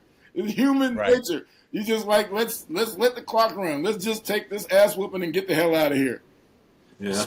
Speaking of business decisions, how about the couple of instances around the league? I know it been one for sure in San Francisco. The other one escapes me. Devondre Campbell. Yeah. And refusing. And there was another one. I forget where it was. Could have been. I'm not sure. But the guy's refusing to go in and play, and now being suspended. Is this the tip of the iceberg or just a coincidence? Man, I think the NFL. Here's what I think: the NFL is worried. A couple years ago, what was happening is, and I remember the NFL sent out a league-wide edict to all the teams and saying, hey, listen, you need to cool it with the amount of turnover that we're seeing on the coaching staffs. Because to me, what's happening is when you see that, then I think that gives license, along with this whole, collaboration between the GM, the owner, the coach, all running the team. And then the owner, when they start releasing coaches, especially head coaches, and you see that turnover, how much does that lead to the inmates running the asylum? Look And here. that's a problem. I don't care about all that. An inmate telling me or telling anyone he ain't playing, I don't fucking want to play with him anymore. Anymore. We're out there getting our asses whooped. You need to take this ass whooping with us. Yeah. Right? Hey, you don't get Right. you don't. It's like divorce. Right. No, you need to stay married like the rest of us. Right. You need to be miserable like everybody else. Exactly. Okay? Right. You need to stay out here. No, I'm not playing because I've been starting and he was hurt. Dre Greenlaw was hurt and he's been a Pro Bowl player and he finally comes back. Of course he's gonna go in before you. So, but they finally decide they're going to put you in, and now you don't want to play? Man, get out of here with that. I don't want to play with you. I don't even want to lose with you. Definitely don't want to win with you. I don't want to lose with you. Right. Yeah, and for us in that, okay, it's one thing I'm mad at the coach, and maybe I'm mad at the GM. I could be so mad at the organization. But Jesus, for me and him being in the huddle together, there's no way that's acceptable. I mean, that's a professional disrespect shot to you two guys. Right.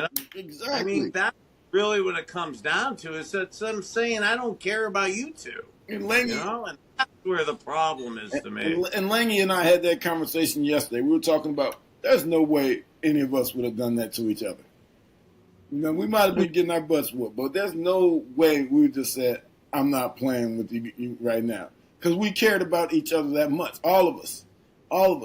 Linemen, quarterback, receivers, running back. We all cared about each other. And whether we're winning or not, we still think we're out there as brothers playing.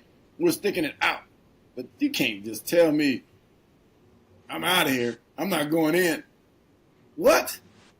Man, get out of here. And I applaud Kyle Shanahan and those guys in the San Francisco 49ers for suspending him and telling him, get out of here, which also saved them some money.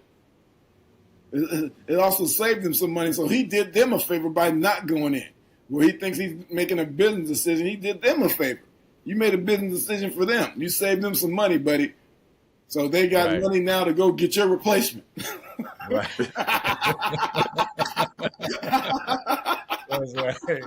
That's right. Around the league, let's take a look at the AFC. Bills look like they're playing the best in the AFC. I know Kansas City, that's their only loss to the Bills, and the Bills go to Detroit and they beat up on Detroit pretty good. Speaking of Kansas City, the weekend of the Travis Kelce, the Taylor Swift weekend here this weekend with Mr. and Mrs. Kelce coming in, and then Cleveland's own, the lead guitarist Paul Zanotti, playing the entrance of Hell's Bells coming into the stadium. Was the highlight for me of a otherwise dismal 1 to 4 o'clock on Sunday afternoon. Hey, speaking of which, we've been flexed out again. That's 2 games we've been flexed out. So Cincinnati game was supposed to be Thursday night.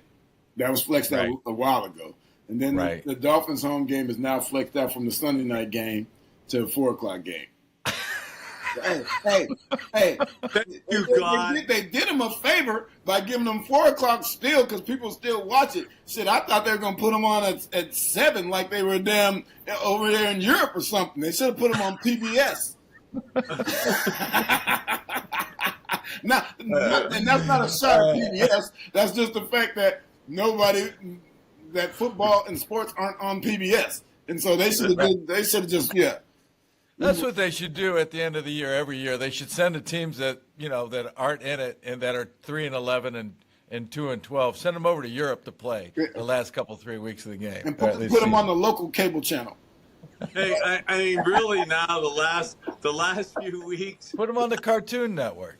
getting flexed out of the big games, and then really for it's going to be 2025. The team's been back 25 years. Other than last year and the COVID year, we've had 23 years of talking about draft position, who the quarterback should be, and what we should do with the coaches and stuff.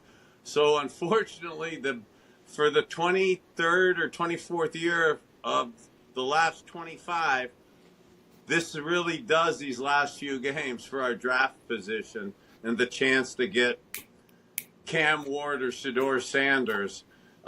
That's not happening. That's not happening. Right now we're sitting at 7. Right? So that's we're not getting one of those quarterbacks. No, those two aren't going to make it that far. You're exactly right. They won't be that far. I think, and for me, I think Cam Ward's too delicate to play in Cleveland. Hey, everybody's too delicate to play in Cleveland these days. So what do you mean delicate, Frank? Well, I think they need a guy, a bigger guy, a guy like the quarterback for the Buffalo Bills, Josh.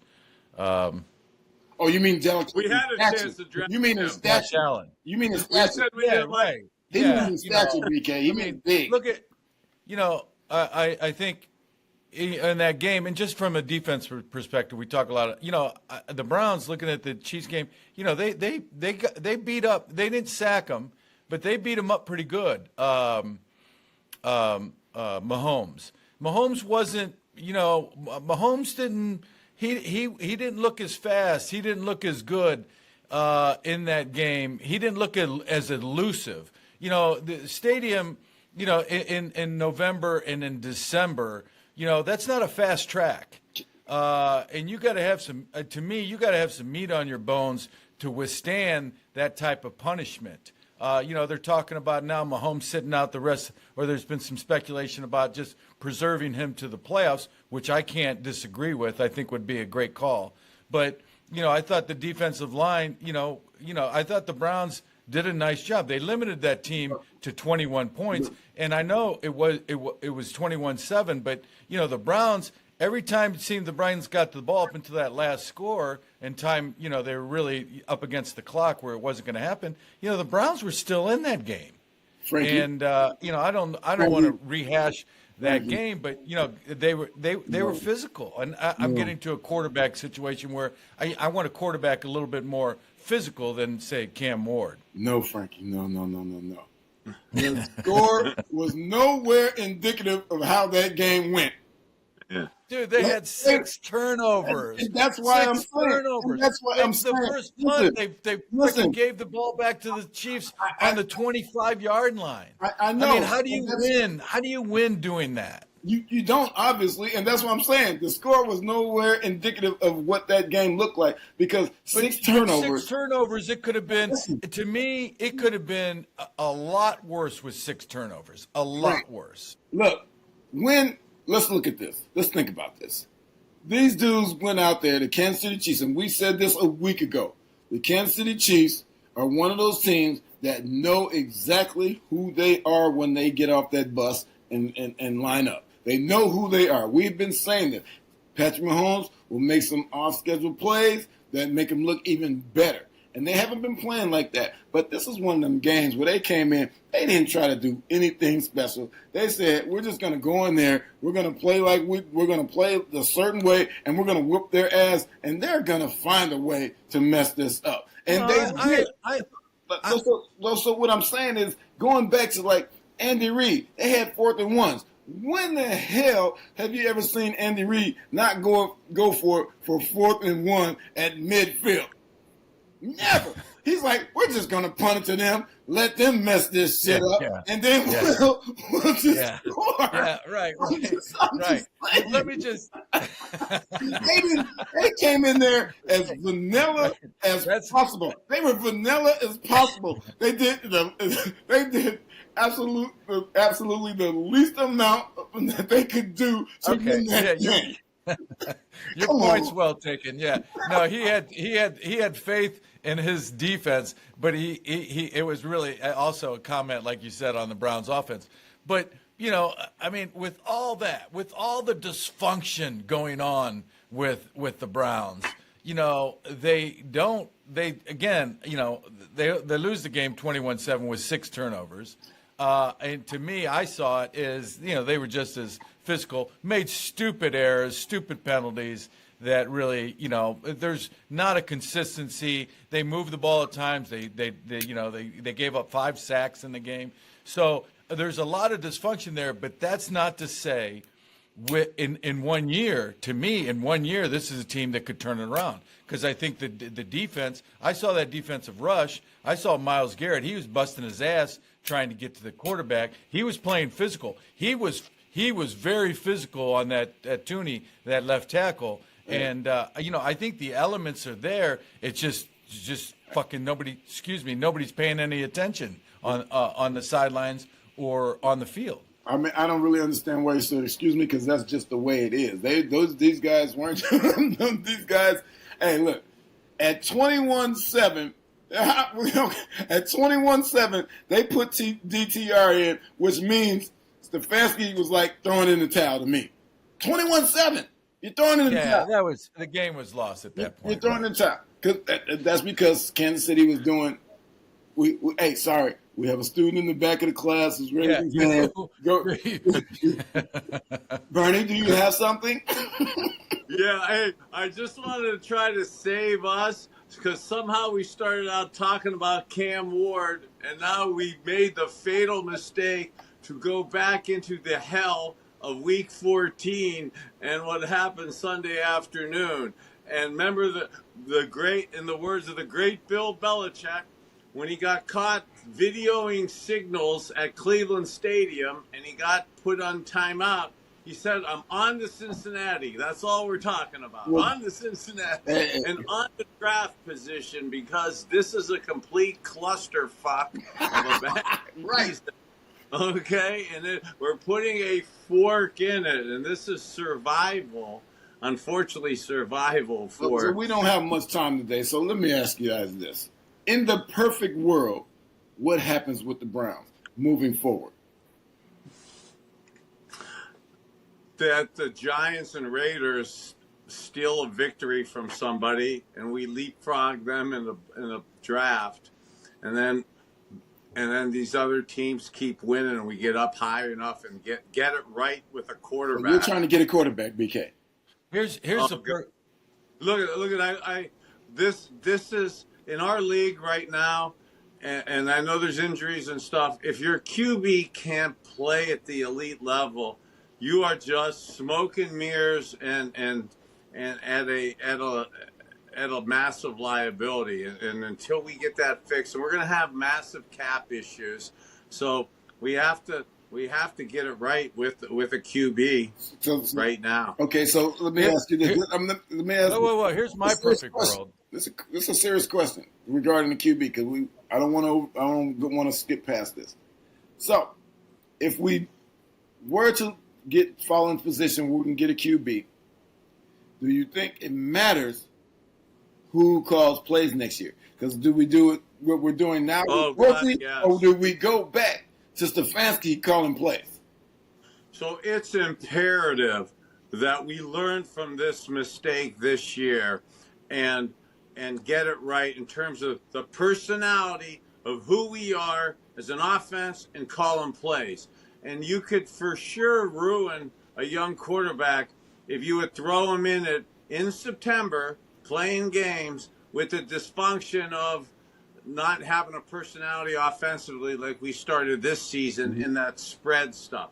In no way should the guy we draft be the quarterback like Caleb Williams starting out the season like the Bears did and like Carolina did with their Alabama quarterback. You actually ruin more QBs. So I think it's really imperative that we almost go to somewhat of the running play action type stuff, and then give him time to evolve into it. So, but you're spot on, Matt. So my question would be: so what if that's what we're gonna do? Do we absolutely need one of those high draft pick quarterbacks? So I say no.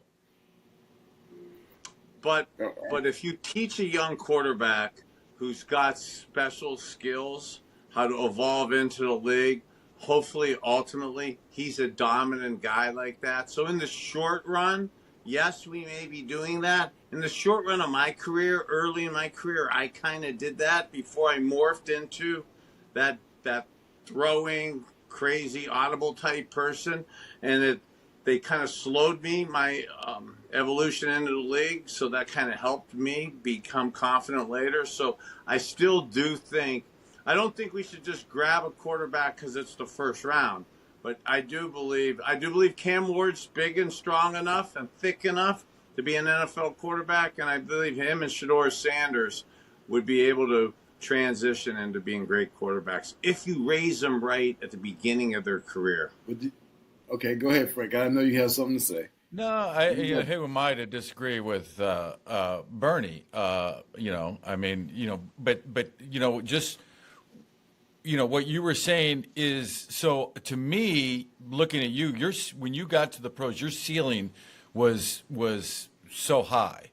And I think that's what the Browns got to get to, is they got to get to a quarterback where, one, he can play in this environment. And he's got to have a really high ceiling. Ideally, to me, it's, I admittedly, I haven't seen Cam Ward play a whole lot. They're scoring a lot of points down in Miami. He's prolific. He can play. If he's a hardy quarterback and he enjoys, I don't say this lightly. He's a South Florida guy. I don't know what part of the world he's from, but you get used to that 80-degree weather down here. I don't know if that translates. Coming to, but it did for you, Bernie. But you were an Ohio guy. But he played most of his career at Washington State. I was just about to say that. Okay, well there you go. There's a kid. Let me just say this last thing. There's a kid out of Indiana that's having a pretty good season, and he started out at I forget where he started out at. What's his name? Burke. His name Burke. Yeah, Rourke. Curtis Rourke. Yeah. And he's having a pretty good year. And he's a big kid, about 6'4", I want to say 230 pounds.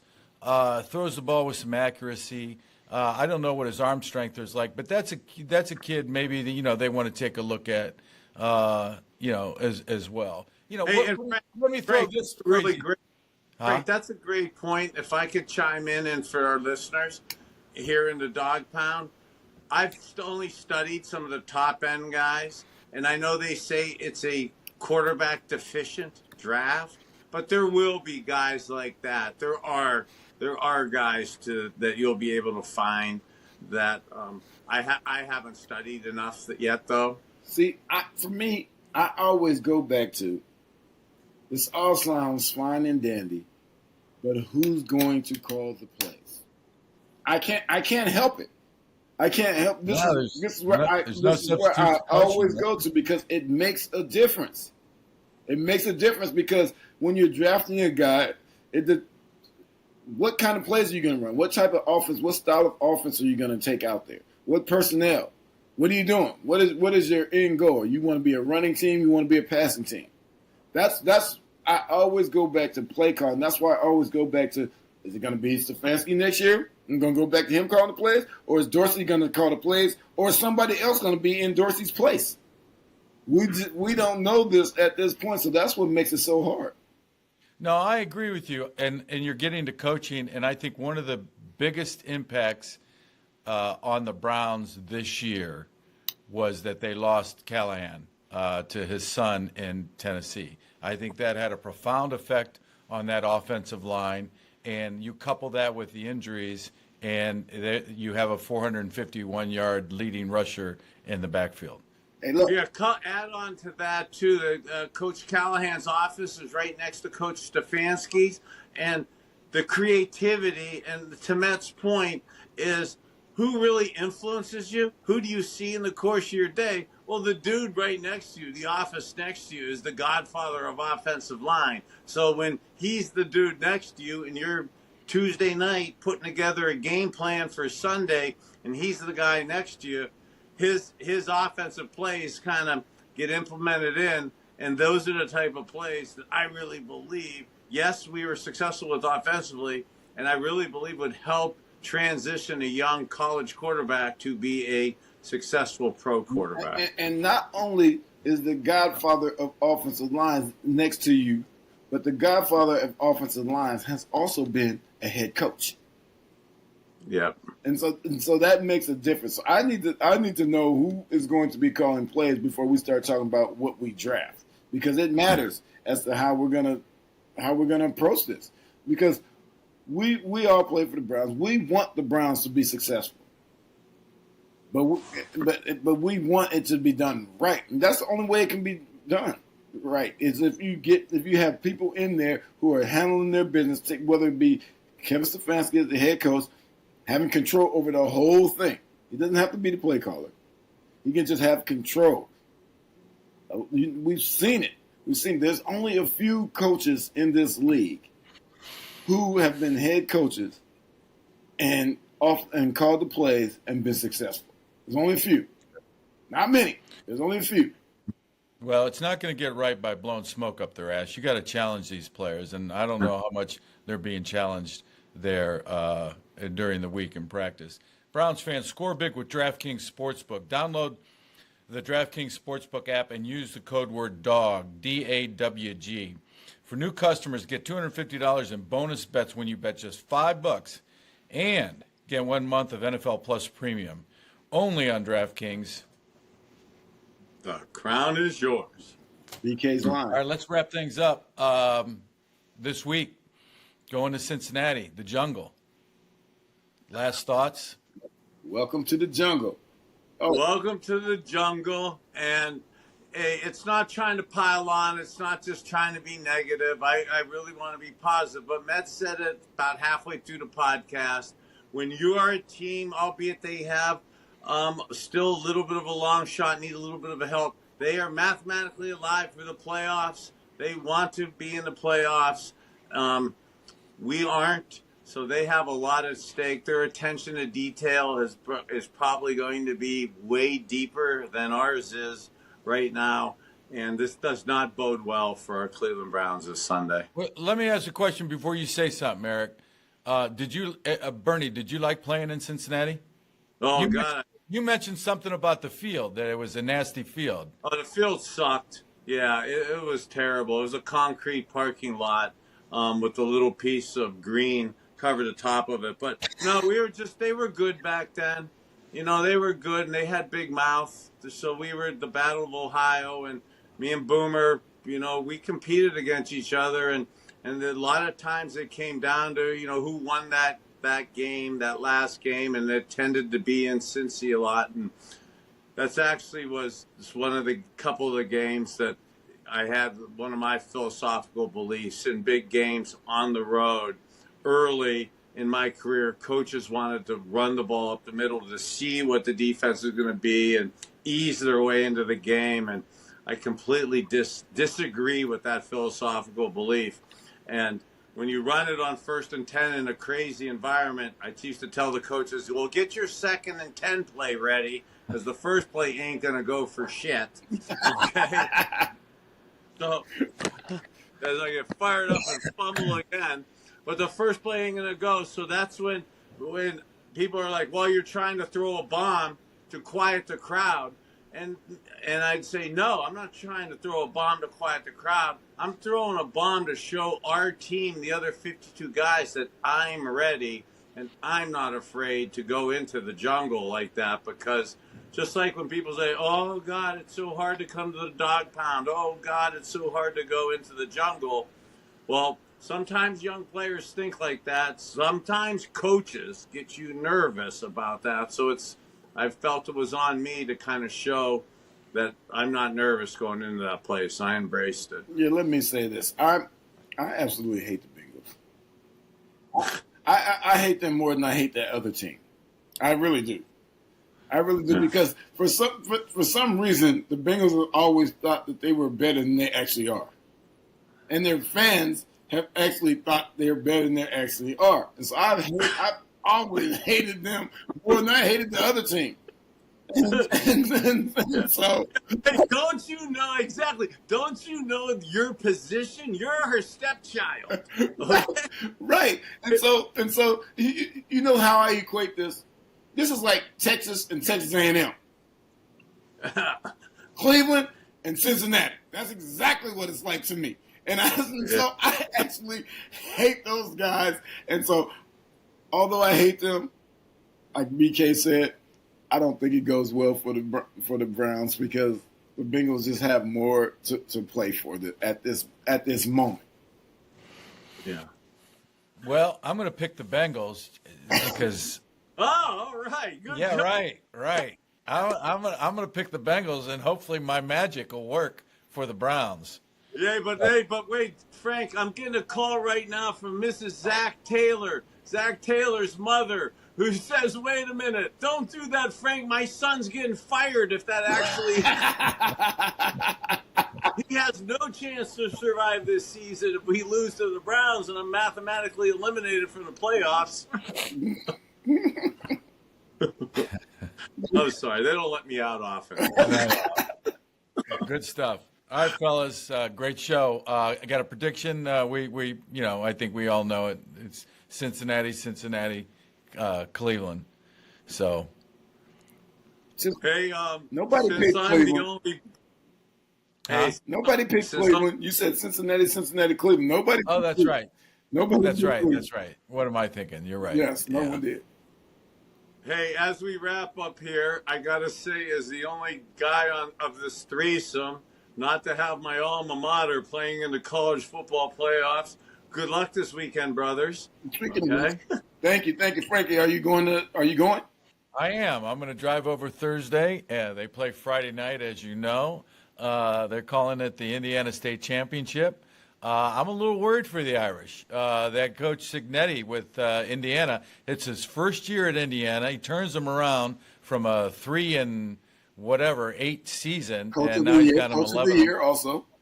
Yeah, I didn't know that. Coach of the year, 11-1, and he's done it with maybe 19 transfers in their first year at Indiana. The guy's just amazing. He had that one hiccup at Ohio State where I thought the stage was a little bit too big, and he admitted it as well for some of his players. And I think that's what Notre Dame's got going for him, is that's going to be a big stage for Indiana. And I would think Notre Dame is a little bit more battle tested when it comes to that. So I give the edge to the Irish, but it's going to be a good game. How about for Texas? Texas has Clemson. They've got Clemson. I feel good about it. I'm flying down. I get there Friday. I'm flying down also to go to that game. I think we handed.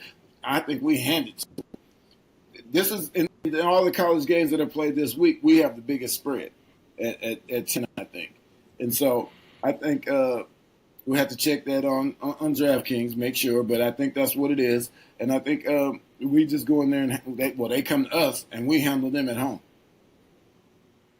Yeah, I saw Texas had the highest. It was either strength of schedule or power ranking in the NCAA, and I thought, wow, that's pretty impressive. So, so having the big spread doesn't surprise me. Hey, as we wrap, I want to add something intelligent to this conversation, but as a guy whose alma mater is playing in the Pop-Tart Bowl with Tony the Tiger, I'm not sure I can contribute much to the competitiveness, of the college football playoffs right now. Hey, if it makes you feel better, you got jobbed. You got jobbed. I love it, guys. Next week, man. All right, see you next week. Peace. No matter. Yes, Go Browns. Go Browns.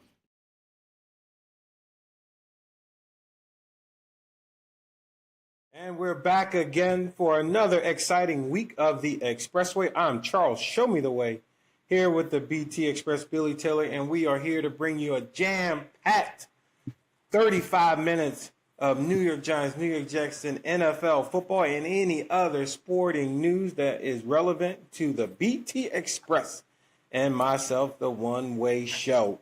And we are back and talking about our dreadful New York football teams. Jets and the Giants. At least the Jets were able to pull out a exciting win, and I use exciting loosely because it shouldn't have been exciting. Exciting win against the Jaguars, especially without Trevor Lawrence at quarterback. I think everyone was surprised that the Jaguars were still even in the game. So kudos to their backup quarterback. But this is about the Giants for the first half of the show. We'll talk about the Jets the second half. We'll also take a look at another future prospect that the Giants may be picking number 1 and could potentially draft in next year's 2025 draft. And then we'll take a look at the NFL, AFC, NFC playoff race, as well as talk through our picks for week number 16. But BT is all about the G-men right now. Well, the thing about it is that the big talk about this week is should Brian Daboll come back and Joe Shane, should they come back or should they come back individually or as a group or whatever. But see, the thing about it is that I see a lot of positive things, and I was going to ask you, first of all, you know, when we played, we didn't make a lot of money, so at the end of the season, you'd see guys who may not play that hard, you know, and nowadays, the gigantic sums they're making, regardless of what happens, you have to play hard anyway, because I remember last game of the season, whatever, that I saw guys that didn't really come up to make the tackle at times. They're playing hard for Brian Daboll. Is that any indication that he should come back as a head coach? I think to a certain extent, yes, it is, because obviously as an individual, they still believe in him. They still believe in him as a leader, which is always positive. I think when you look at the Jets, they're playing hard and they don't have anything to play for either. But they know that that head coach won't be there next year. There's going to be a new person in that position. So it's hard for me to say. When I played and we weren't on, and I was on some bad teams during those last 2 Dan Reeves years, we played hard. We were in every game, the last couple of games, and we still lost them. But we played hard up until the very last, quarter. So I think that was a combination of people playing for jobs too, because they knew there was going to be a change coming and they wanted to make sure that they solidified their spot. And I think when you're in that position, you know how that player, if that player should be a building block for the future, depending on how he conducts himself the last few weeks of the season, especially when you know that you don't have any playoff aspirations. Well, how do we look at it? Because at the beginning of the season, you and I both had optimism on what the Giants could do. But see, my thing too is that maybe little things here or there could have made the difference, because they started out terrible against the Minnesota Vikings, and it kind of went down from there. I thought they were going to beat them because Danny Jones had previously beat them. But Danny Jones, and I always said it, don't get me wrong, he's not bad, but he didn't learn how to slide. He didn't learn little things as a quarterback. It probably could have prevented him from getting hurt as much as he did. So, and then when they didn't franchise him and they did the opposite for a guy who I think is a super person in Saquon Barkley, how do I think about that as the moves that coulda, shoulda, woulda? Because every time you do something, even yourself, you look at it, what could have happened? I think when you look at the entire season, first it was tepid optimism, because we were hoping that Brian Daboll could put a rabbit out of his hat again like he did his first season, in which nobody thought they would make the playoffs. And I think that was the type of year people were hoping for this year, given the talent level wasn't up to the caliber of a Philadelphia Eagles or even a Minnesota Vikings or a Detroit Lions for that matter, right? When you look at the top 3 teams, Minnesota, Detroit, and Philly, you wouldn't put the Giants in that category, man for man, in that top tier category. So it was a tepid optimism that they would be able to find lightning in a bottle again and do something spectacular. and keep the team in games. But what's disappointing for me is that I think from an offensive and defensive scheme perspective, I don't think the schemes allowed them to have much success based on the talent they had on the field. So you're saying that the game plan was not conducive to the type of players that they had. I'm just trying to break it down. I am saying that because basically knowing the type of team that you have, I'm old school, and obviously a lot of our thinking, especially playing in a different era, we have a jaded outlook on the game today. And I would, if I knew that I didn't have a top tier quarterback and I played with some quarterback that you wouldn't consider top 10 level quarterbacks, the game plan was always not to put the ball in the quarterback's hand and put the game in his hands. In essence, you put the ball on the ground, let your front five run the ball. It makes it easier on them anyway, instead of having to pass block 30 to 40 times a game. Run block, I think if you ask 99% of all linemen, they want to run block as opposed to pass block. And so give them the ball, allow them to run, and give them an opportunity to just get in the game. Control tempo, control time of possession. You don't put your defense on the field. And that's another thing. Our defense, given our defensive personnel, do we have the personnel to actually consider that defense an elite defense? When you look at Philly, when you look at Detroit, and look at Detroit, how many injuries have they had on defense? And they're still a top tier defense. Well, as I break it down and looking at it even from an offensive standpoint, because people say to me, well, Danny Jones didn't have a chance. Once Brian Daboll brought his turnover ratio down from both throwing the ball in interceptions and fumbling, the Giants always had a chance. But then, breaking it down, he goes and does maybe a 5-yard out with, say, Saquon Barkley. Barkley has got to slow his momentum down because the ball is not accurate, and then regain the momentum that he had. As I look at other quarterbacks, I see Pat Mahomes throw the ball on the money where the receiver can just take it and go for extra yardage. That is the difference I see. And I do believe people say, well, it's not just the quarterback. You need this, you need a tackle. I believe the quarterback makes that big of a difference where he can compensate for a couple of bad players. I believe that. Your thoughts? Yeah, I totally agree. When you look at the Ravens, when they played the Giants, you see how Lamar Jackson, actually he tried, and I'm not a Lamar Jackson fan. I know that. But he tried to actually stay in the pocket, run around, look for players to get open, which he found a lot of guys come open after he ran around it seemed like a minute running around, not getting touched, but running around for a few seconds, buying time so the receiver can get open. I think they play off, like the Ravens and the Kansas City Chiefs, play off of their quarterback better than any other teams in the NFL. Well, see, I still think that if you're accurate as a quarterback, like, I got to put Joe Burrow of Cincinnati in that neighborhood also, and even Justin Herbert of the LA Chargers in there. There's probably only about 10 great ones because there's so many ones who have lack in different things. Even the guy from Minnesota who he spared the Jets, people say the Giants should get him in the offseason.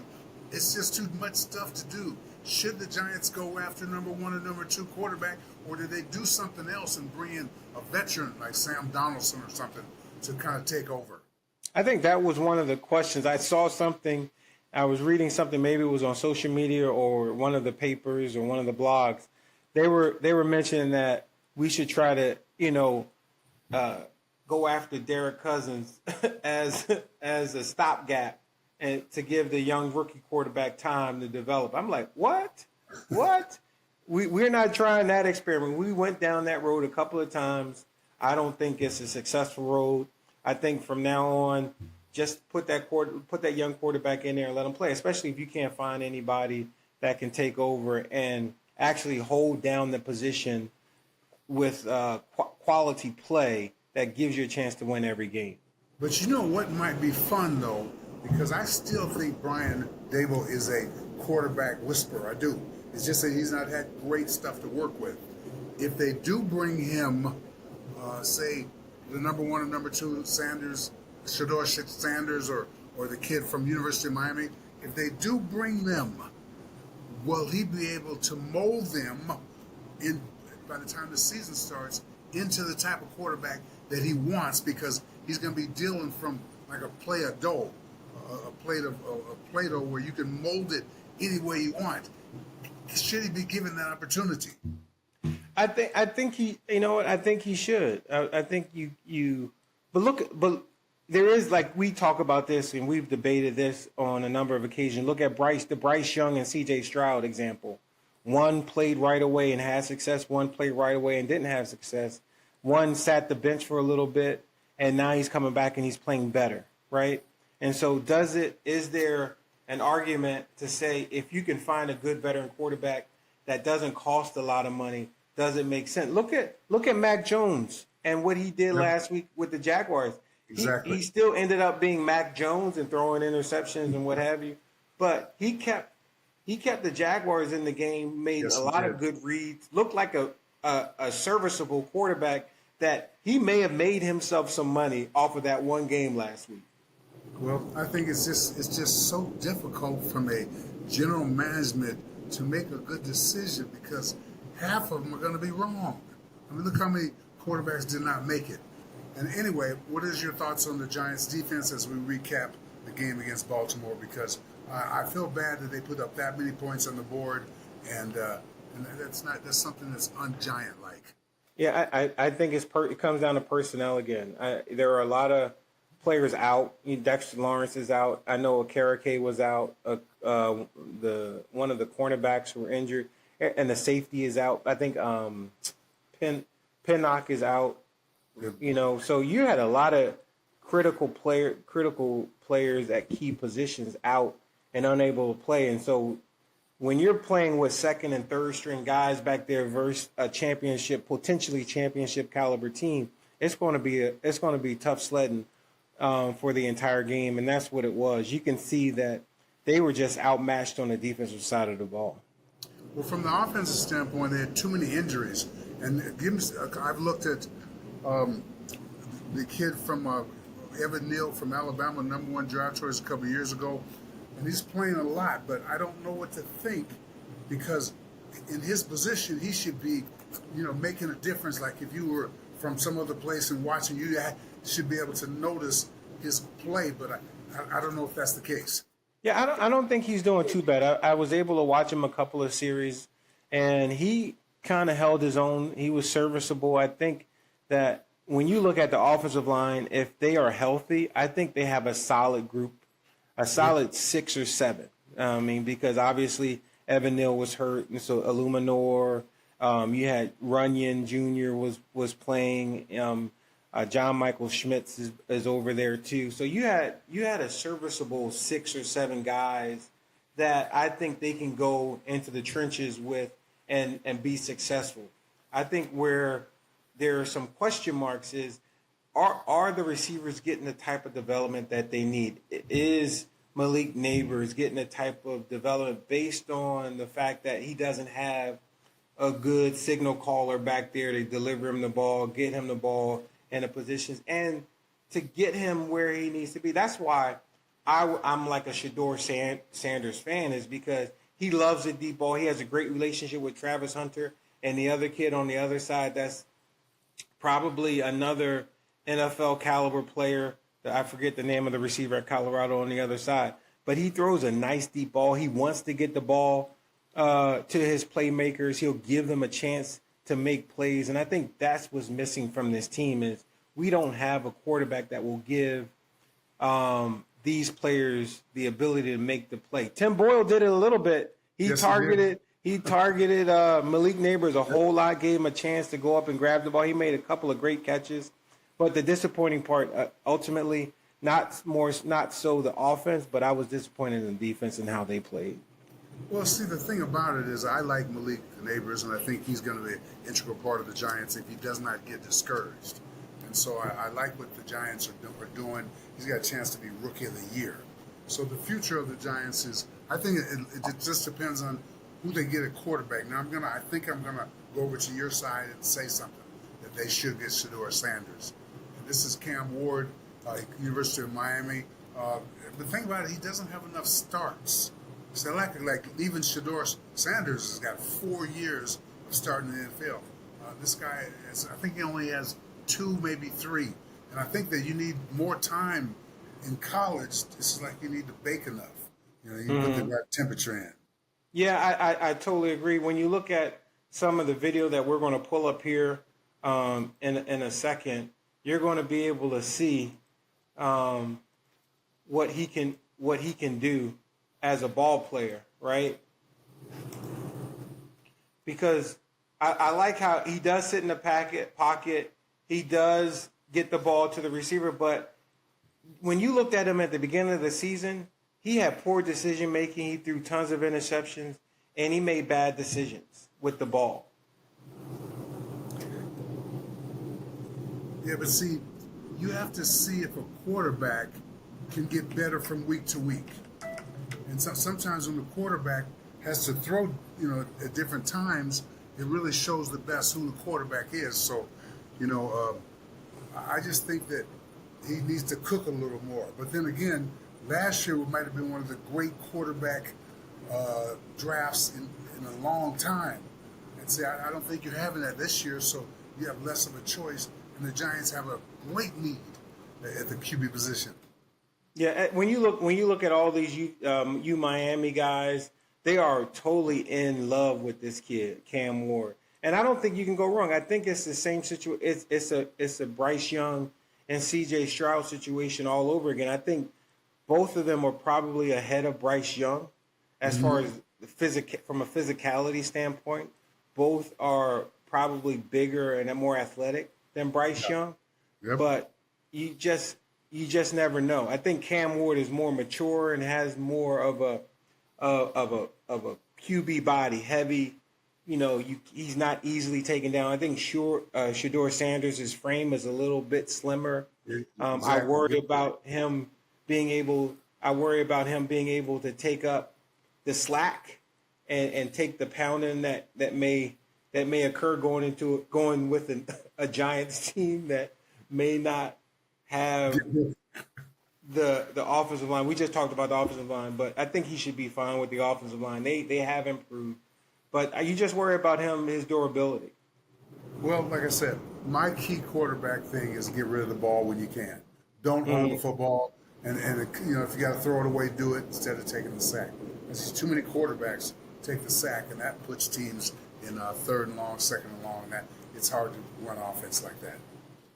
Yeah, and I think it's whatever happens, given the next 3 weeks, they got the Falcons this week. They have Colts. The Colts, another playoff team, another team playing in the playoffs, and then they have They're in Buffalo. the Eagles in there, right? I thought they have no. The last game of the season against the Eagles. Yeah, and they have the Eagles. The third game, and I was going to ask you, they're playing in Buffalo where it's minus 29. Just want to know if you want to do the show from there. Yeah. Oh, you want to do the show from Buffalo. Oh minus, no, that's minus okay. 29. No, that's all right. I'm not going to be. I can't be outside shoveling snow so I can sit down in my seat because that's what's going to happen.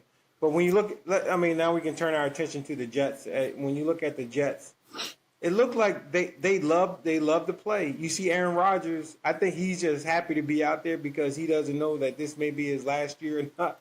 But he seems like he's having fun out there, and he is getting the ball to all those receivers. I mean, Garrett Wilson is catching a ton of balls. I mean, he's throwing that rock around. I don't know if you saw the whole thing because I taped it, and then I watched every play. Asante Adams, wide receiver, put on a show. He had something like 9 receptions, 198 yards, and I think 2 touchdowns.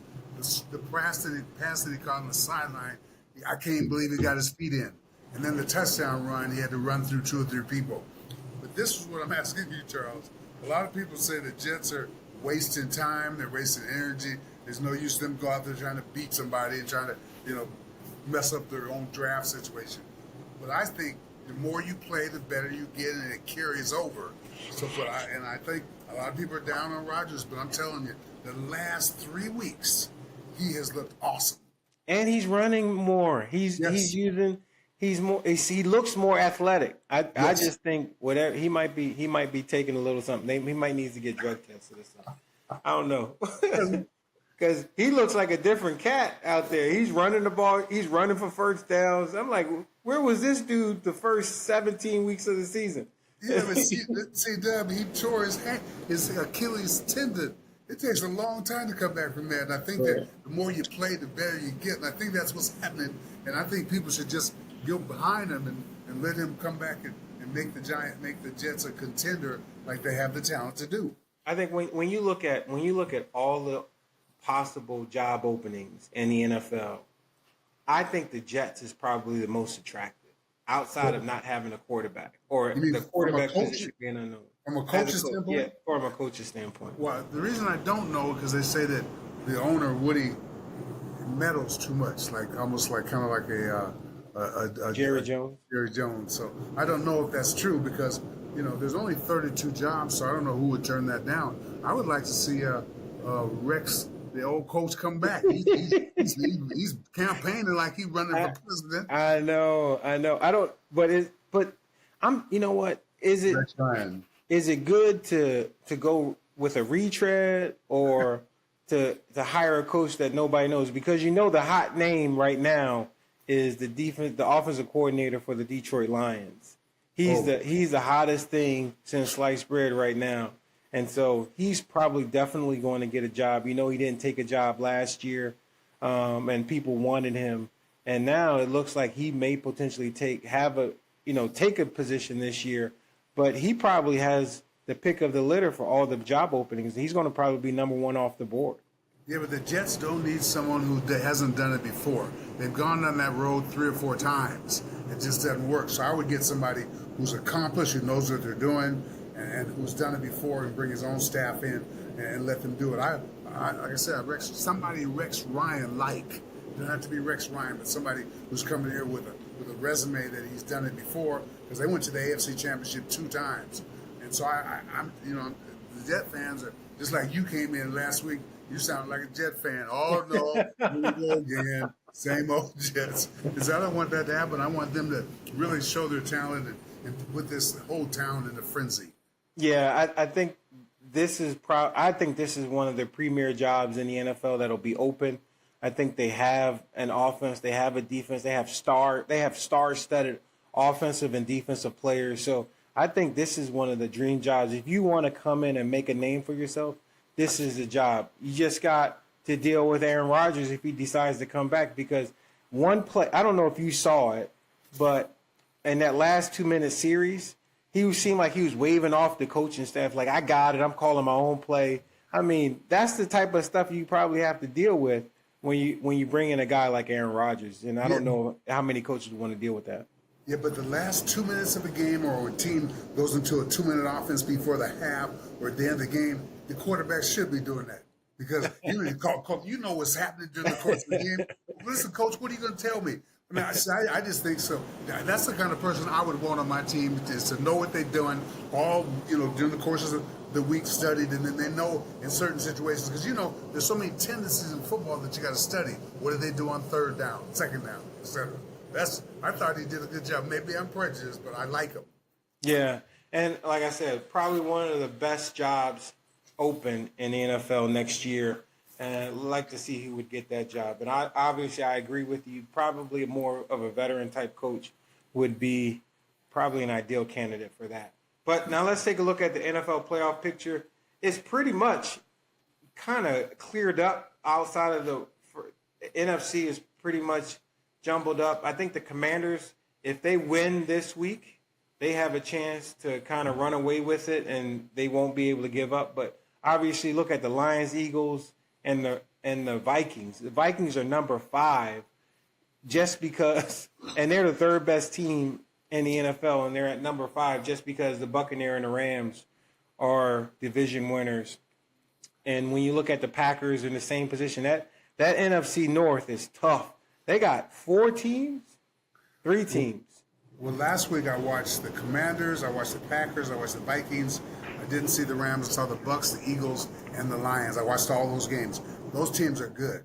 I mean, all of them are good. The Lions' defense is hurting because they got people injured. I don't think the Seahawks or the Falcons or even the Cardinals have an opportunity at all. But as it comes down the stretch, it's going to be fun for fans to watch these games because every week is a big game on it. So, like I said, I'm looking at the Eagles to be number one because I think they don't have as much injuries. The Eagles last week looked powerful, and they didn't even use Saquon Barkley at all. So, and the defense is playing good. They're getting better. When a team is getting better, that's scary to play against them. Yeah, I think that number 7, I think the Commanders have a chance to lock up that number 7 position. Yep, I agree with you. And they have a schedule that allows them to do that. I think the Falcons and the Buccaneers are going to be battling it out for that number 3 seed. And then the Seahawks, Cardinals, and Rams are going to be battling out for that 4th seed. Well, Kirk Cousins of the Atlanta Falcons is stealing money. He getting paid money. They ain't doing nothing but throwing interceptions. I know. They got a young kid behind them that just got to sit and wait, you know.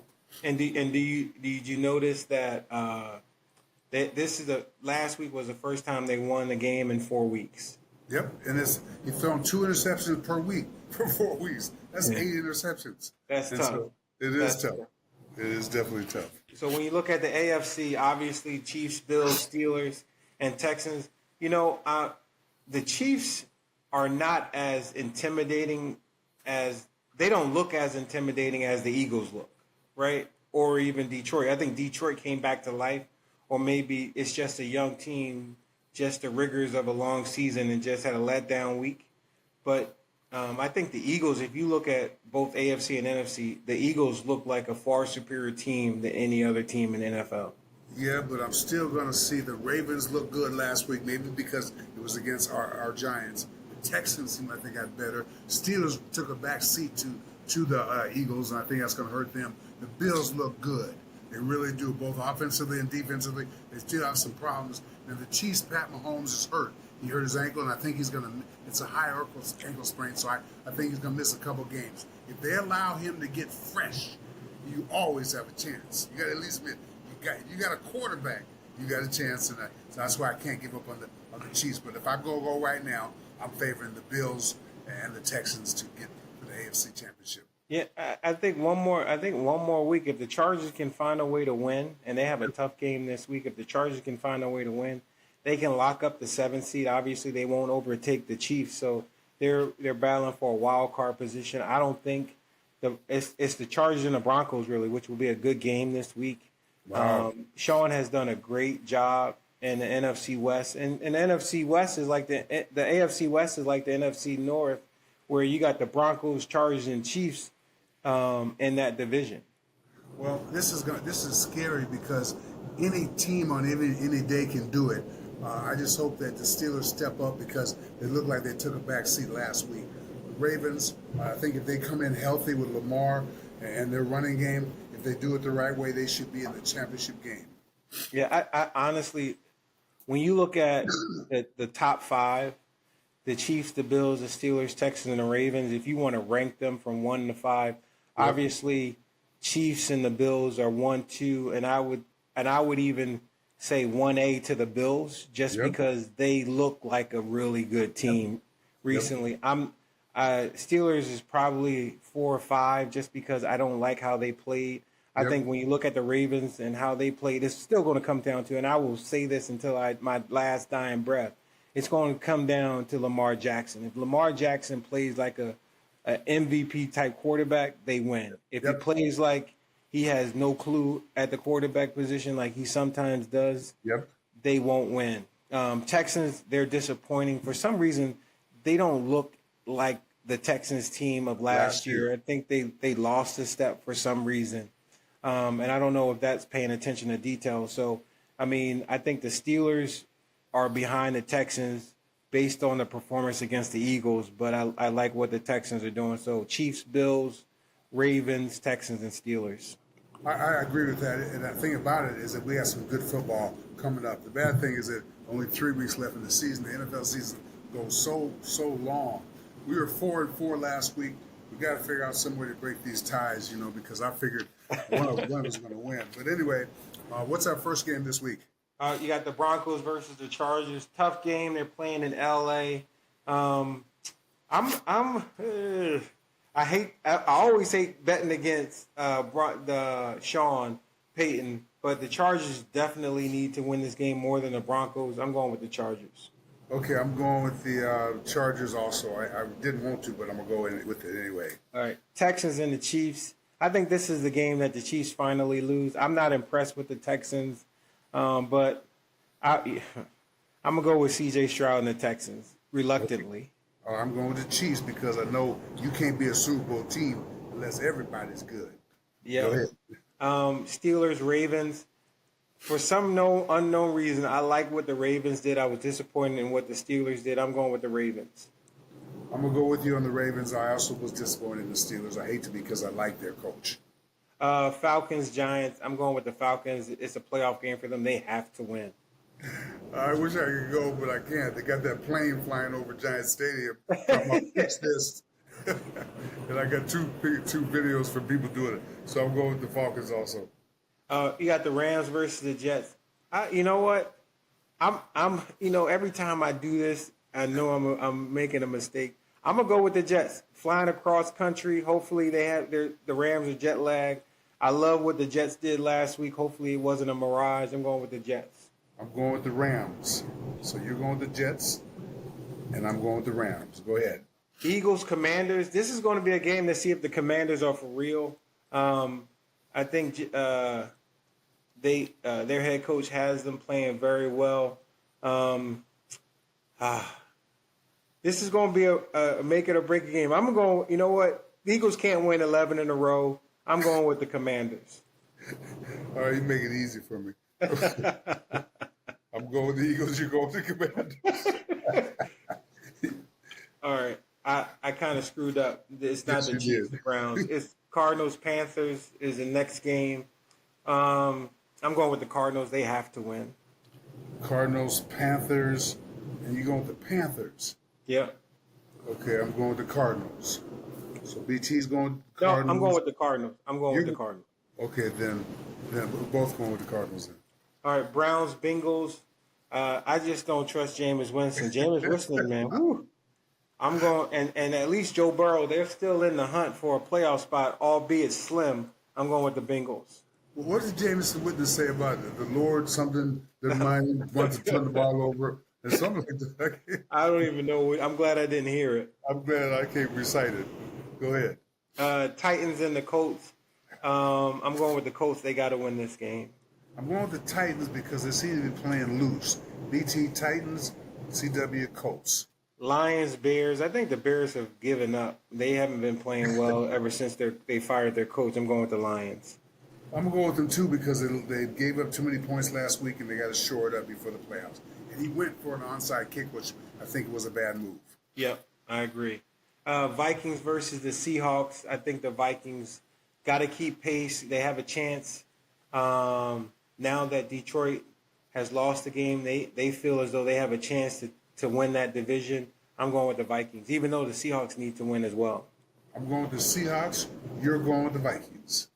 Patriots, Bills. There's no doubt about it. It's the Bills. Not even a question.